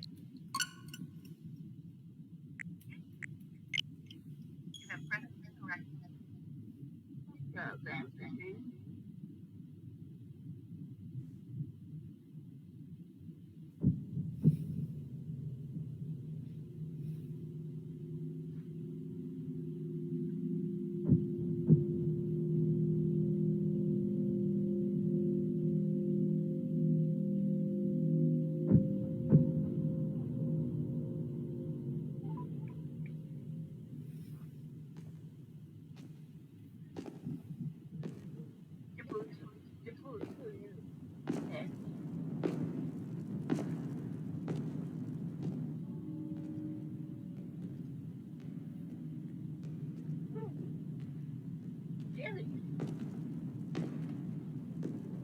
This strange gloom keeps getting thicker.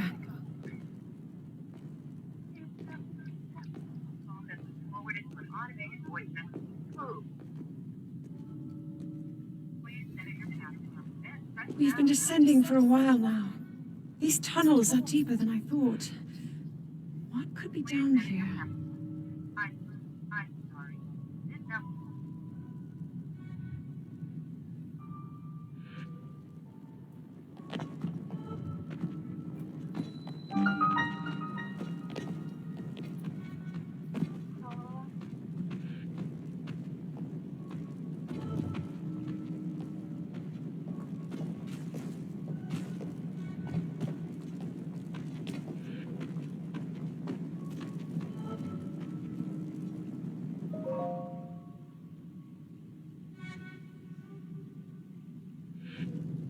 People have been falling ill after coming into contact with the gloom drifting through these caverns. Though here it seems almost misty and not concentrated enough to harm us. We'll keep going, with it coming up from beneath Hyrule Castle.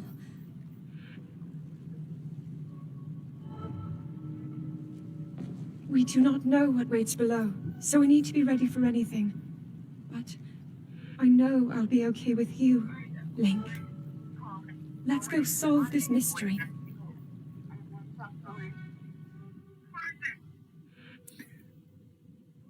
I don't think you should call her anymore today.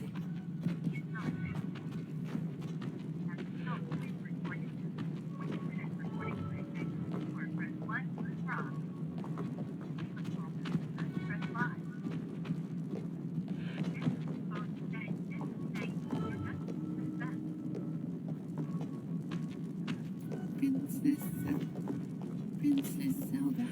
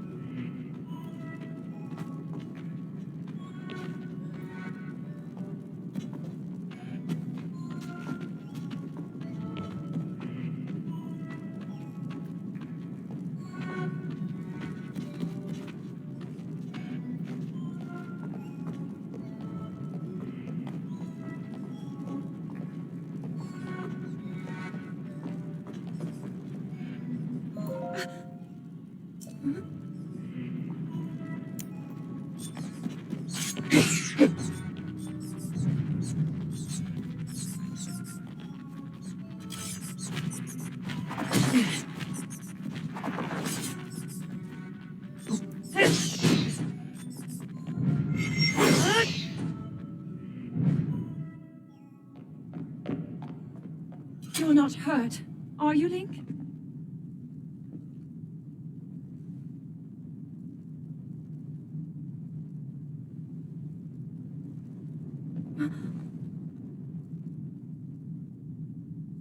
Look at these murals.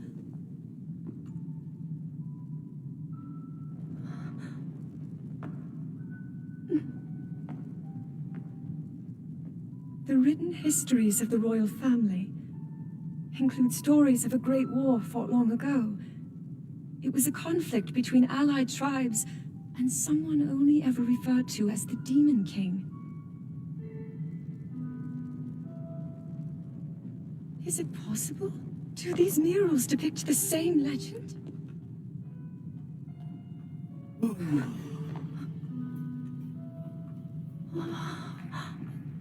This is similar to the statues we saw earlier. A Zonai. And these figures look like Hylians. This depiction certainly suggests that the Zonai descended from the heavens.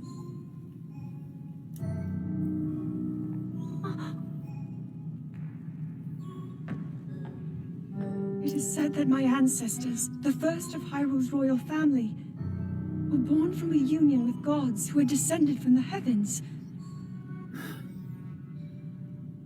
These murals tell a similar story, and if they are accurate, then the gods mentioned were the Zonai. They must have forged a relationship with the Hylians of that time, working together to establish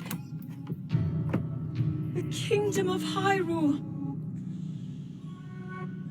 This figure, he seems to be stealing something of incredible power from the young kingdom. This all aligns with what I've read during my studies. And then this, it shows the Demon King. And a fierce battle against him.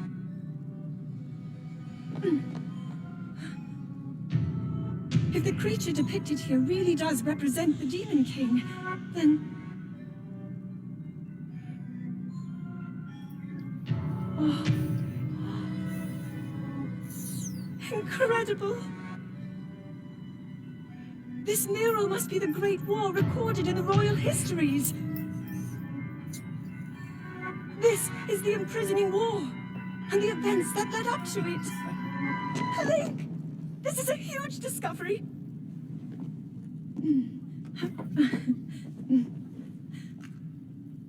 All right then, now to use this invention of Pura's.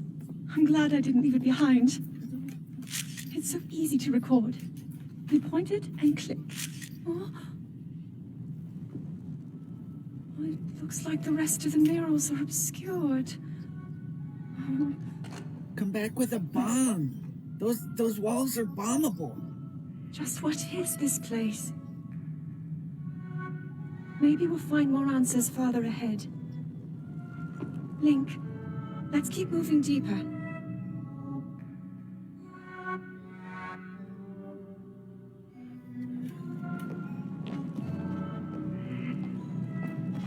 Okay, so this area in the intro, in the game I'm playing, where I beat all the temples so far, I'm looking for the 5th one or whatever, and I don't know where it is. I've never seen this room, and she says it's beneath Hyrule Castle. Well, how do you get beneath Hyrule Castle? I know about the chasm beneath Hyrule. I don't think that's what it's talking about. I think there must be some secret entrance to the basement. How did we get here? I can just leave her. Will she let me? Invisible wall.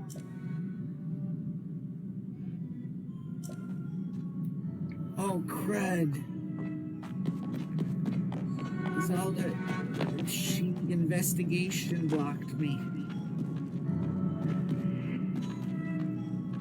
So this would actually be fun if I just like skip everything and try to find this room in the first moments of the game. I would impress myself. So that's my goal. I'm just gonna try to find this stupid room in Zelda. And I don't get the timeline of this game at all. I'm sure it's analyzed and easy to understand compared to other Zelda timelines, but so in this time, because time travels in this game, that's part of the confusion. Like, this looks like soon after Breath of the Wild, because they're just besties, right? But, like, then there's all these sky castles that show up, and where do the sky castles come from? I don't get it. It must be, like, a huge amount of time between then and now. No explaining.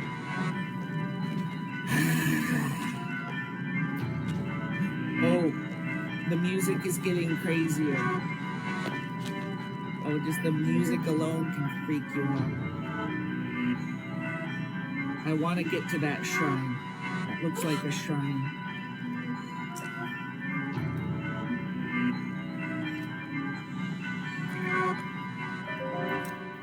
Why would Link delay at that point if he's not allowed to backtrack? Like, why not? What is that?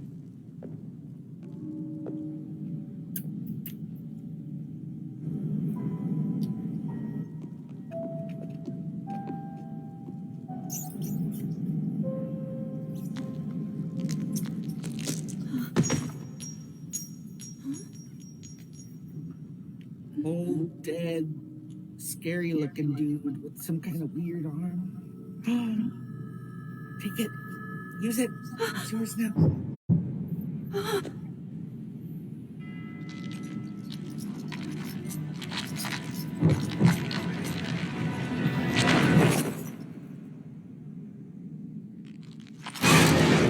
That's a what?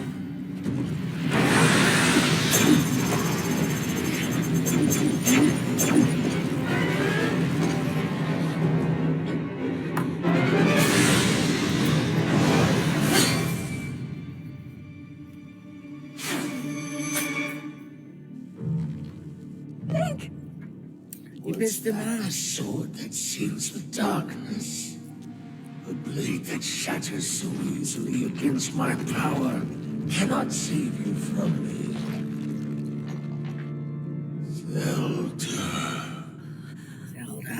You who carries that fragile sword. A Link. Raru placed his faith in you. And that was all you could do. How do you know our names?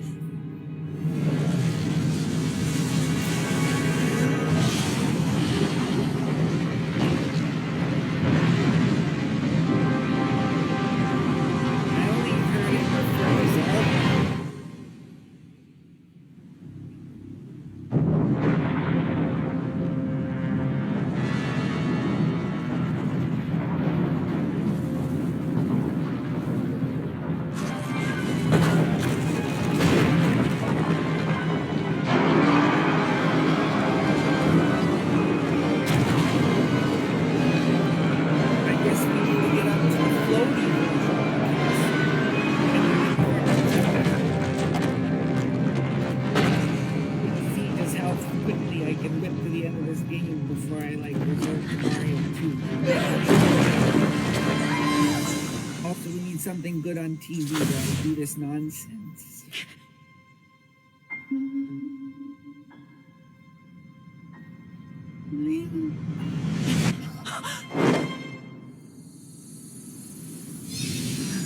Because she was holding the sacred tear. Jesus had grabbed me.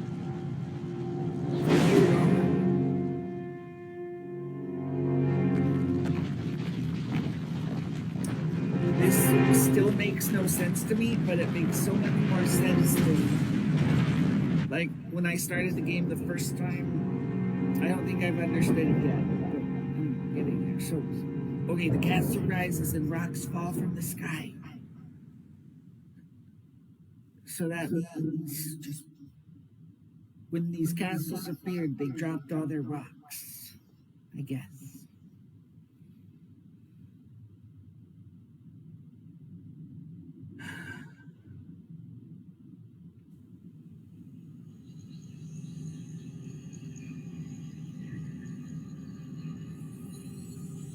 So these sky areas must exist to prepare us to deal with the great evil. But I'm going to try to do it with just some zonite devices and some good dodging skills. We'll see what happens. And I want to watch something good on TV, but I don't know what it is, and I don't want it to be like the last thing I chose.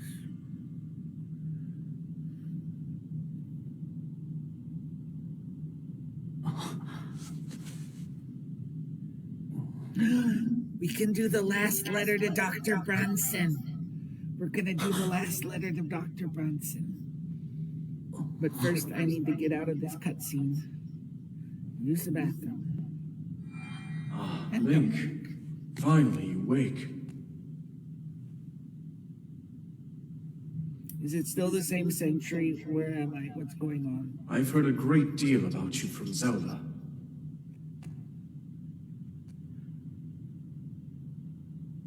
Your wounds were severe. I am relieved to see you escape death. Your arm, however, was beyond saving. I had to replace it, lest the injury endanger you further. Endanger you further?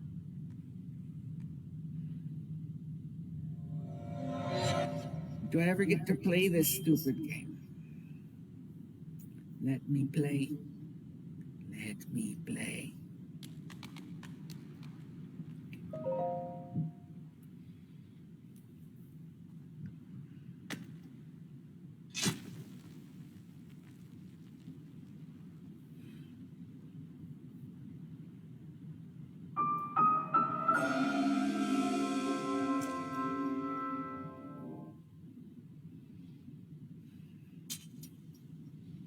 You know, if I figure out there is a route to that secret area or whatever, a way to end the game early, I could just apply that knowledge and load my game where I'm a little more advanced than this one. Okay, that's it. I have to go to the bathroom. This is ridiculous. Oh.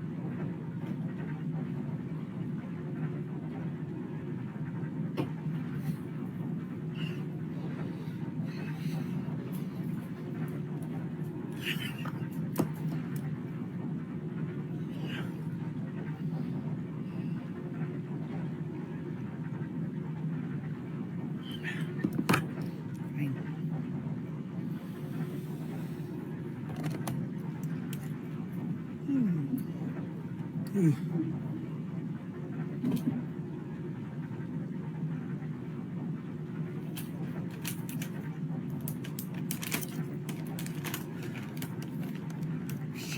if you're awake, why not either hang out or make snacks or just watch it? Just sitting and watching.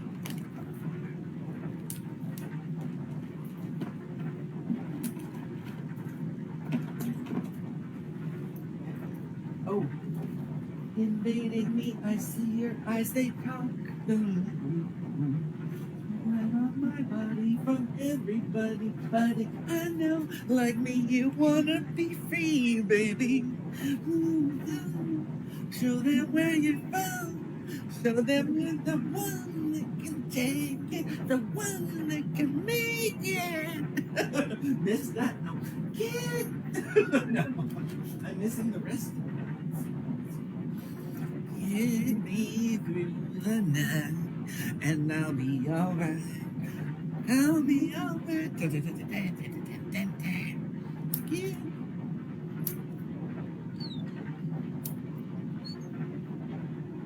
In every heart there is a room, a sanctuary safe and strong, to heal the wounds from lovers past, until a new one comes along. And so it goes. And so it goes, and da da da da da da. Oh, that's another one. Girl, you know that there's one thing that I love, but it's not you I'm thinking of. I want the ultimate cheeseburger. Cheese meat, cheese meat, and that's it. Baby, you know it's hot and juicy, and Jack won't make it till you order it. I'm not lying, it's a giant meant to satisfy. I'm sure you understand it better if you ate more like a guy. Maybe someday I'll want you back, but until then, baby, please, I'm begging you to let me go so I can have my meat and cheese. When I say meat, you say cheese. Meat, cheese, meat, cheese. When I say meat, you say cheese. Meat, cheese, meat, cheese. Girl, I know you're a vegetarian, but I can't eat your food again. I want the ultimate cheeseburger.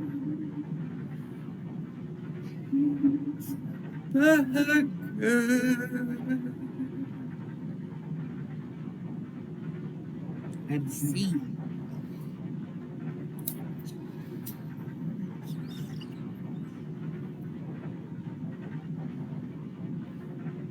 Please, somebody, a little pumpkin I would be. Look up, see me sitting in the store. Won't you take me out the door? Bum, bum, bum, bum, ba-da-da-da-da. Wait, I thought of one way I might fix the echo. Well, no, I don't think I should. Okay. Alright, so what are we doing over here? So, okay, let's do that. And then I go over here. And I'm like, what are we watching on TV for this nonsense? So we go. Did someone say holiday cards? At Vistaprint, we print the perfect card for the perfect price. From fun?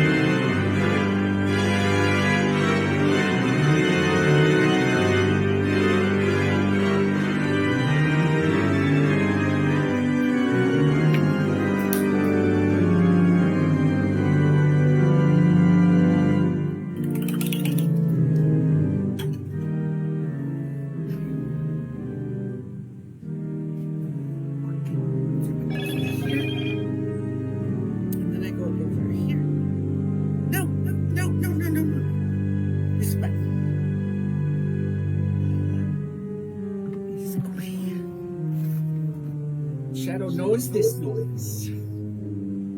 Shadow knows what it sounds like when a treat is opened.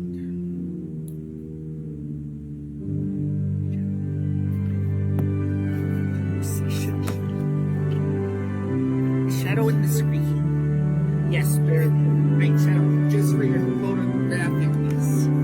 So they can see the mess up here.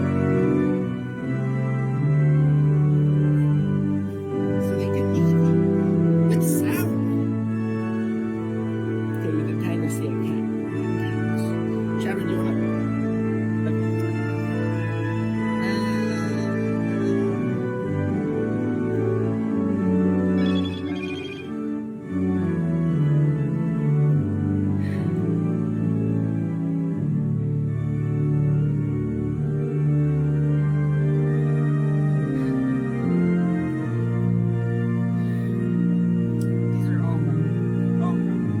But I'm in the picture now, so that's good. Good for you.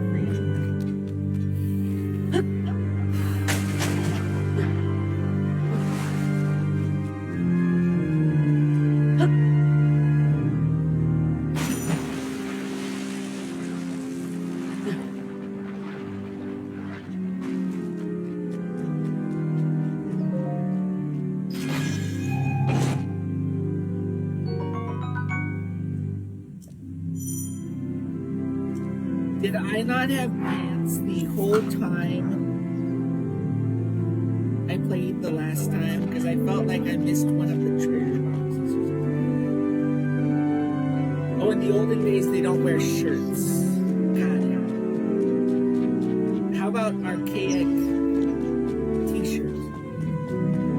Archaic.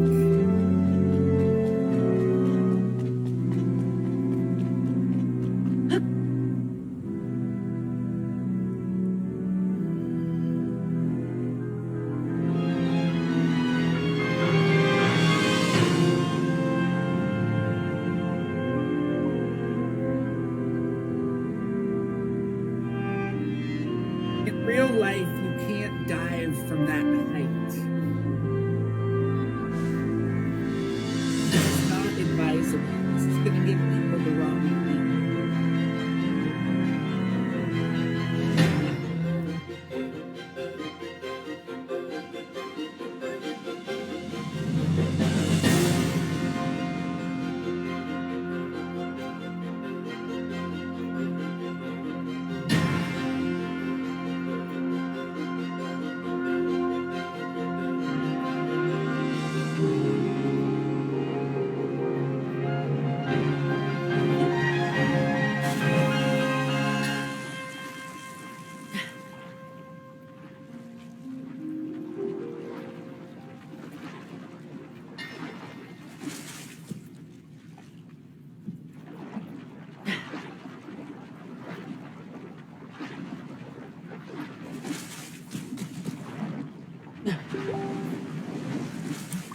Who went bing? Who went bing? Someone went bing.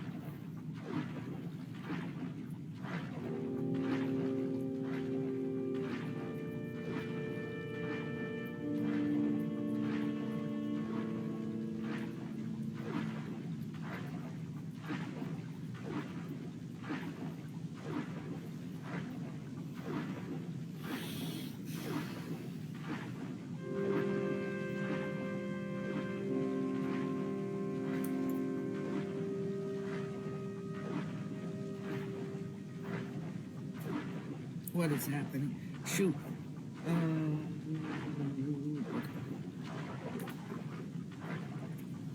This is clearly too loud. It's a silent movie. It should be silent.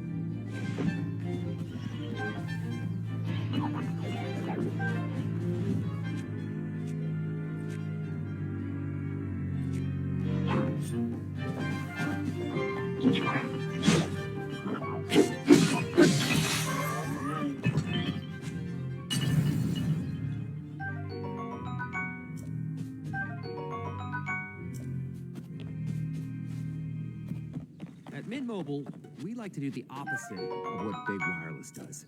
They charge you a lot, we charge you a little. They put their names on arenas, we put ours on my lower back. So naturally, when they announced they'd be raising their prices due to inflation, we decided to deflate our prices due to not hating you. And if this were one of their ads, they'd end it here with a happy customer. So we'll end ours with an angry goat. Look at the angry goat.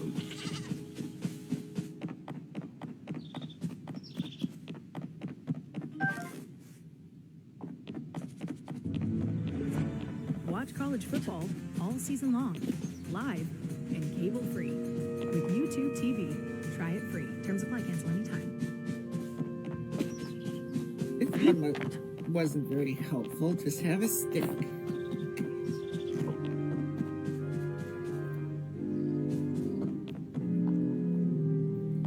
Turn it on.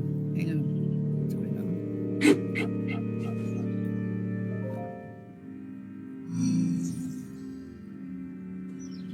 Please be helpful.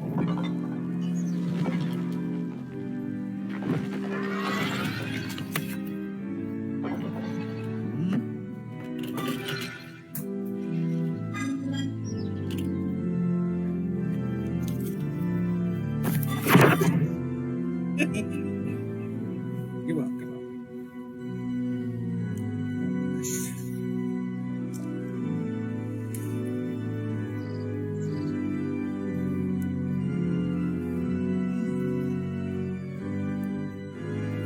Had lost.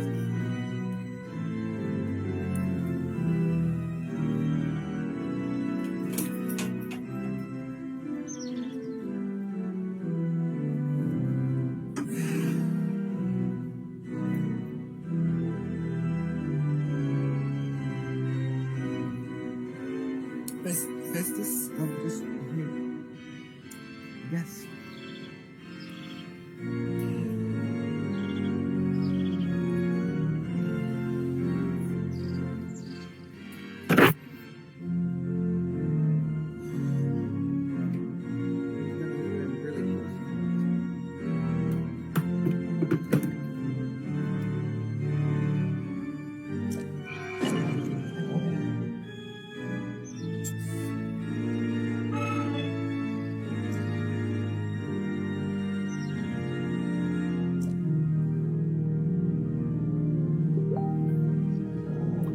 Who's beeping me?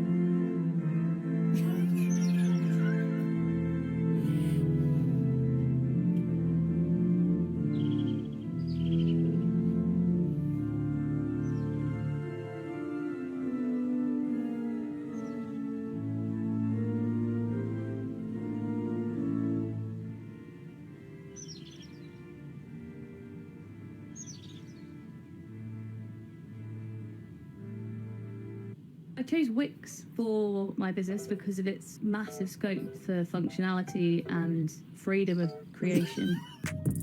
Being able to integrate and change and develop at my own pace. I offer a range of products and services. To manage it all from one place is essential.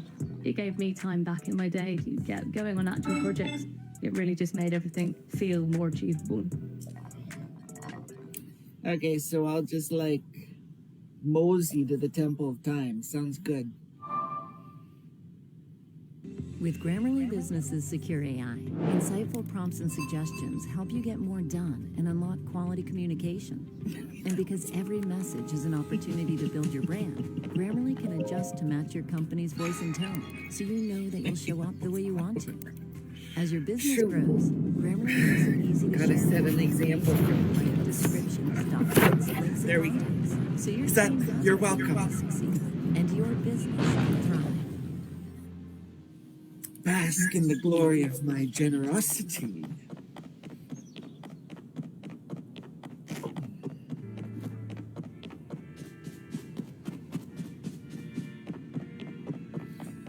Okay, so when I vent like I did today in the most disorganized fashion possible, and my mind starts like tangling my words up and nothing makes sense,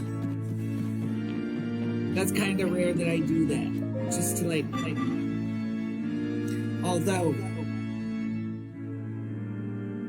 way it's not, because the way the algorithm works, it shows you the people who are just like you. And it's like, oh, you're so unselfish. You're gonna like connect with them, network with them, boost them up.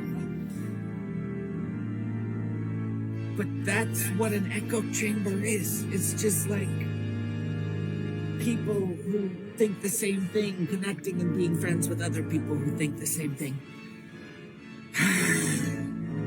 So even when I'm being unselfish, when I say, I praise you, and I praise you, and I praise you, well, the only people I see are people just like me, right? I don't go around praising, I don't even want to name them, but like people with harmful ideologies and that sort of thing. I'll keep an eye out.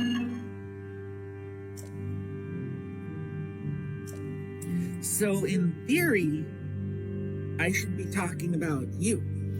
Because if I'm pointing the finger at you all the time, and by you, I mean whoever's watching, if I say, you know, let's do a fairy tale reading, like a tarot, like, you know, if I'm pointing the finger at you and saying what I think about you, whoever it is behind the white dot up there, that white dot, then I'm most honestly dealing with myself because of the rubber blue situation. If I say something like, you're so caught up in your own drama, you think the world revolves around you.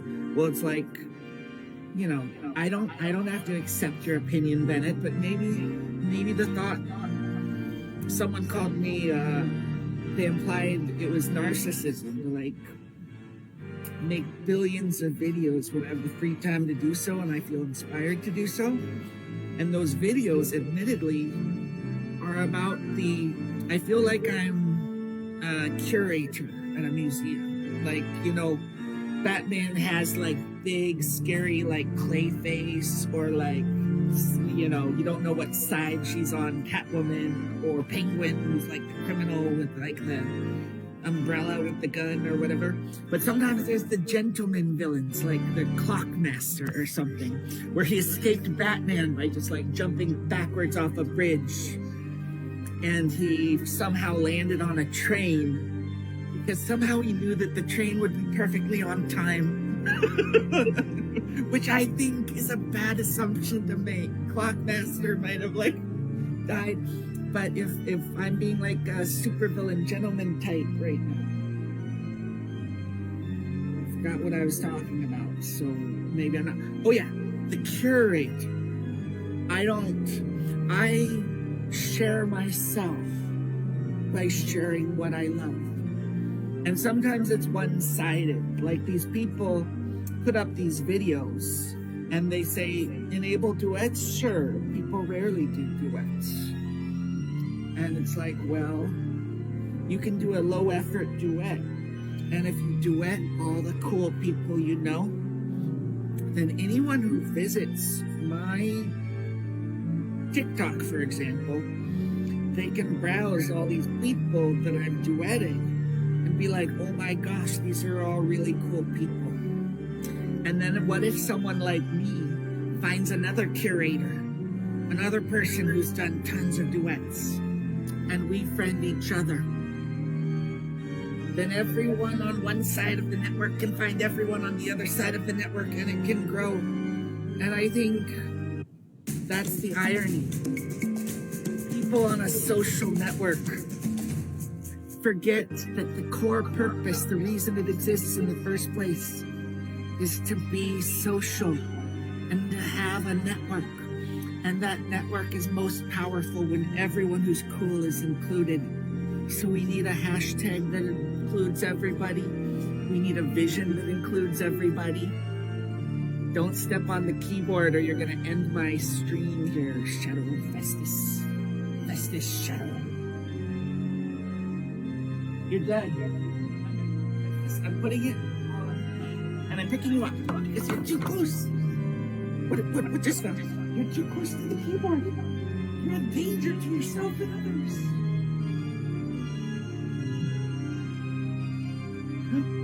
Are you gonna get comfy there? Because I could see what this guy's talking about. Got it, yeah. I already took that one. I get it. Okay, whatever.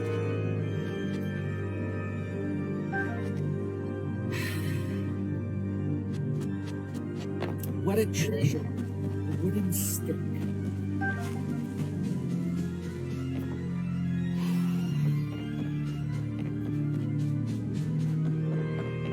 Light shadow.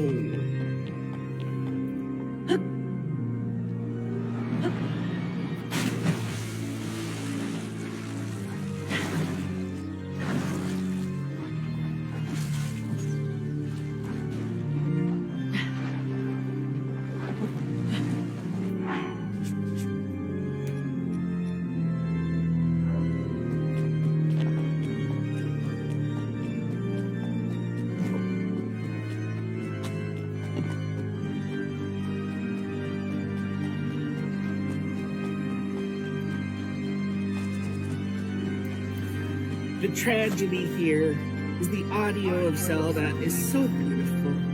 Birds chirping.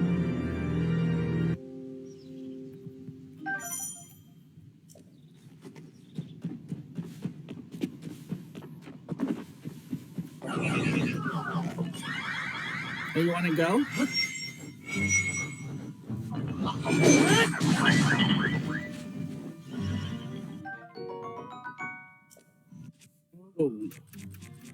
Oh, but the long stick is weak, so this will be fun.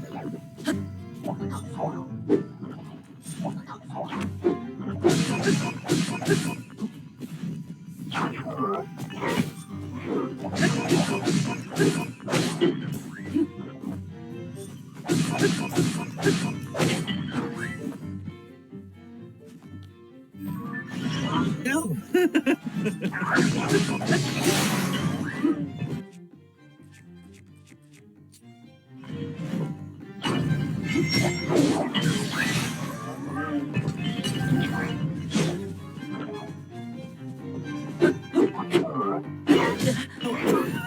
Oh, I'm gonna have to eat an apple.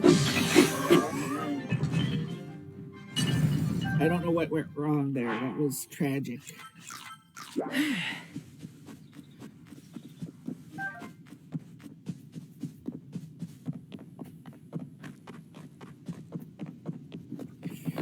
Run! Run, Forrest! Run! It's so sad that people mocked Run, Forrest, Run so much, because that's a good life philosophy, right? Philosophizing. Run! Run! Okay, so why is there this big puddle? And does it want me to go over there?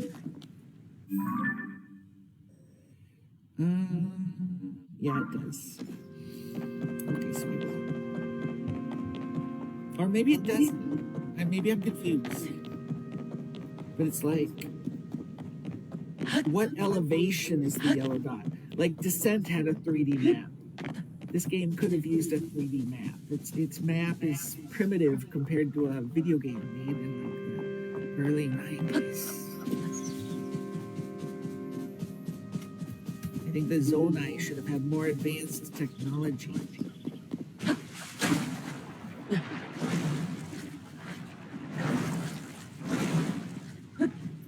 Meow.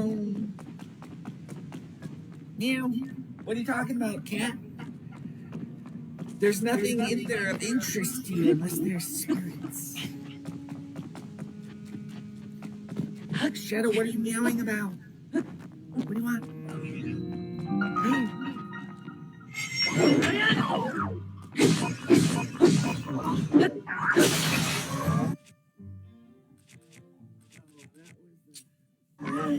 I guess.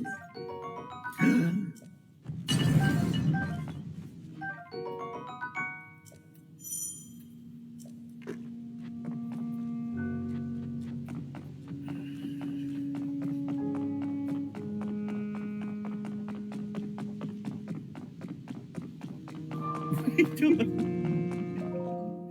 Oh, shoot. Shoot.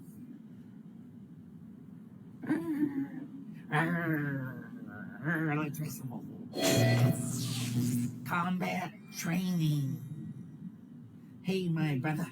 Can I borrow a copy of your Hey Soul Classics? That door No, will my brother. open only You to have to buy those your with sufficient own. power. What do we love?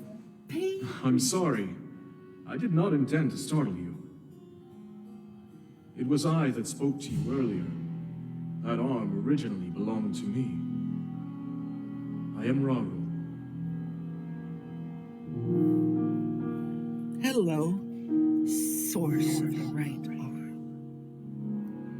I have your Forgive arm, me but I for can't appearing find to your you in temple. this manner. Just tell me where your temple is. Fortunately, I no longer have a physical form.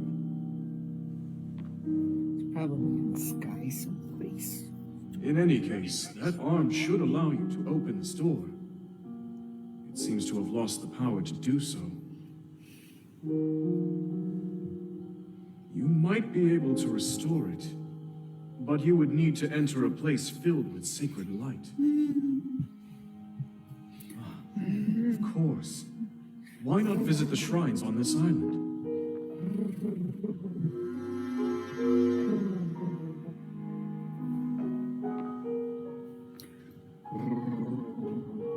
The shrines. Yes, I'm sure they are the key. Hey, do you want a pillow too? It's a pillow. Here, look. It's a shadow pillow. Shadow pillow.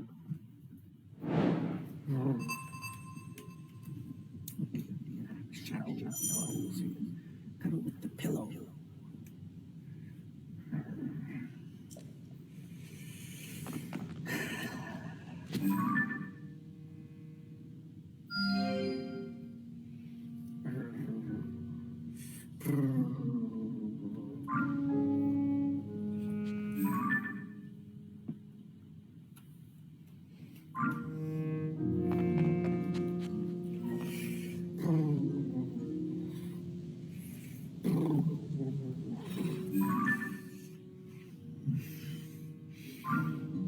Should I turn off motion controls when I'm playing with Shadow?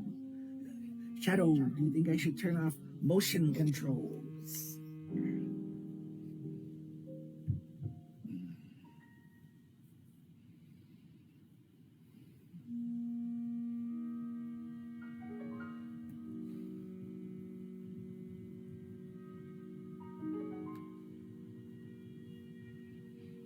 Shadow is your true face. Festus is your mask.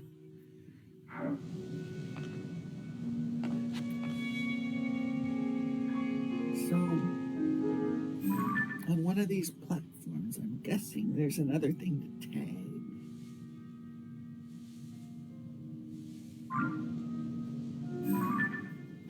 Okay, I'll take that. I'll take it.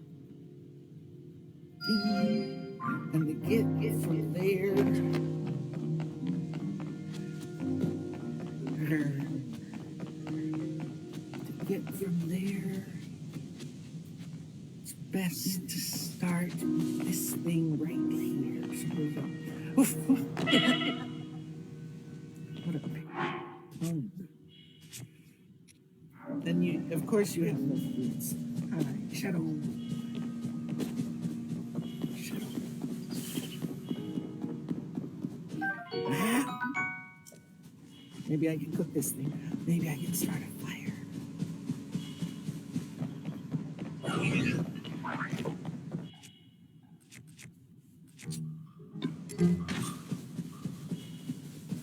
What's going on with my phone?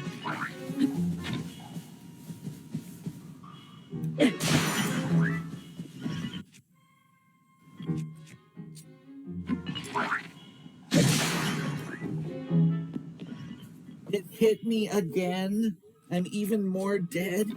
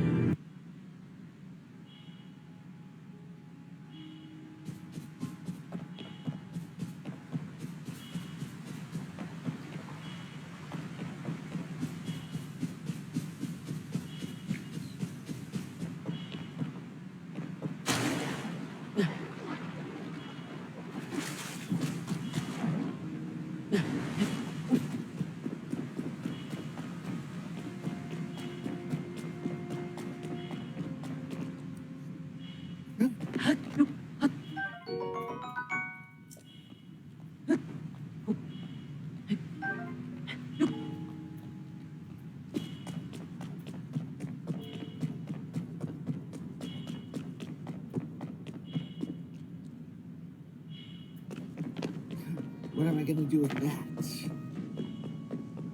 Get over there. Over. Yeah, here, come back.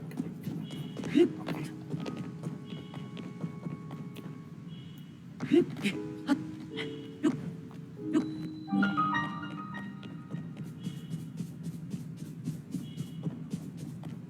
Temple of Time. It has lots of levels to explore. The Temple of Time. It's good to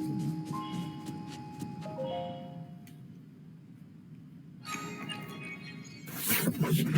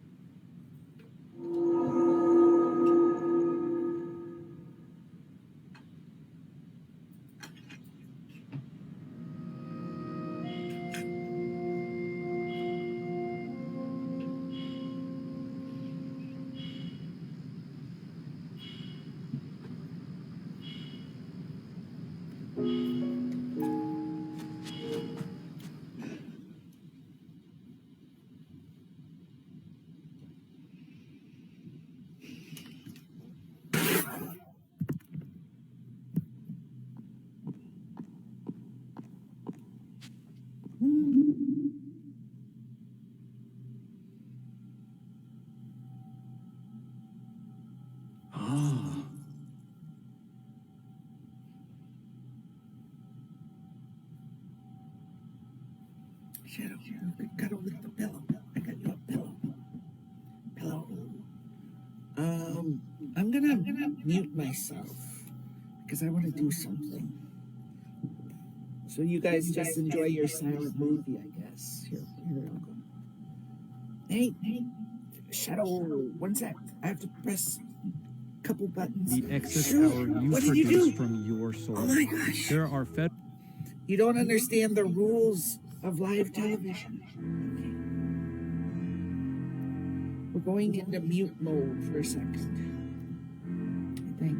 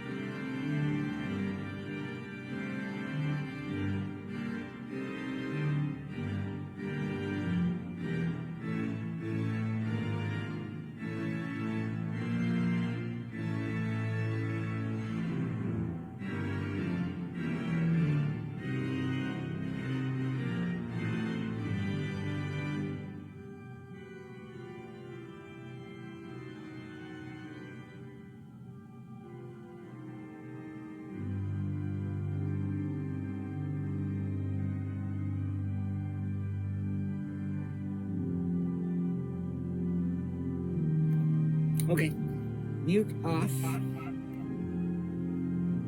I love the organ music. The organ music is beautiful. But Zelda audio, if you can hear it, I hope you can hear it, because it's really 21st century. Duck Dodgers of the 21st and a half century.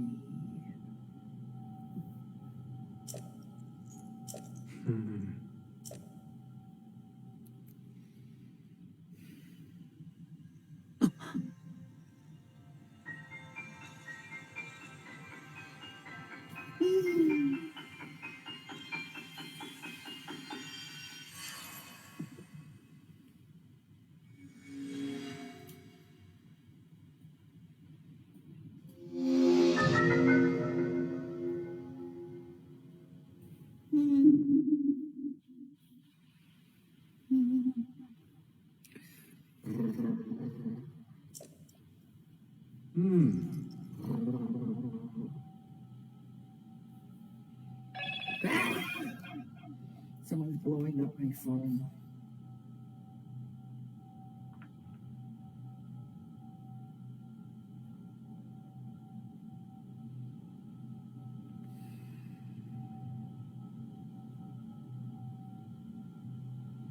Oh, someone said spooky.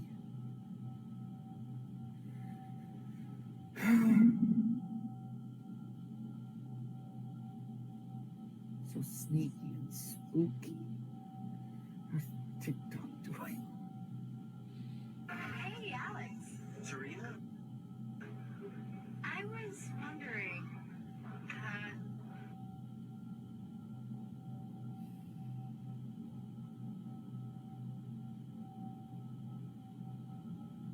will you be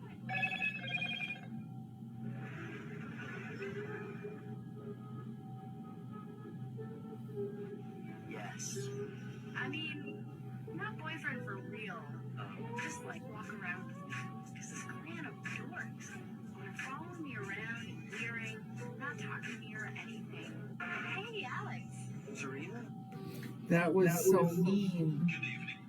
Is it my relationship? I want to talk about the need for community resources for. Hey, okay, I'll do it for you since 16 people are for you, Sassy. I ain't gonna lie. Hold on one second here. And my Camino. Boom. Boom. Mod Squad. New Mod Squad. Put the confettis in the chat and everything in the chat. We got a moderator in the house. Sassy! Welcome to the Mod Squad.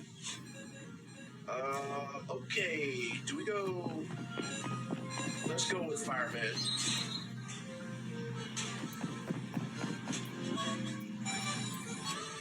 I'll have a soft spot. What do you mean? What do you mean November 20th? Are you getting married?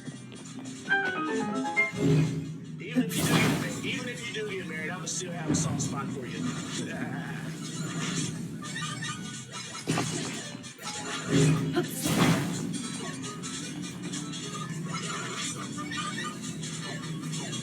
Oh, FSU versus oh no, I'm not a University of Florida fan though. Oh yeah, Boneyard. Yeah, absolutely. Me and Back to the Future. I got you a follow back, Boneyard.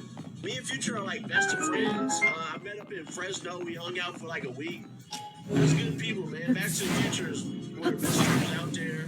Probably like one of my best friends out here on TikTok. Well, you got a boyfriend now, Sassy. I don't know if you knew it, but if you're a moderator on my live, you got to be my girlfriend. You didn't read the fine print?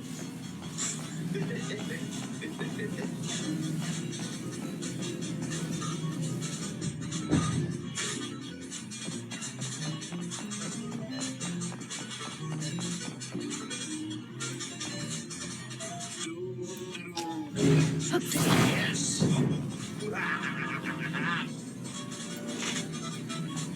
Always got to know the fine print.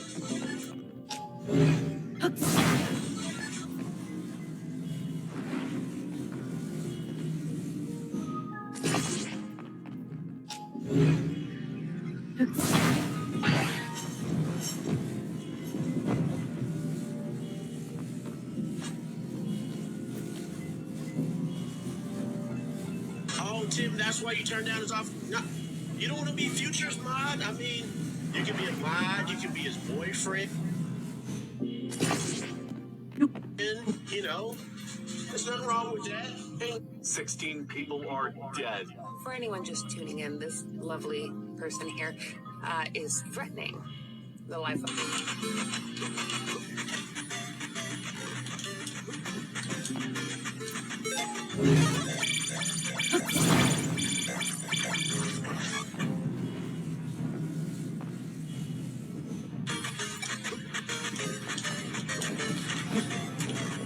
This thing fucking sucks. Go to the park. Traveling salesman special. Rising in puppies.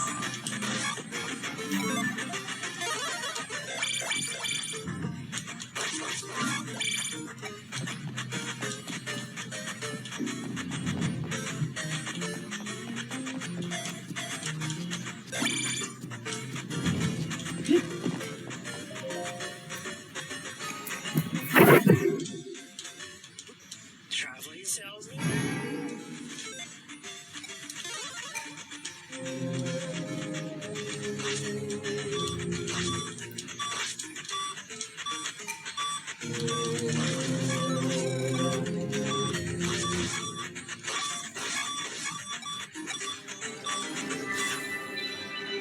Daddy, help me. I'm just...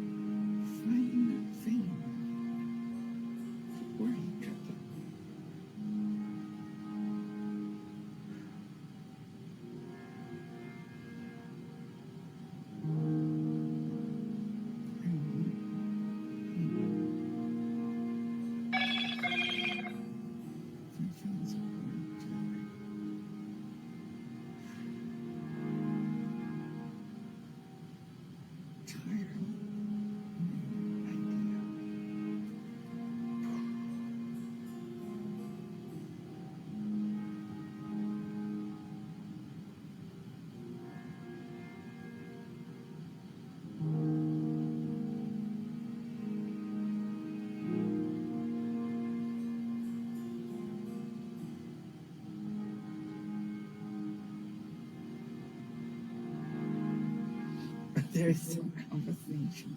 Old soul.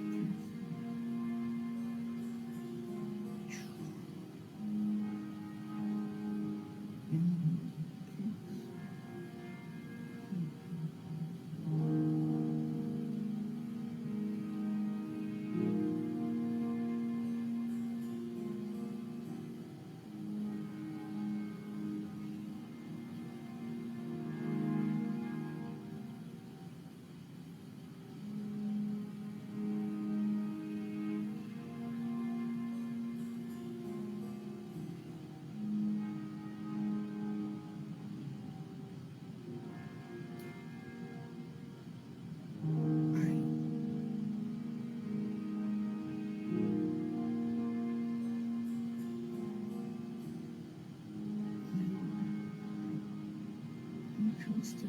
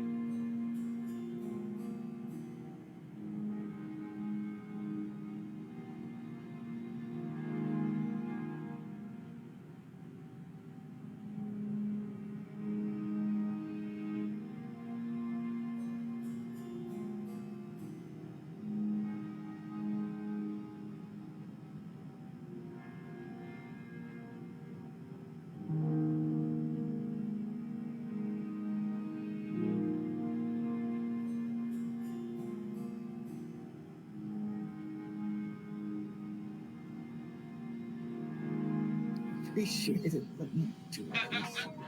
People tried that, and they realized that thin lines have to be finite in length. Like what I can't. I woke up with this one. We need to talk about this new House Speaker that Republicans just elected. Oh, it's bad. He's from Louisiana, and the last representative to go by Louisiana was this man who told everyone to call a crackhead if they don't like cops. So, he has a 92% rating from the American Conservative Union and 90% from the Heritage Action, which is also another conservative group. And that is alone incredibly worrisome to get such a high rating from conservative groups. He's crafted a bunch of theories on why the 2020 election is fraud, but the most notable one is that he says because of COVID-19, states completely changed their laws for people to turn in their ballots, and therefore the whole entire election result was fraud. Voted against establishing the January 6th committee, the infrastructure bill, reauthorization of Violence Against Women Act, the new gun law, and also Chips and Science Act. And of course, we have to add a little sprinkle of anti-LGBTQ plus rights and pro-life. This man got an A+ rating from a pro-life group, which is scary. He also voted against codifying same-sex marriage. And overall, he has less than 7 years of experience in his spot, making him one of the most unexperienced House speakers.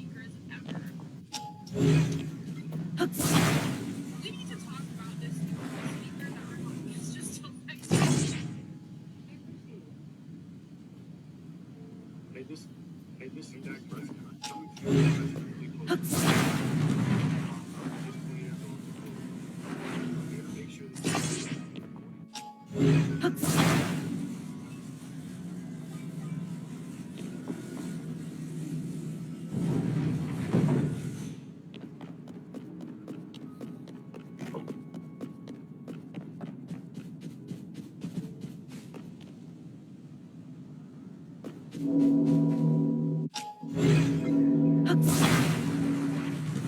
What is that noise?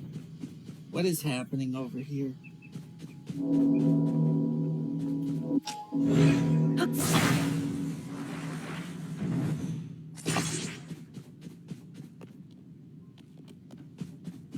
That noise? What was that noise? Shoot.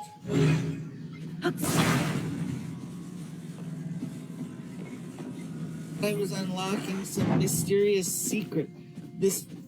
What's the point in being on this little sky island? What helps you get over here, maybe? I don't know. Oh my gosh, the Master Sword takes a long time to recharge. And it's kind of broken and it sucks.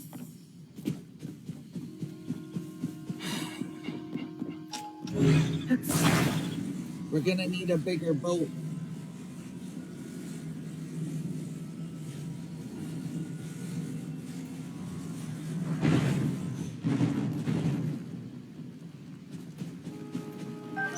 Aha!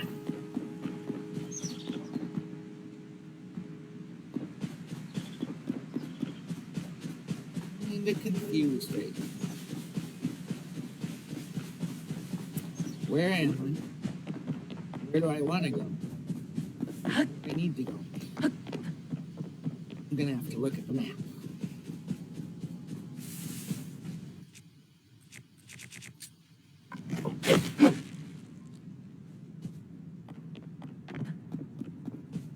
Okay, so I could cut down a tree. Why would I cut down a tree if I already have a boat?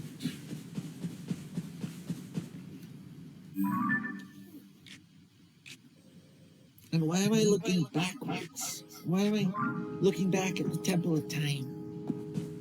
I'm gonna look forwards to... Maybe I'm going the wrong way. So I get this temple. Does this mean I need to go this way? Somehow? I don't know. Where can I go?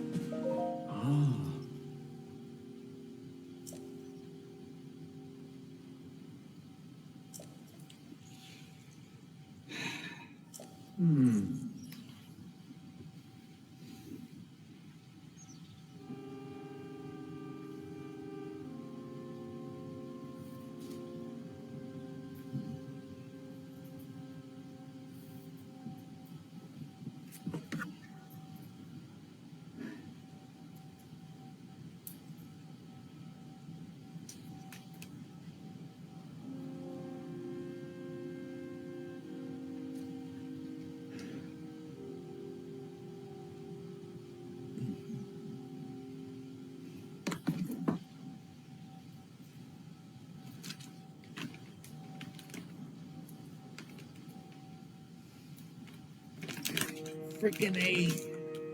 It's Nosferatu on a boat. I am self in the wheel. But Nosferatu is coming.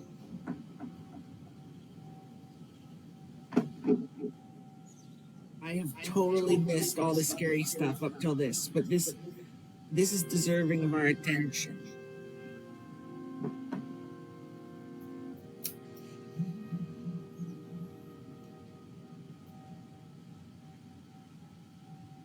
The Death Ship has a new captain.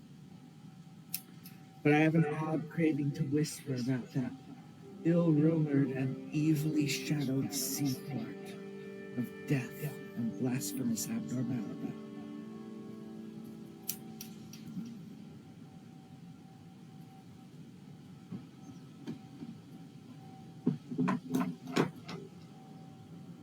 Okay. So I want to find the basement of the floaty castle, and I want to do it freaking now. So tell me which way to go.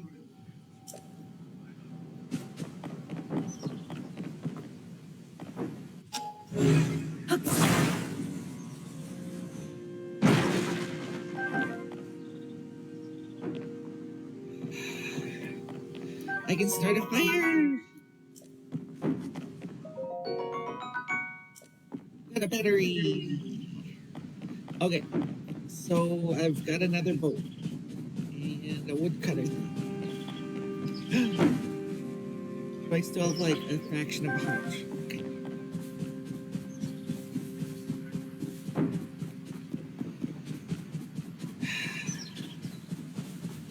I don't feel like they want me to buzz up that pole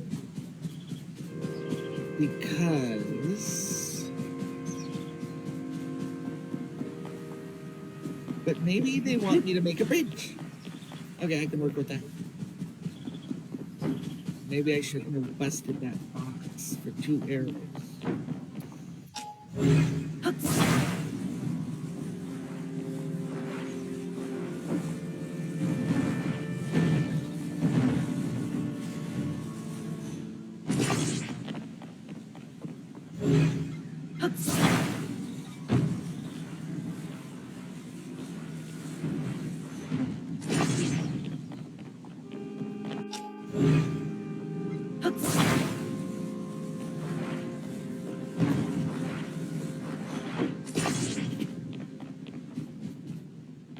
Let's see what I can do with this bad boy. Call it the Dominator.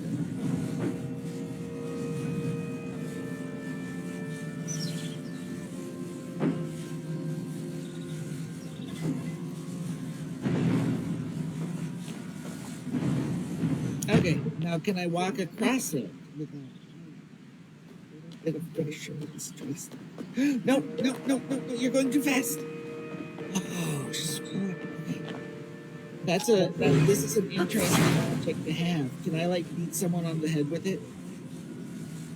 Just be like, boom. That hurt someone if that part of it came down on him like. And also, I have an idea. I want this big box at the end of it. So it's like Thor's hammer. I'm gonna make Thor's hammer. No, come back.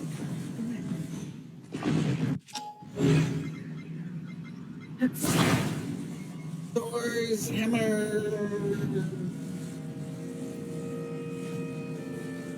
Oh my gosh, if you make something this ginormous, you can kind of hack the game probably. Is there anything I can't just ladder to?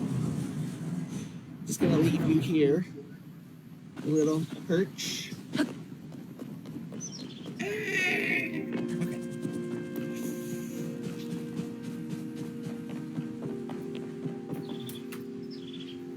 Dude, you're just gonna say that on an infinite loop? On the problem in Palestine right now. So I'm gonna share some films and documentaries that you guys can watch.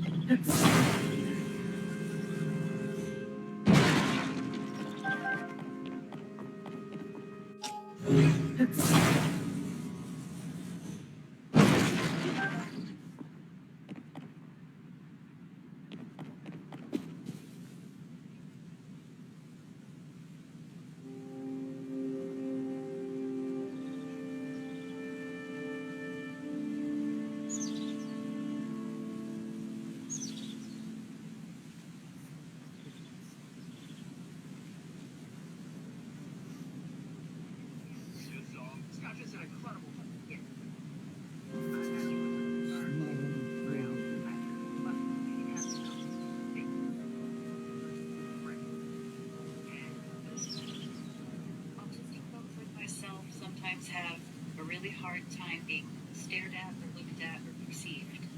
They call it scopophobia. Connection between what somebody is saying and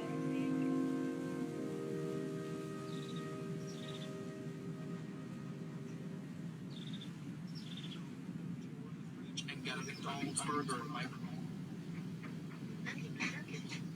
you look it. I mean, what my money eBay engine too.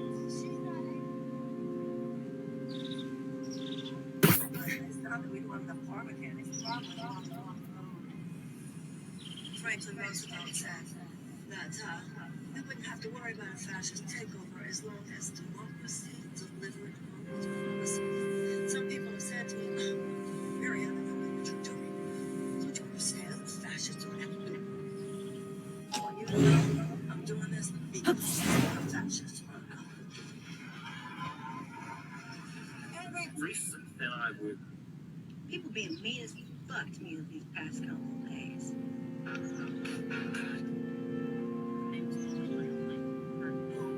If you want to have your mind blown, and if you're an adult under the age of, say, 35, go back and watch some movies from the 80s. But Where's my stick? instead, go back and watch the lighthearted Oh no.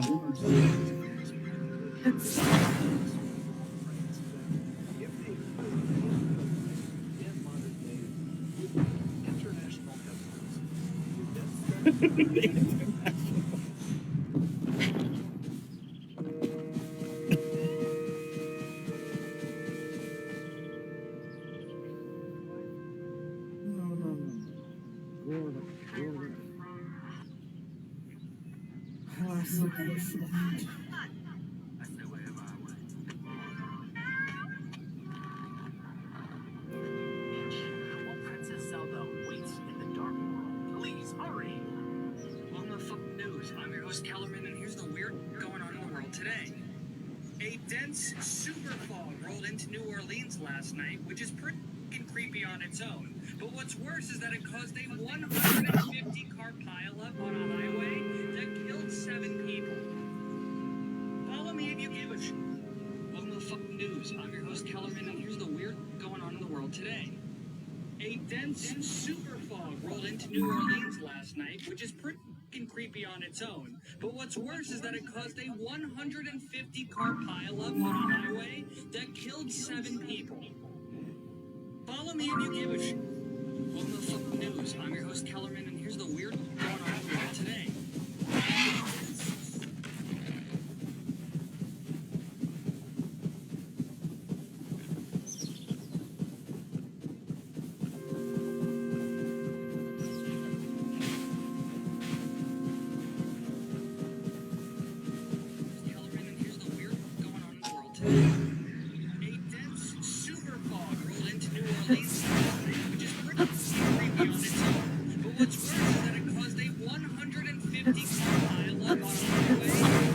Why can't you grab? And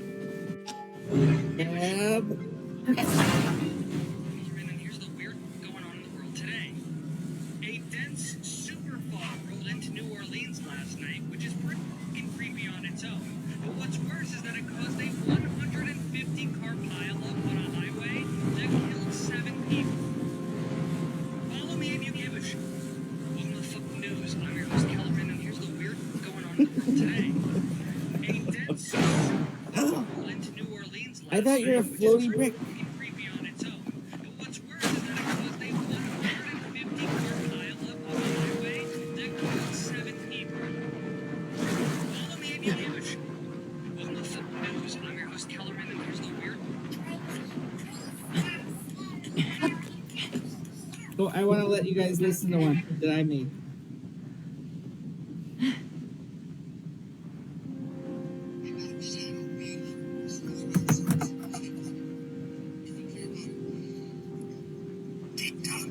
From the digital abyss, I received a message.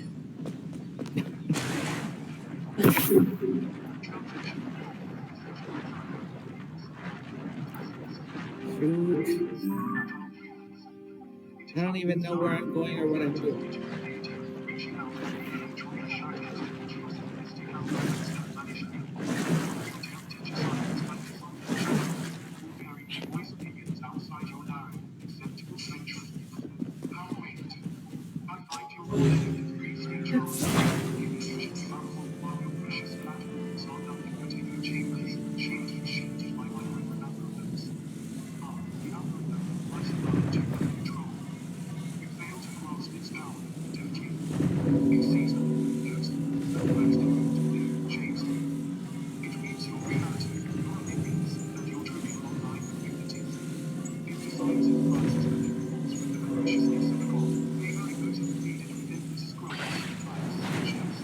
Oh my gosh, I broke it.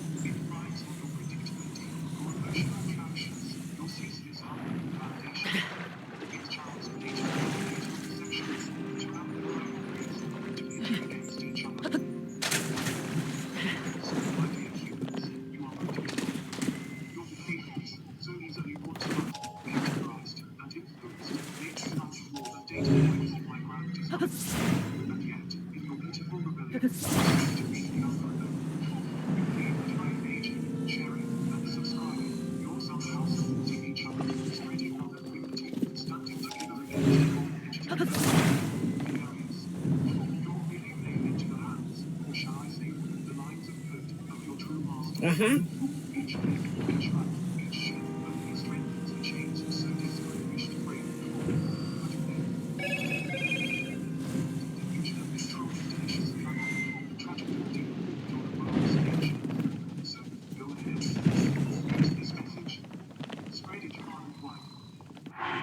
It's what I want you to do. You're not circumventing the system, you're playing right into it. Because, in the end, you humans love to feel like souls fighting back, making a change.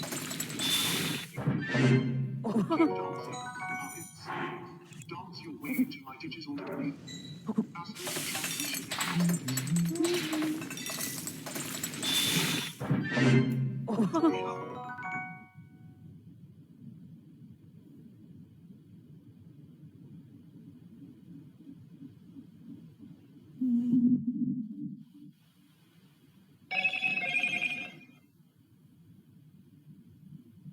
I'm tired. I'm gonna die.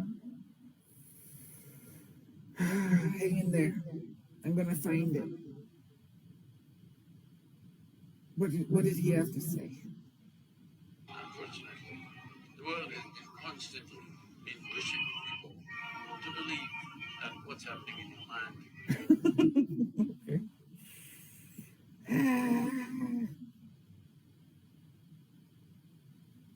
Peace. Listen. Okay. Probably safe until it's Got that soon. one.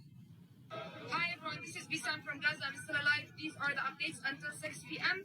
at 24th of October. So yesterday I posted a video and it was without voice. The sound was deleted, and I was talking about at the beginning of this escalation, about 100 people, 100 Palestinians were murdered. Okay, then after 2 weeks, about 440 people were killed a day. Then today, we are talking about more than 700 people to be killed just in the previous 24 hours. Just in the 24 hours, more than 700 people are killed. The number of people killed a day is increasing a day after day. And by the way, most of them are children and women. Now we're talking about 5,700 people were killed during 18 days. 2,500 are children. More than 1,300 are women. The hospitals today, the Ministry of Health was talking about that the hospitals are in areas of Gaza Strip without fuel and without other supplies. Hi everyone, this is Bisan from Gaza.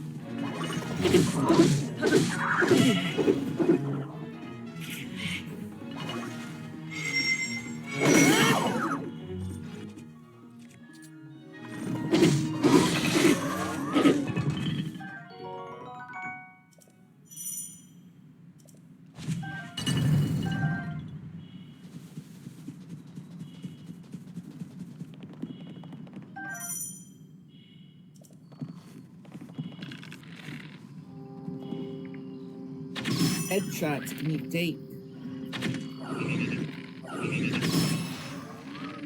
Oh, only 2?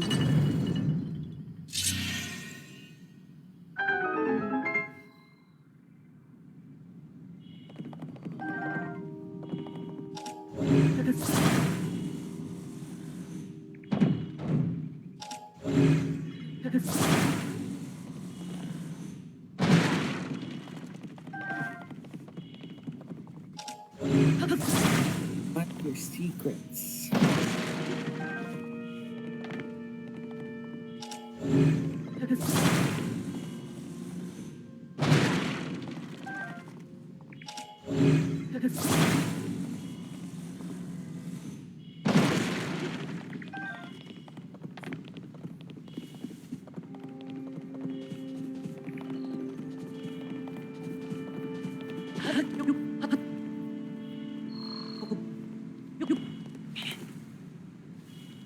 There's no reason to cling. Ugh. So what is my end game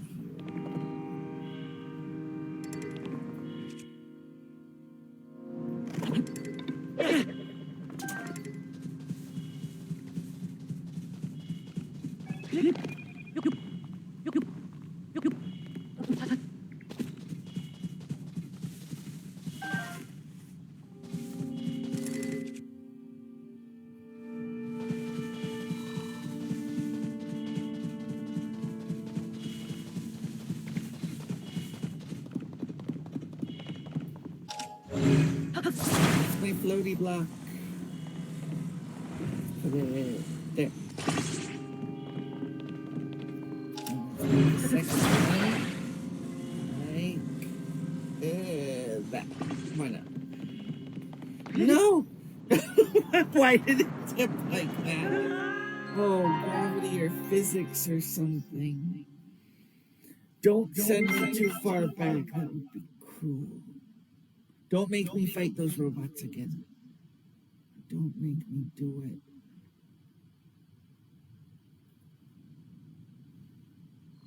It's gonna make me do it, isn't it?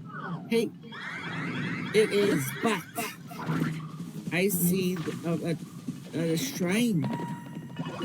Maybe I should just make a dash for the shrine. Who's gonna stop me?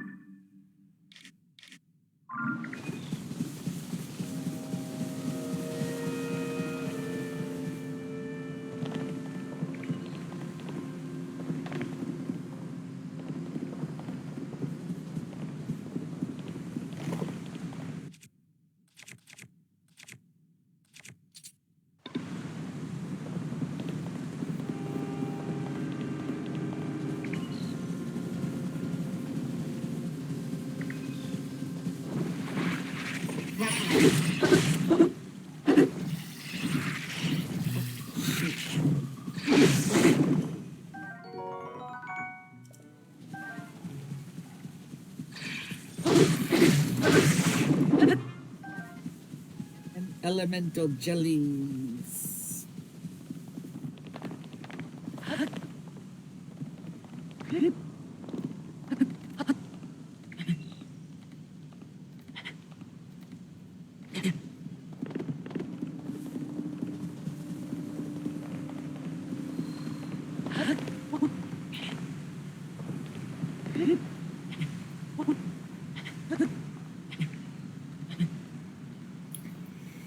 Shoot, am I not gonna make it?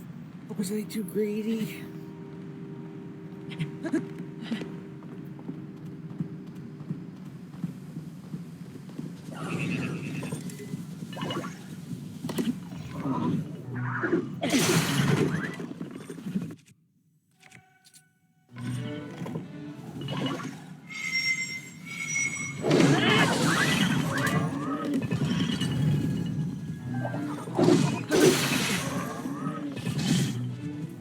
Shoot! Who's the archer?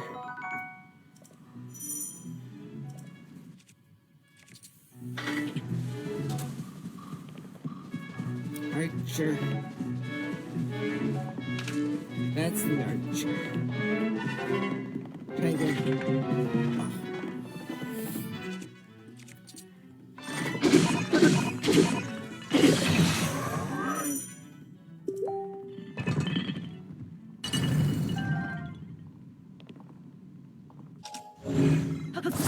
Leave my phone.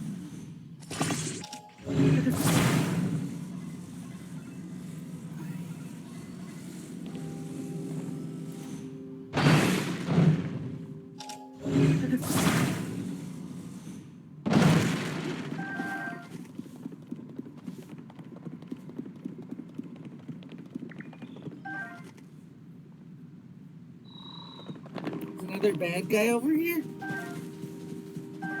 Bad guy, what's up? Where's the other bad guy? Why does the box not open? Open!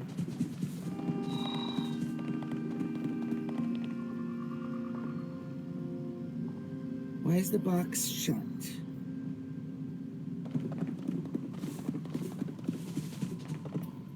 I don't understand. I hear robot sound effects.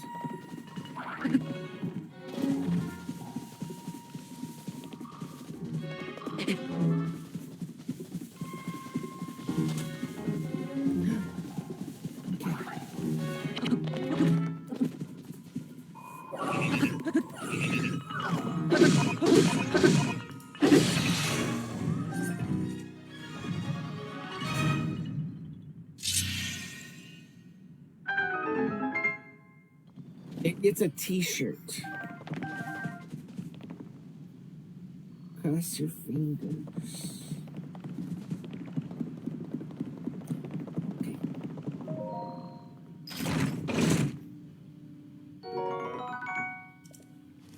Great.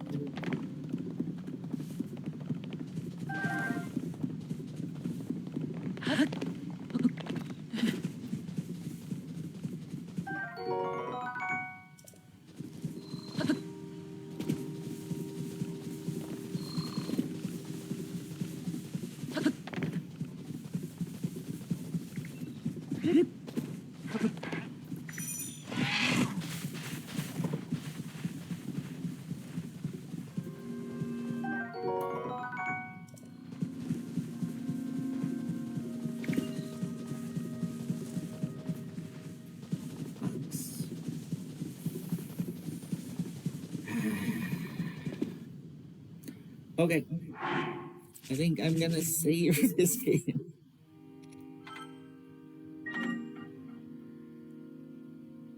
Hit home. And go to Genesis. Just relax. Oh gosh.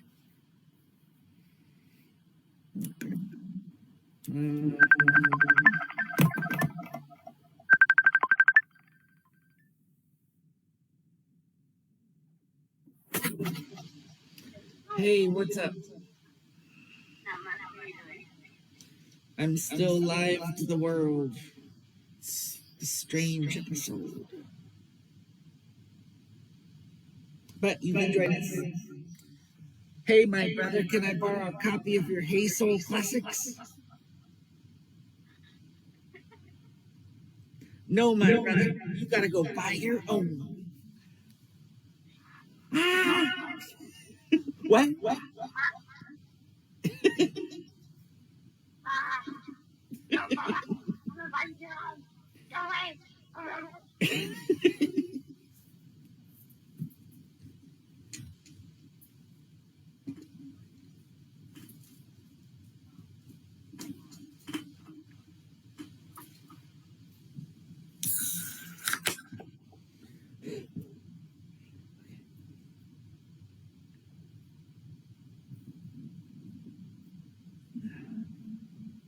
So happy that so happy it makes it work. You put it make it work. Yes, everything is functioning as fully intended. Gratefully.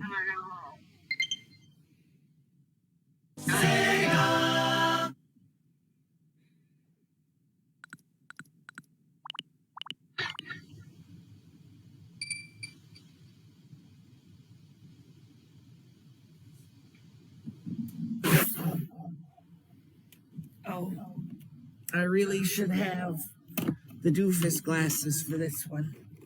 If I can find where I put them. Did they fall to the floor?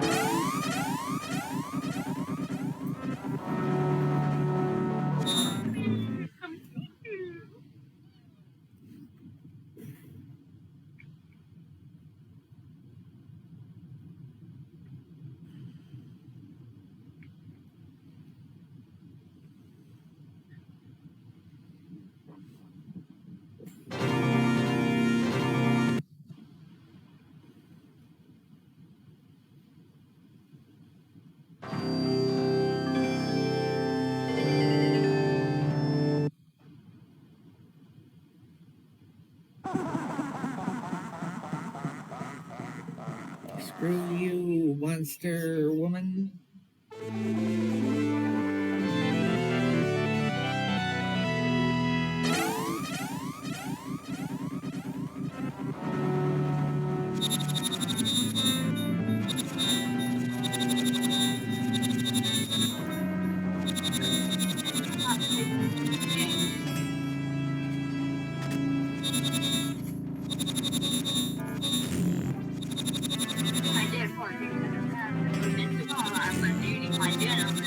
Shoot!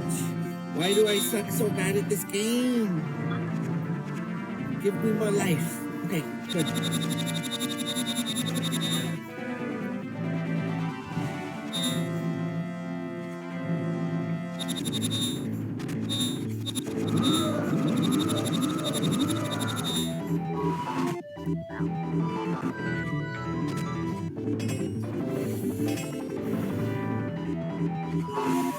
No!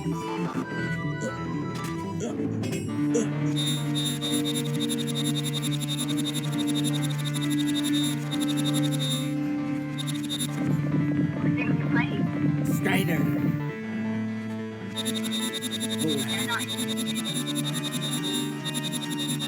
Not easy.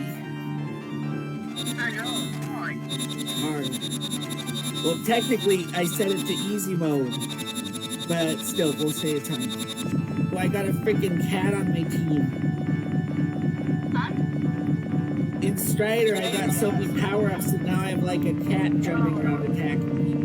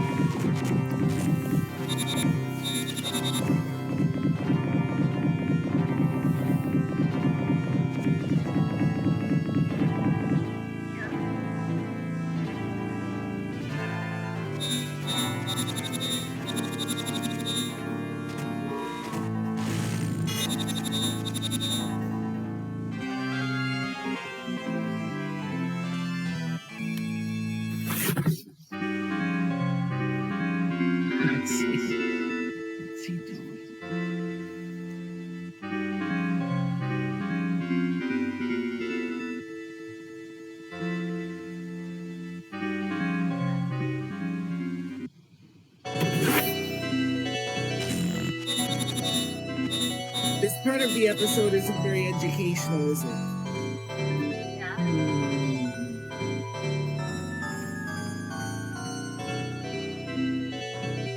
Oh, I'm glad YouTube is censoring itself. It's doing Donnie Darko director's cut. How about...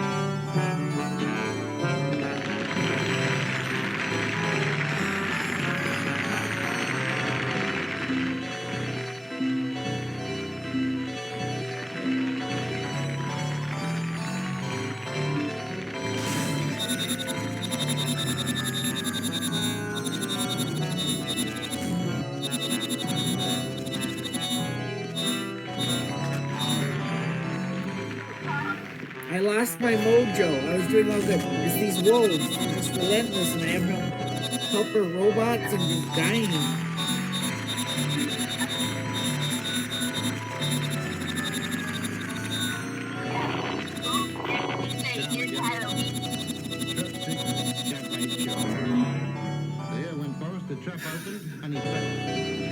No, not the wolves.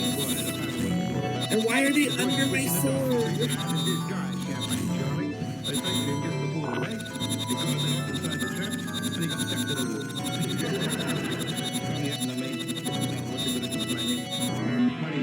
No, it's too.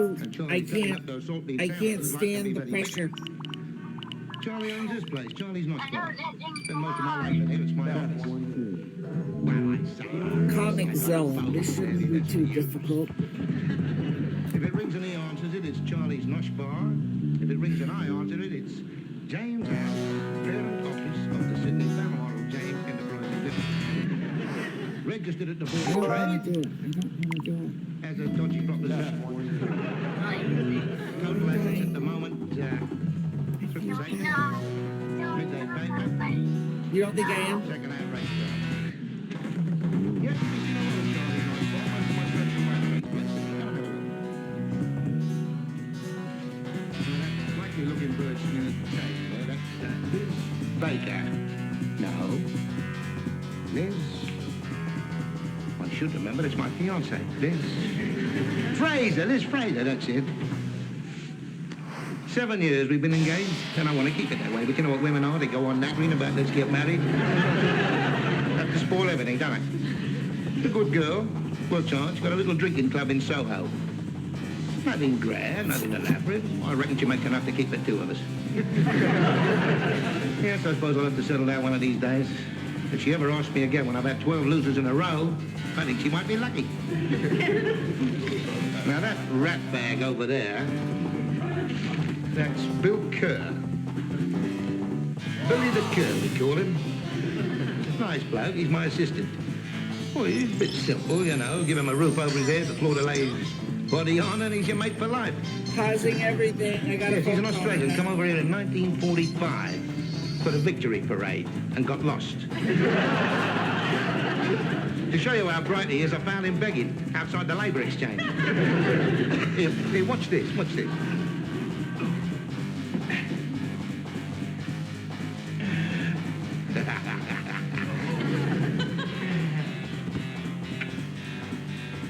He's trying to hit the blue. He hasn't put it to brown yet. He's colourblind, but they don't tell him. They make a fortune out of him. I think I better get inside. I'm buying her lunch today. I'm in dead trouble as it is. She doesn't like to be kept waiting. See ya.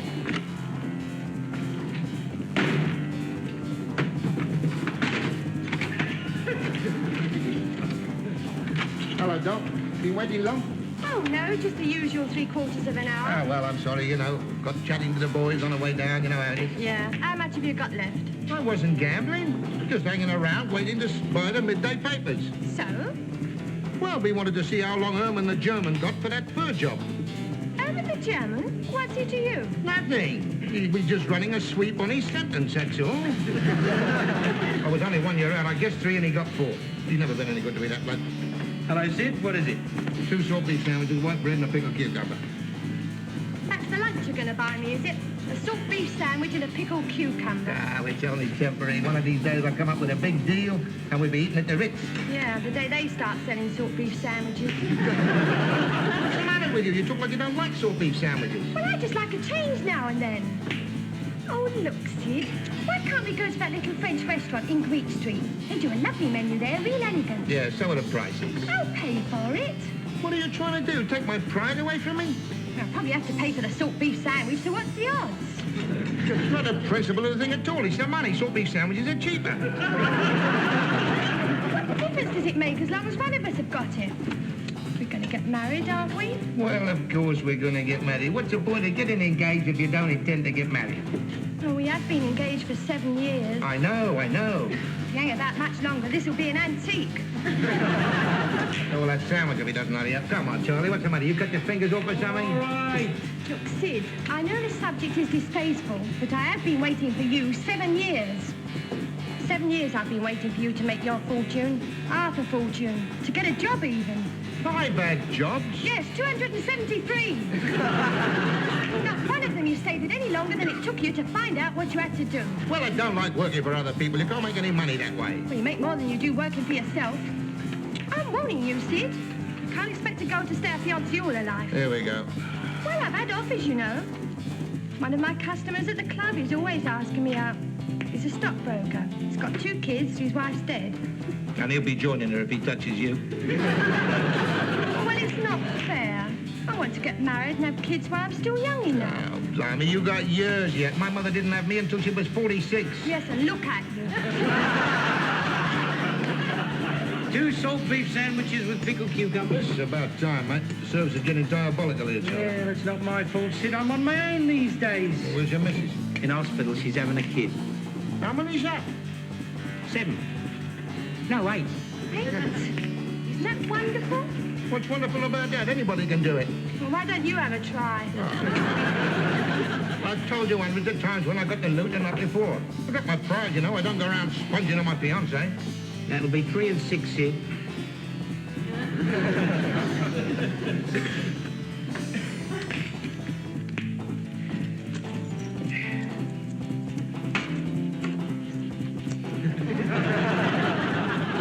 Make a note of it, Doc. Here, look.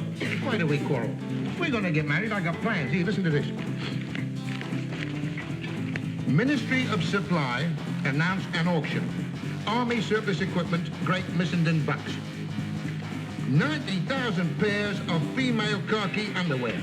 Now, that's all obsolete these days, the stuff. I'd get it for practically nothing. They don't wear that gear anymore. Well? Now, listen to this bit. Anglo-Russian Trade Pact. More English clothes for Russia.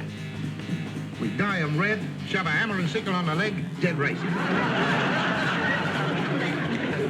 The Rage of Moscow. How many rubles to the pound? I reckon we get 16 bob a pair. Oh, really, Sid? Well, blimey, what's the matter with you? They're not bothered about fashion out there. It's cold, mate. Yeah, if you want to start another war...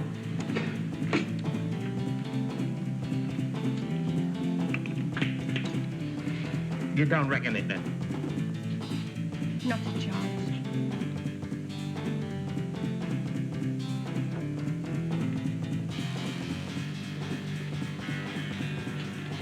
How about Gorma? Too hot. Yeah, well, I'll think of some other place. Sid, I lost again. Can I have 10 bob out of my wages? No, you had 10 bob out of your wages yesterday. Well, that's it, mate. You owe me the rest. What for? That little snooker game we had yesterday. Half a quid for every wrong colour you hit. Sid, how can you play snooker with a bloke who's colourblind? Well, if I don't take it off him, they will. I need it more than they do. Besides, this way we're keeping the money in the business. Yeah, but Sid, you don't understand. I owe them 10 bob, and they don't like to be kept waiting, those gentlemen, you know. Yeah, well, it'll teach you not to gamble. All right, I'm taught, but where's the money you won off me yesterday? I lost it at the docks. Now, shut up. Oh, here you are. Don't play with them anymore. Or him, or anyone. Thanks, Liz. I'll give it you back out of my next week's wages. Oh, well, I better be getting back to the club. Time to be closing. there be a rush on. Bye-bye, Sydney. See you later. And don't gamble. Oh, me? What do you think I am, a mug?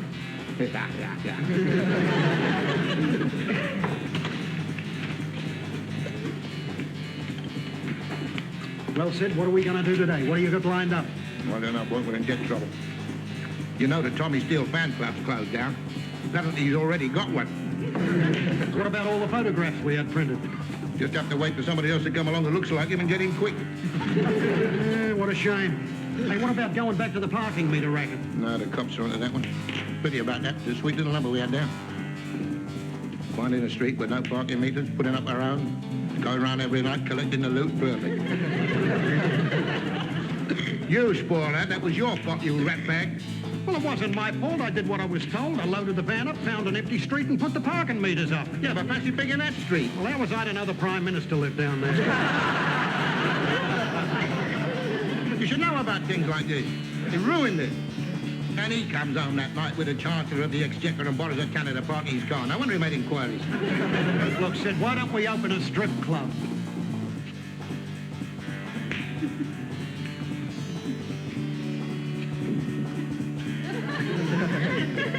Every day you ask me that.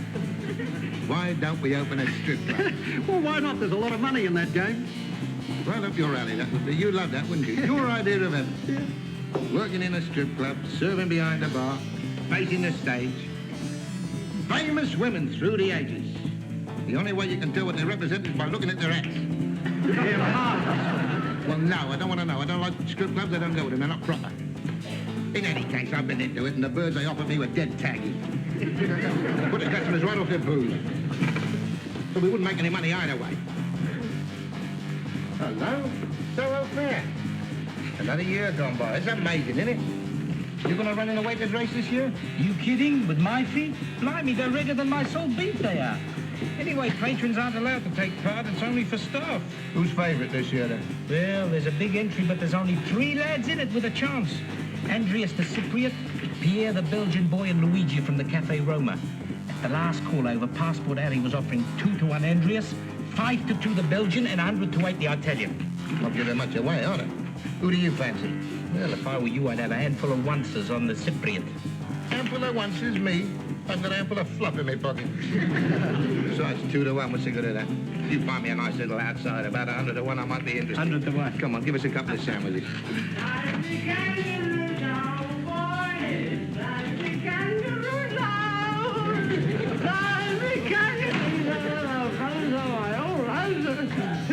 How nice to see you. Here, how about buying a cup of coffee for a fellow human being who's done his life? No, Julian. Not, but go get yourself a job. There's a boom. Don't be like Go, buy me a cup of coffee. I've only got 7 pence to me name. Well done. That's twice as much as I got. Buy me a cup of coffee. Come on, no drugs in here. I'll tell you something. Look, son, I don't want any trouble now. You go home and sleep it off, all right? Come on. I'll go. But it's a fine thing when a man is forgotten so easily. Once I was the idol of crowds up and down the country. Seen by thousands. Now...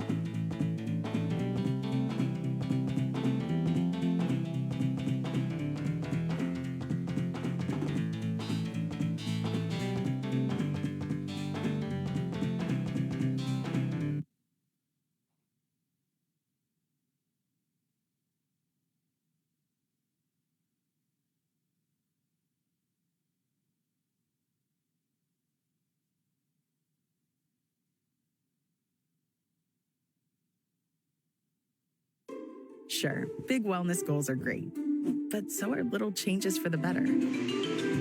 Like getting better sleep, finding a better mood, getting in the mood. And tomorrow, that's looking better too. Ollie makes wellness doable. Supplements for your wellness evolution. Ollie!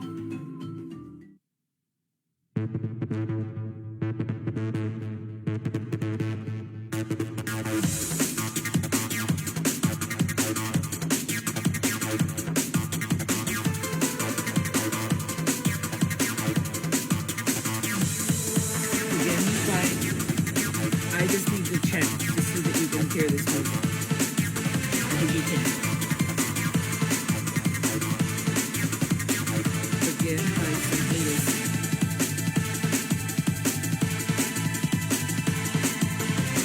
Slow down. Just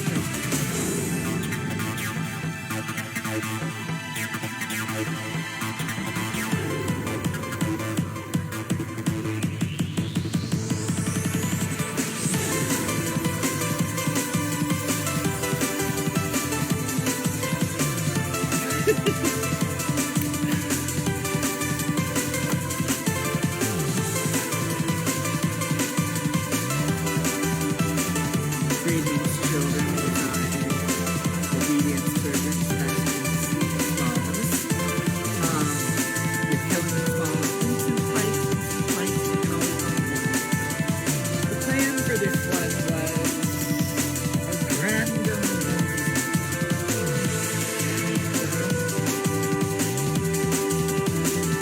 Is there room for improvement? Well, that depends on your point of view. Quality is subjective. If I change what I did today, some people might say it's better, some people might say it's worse.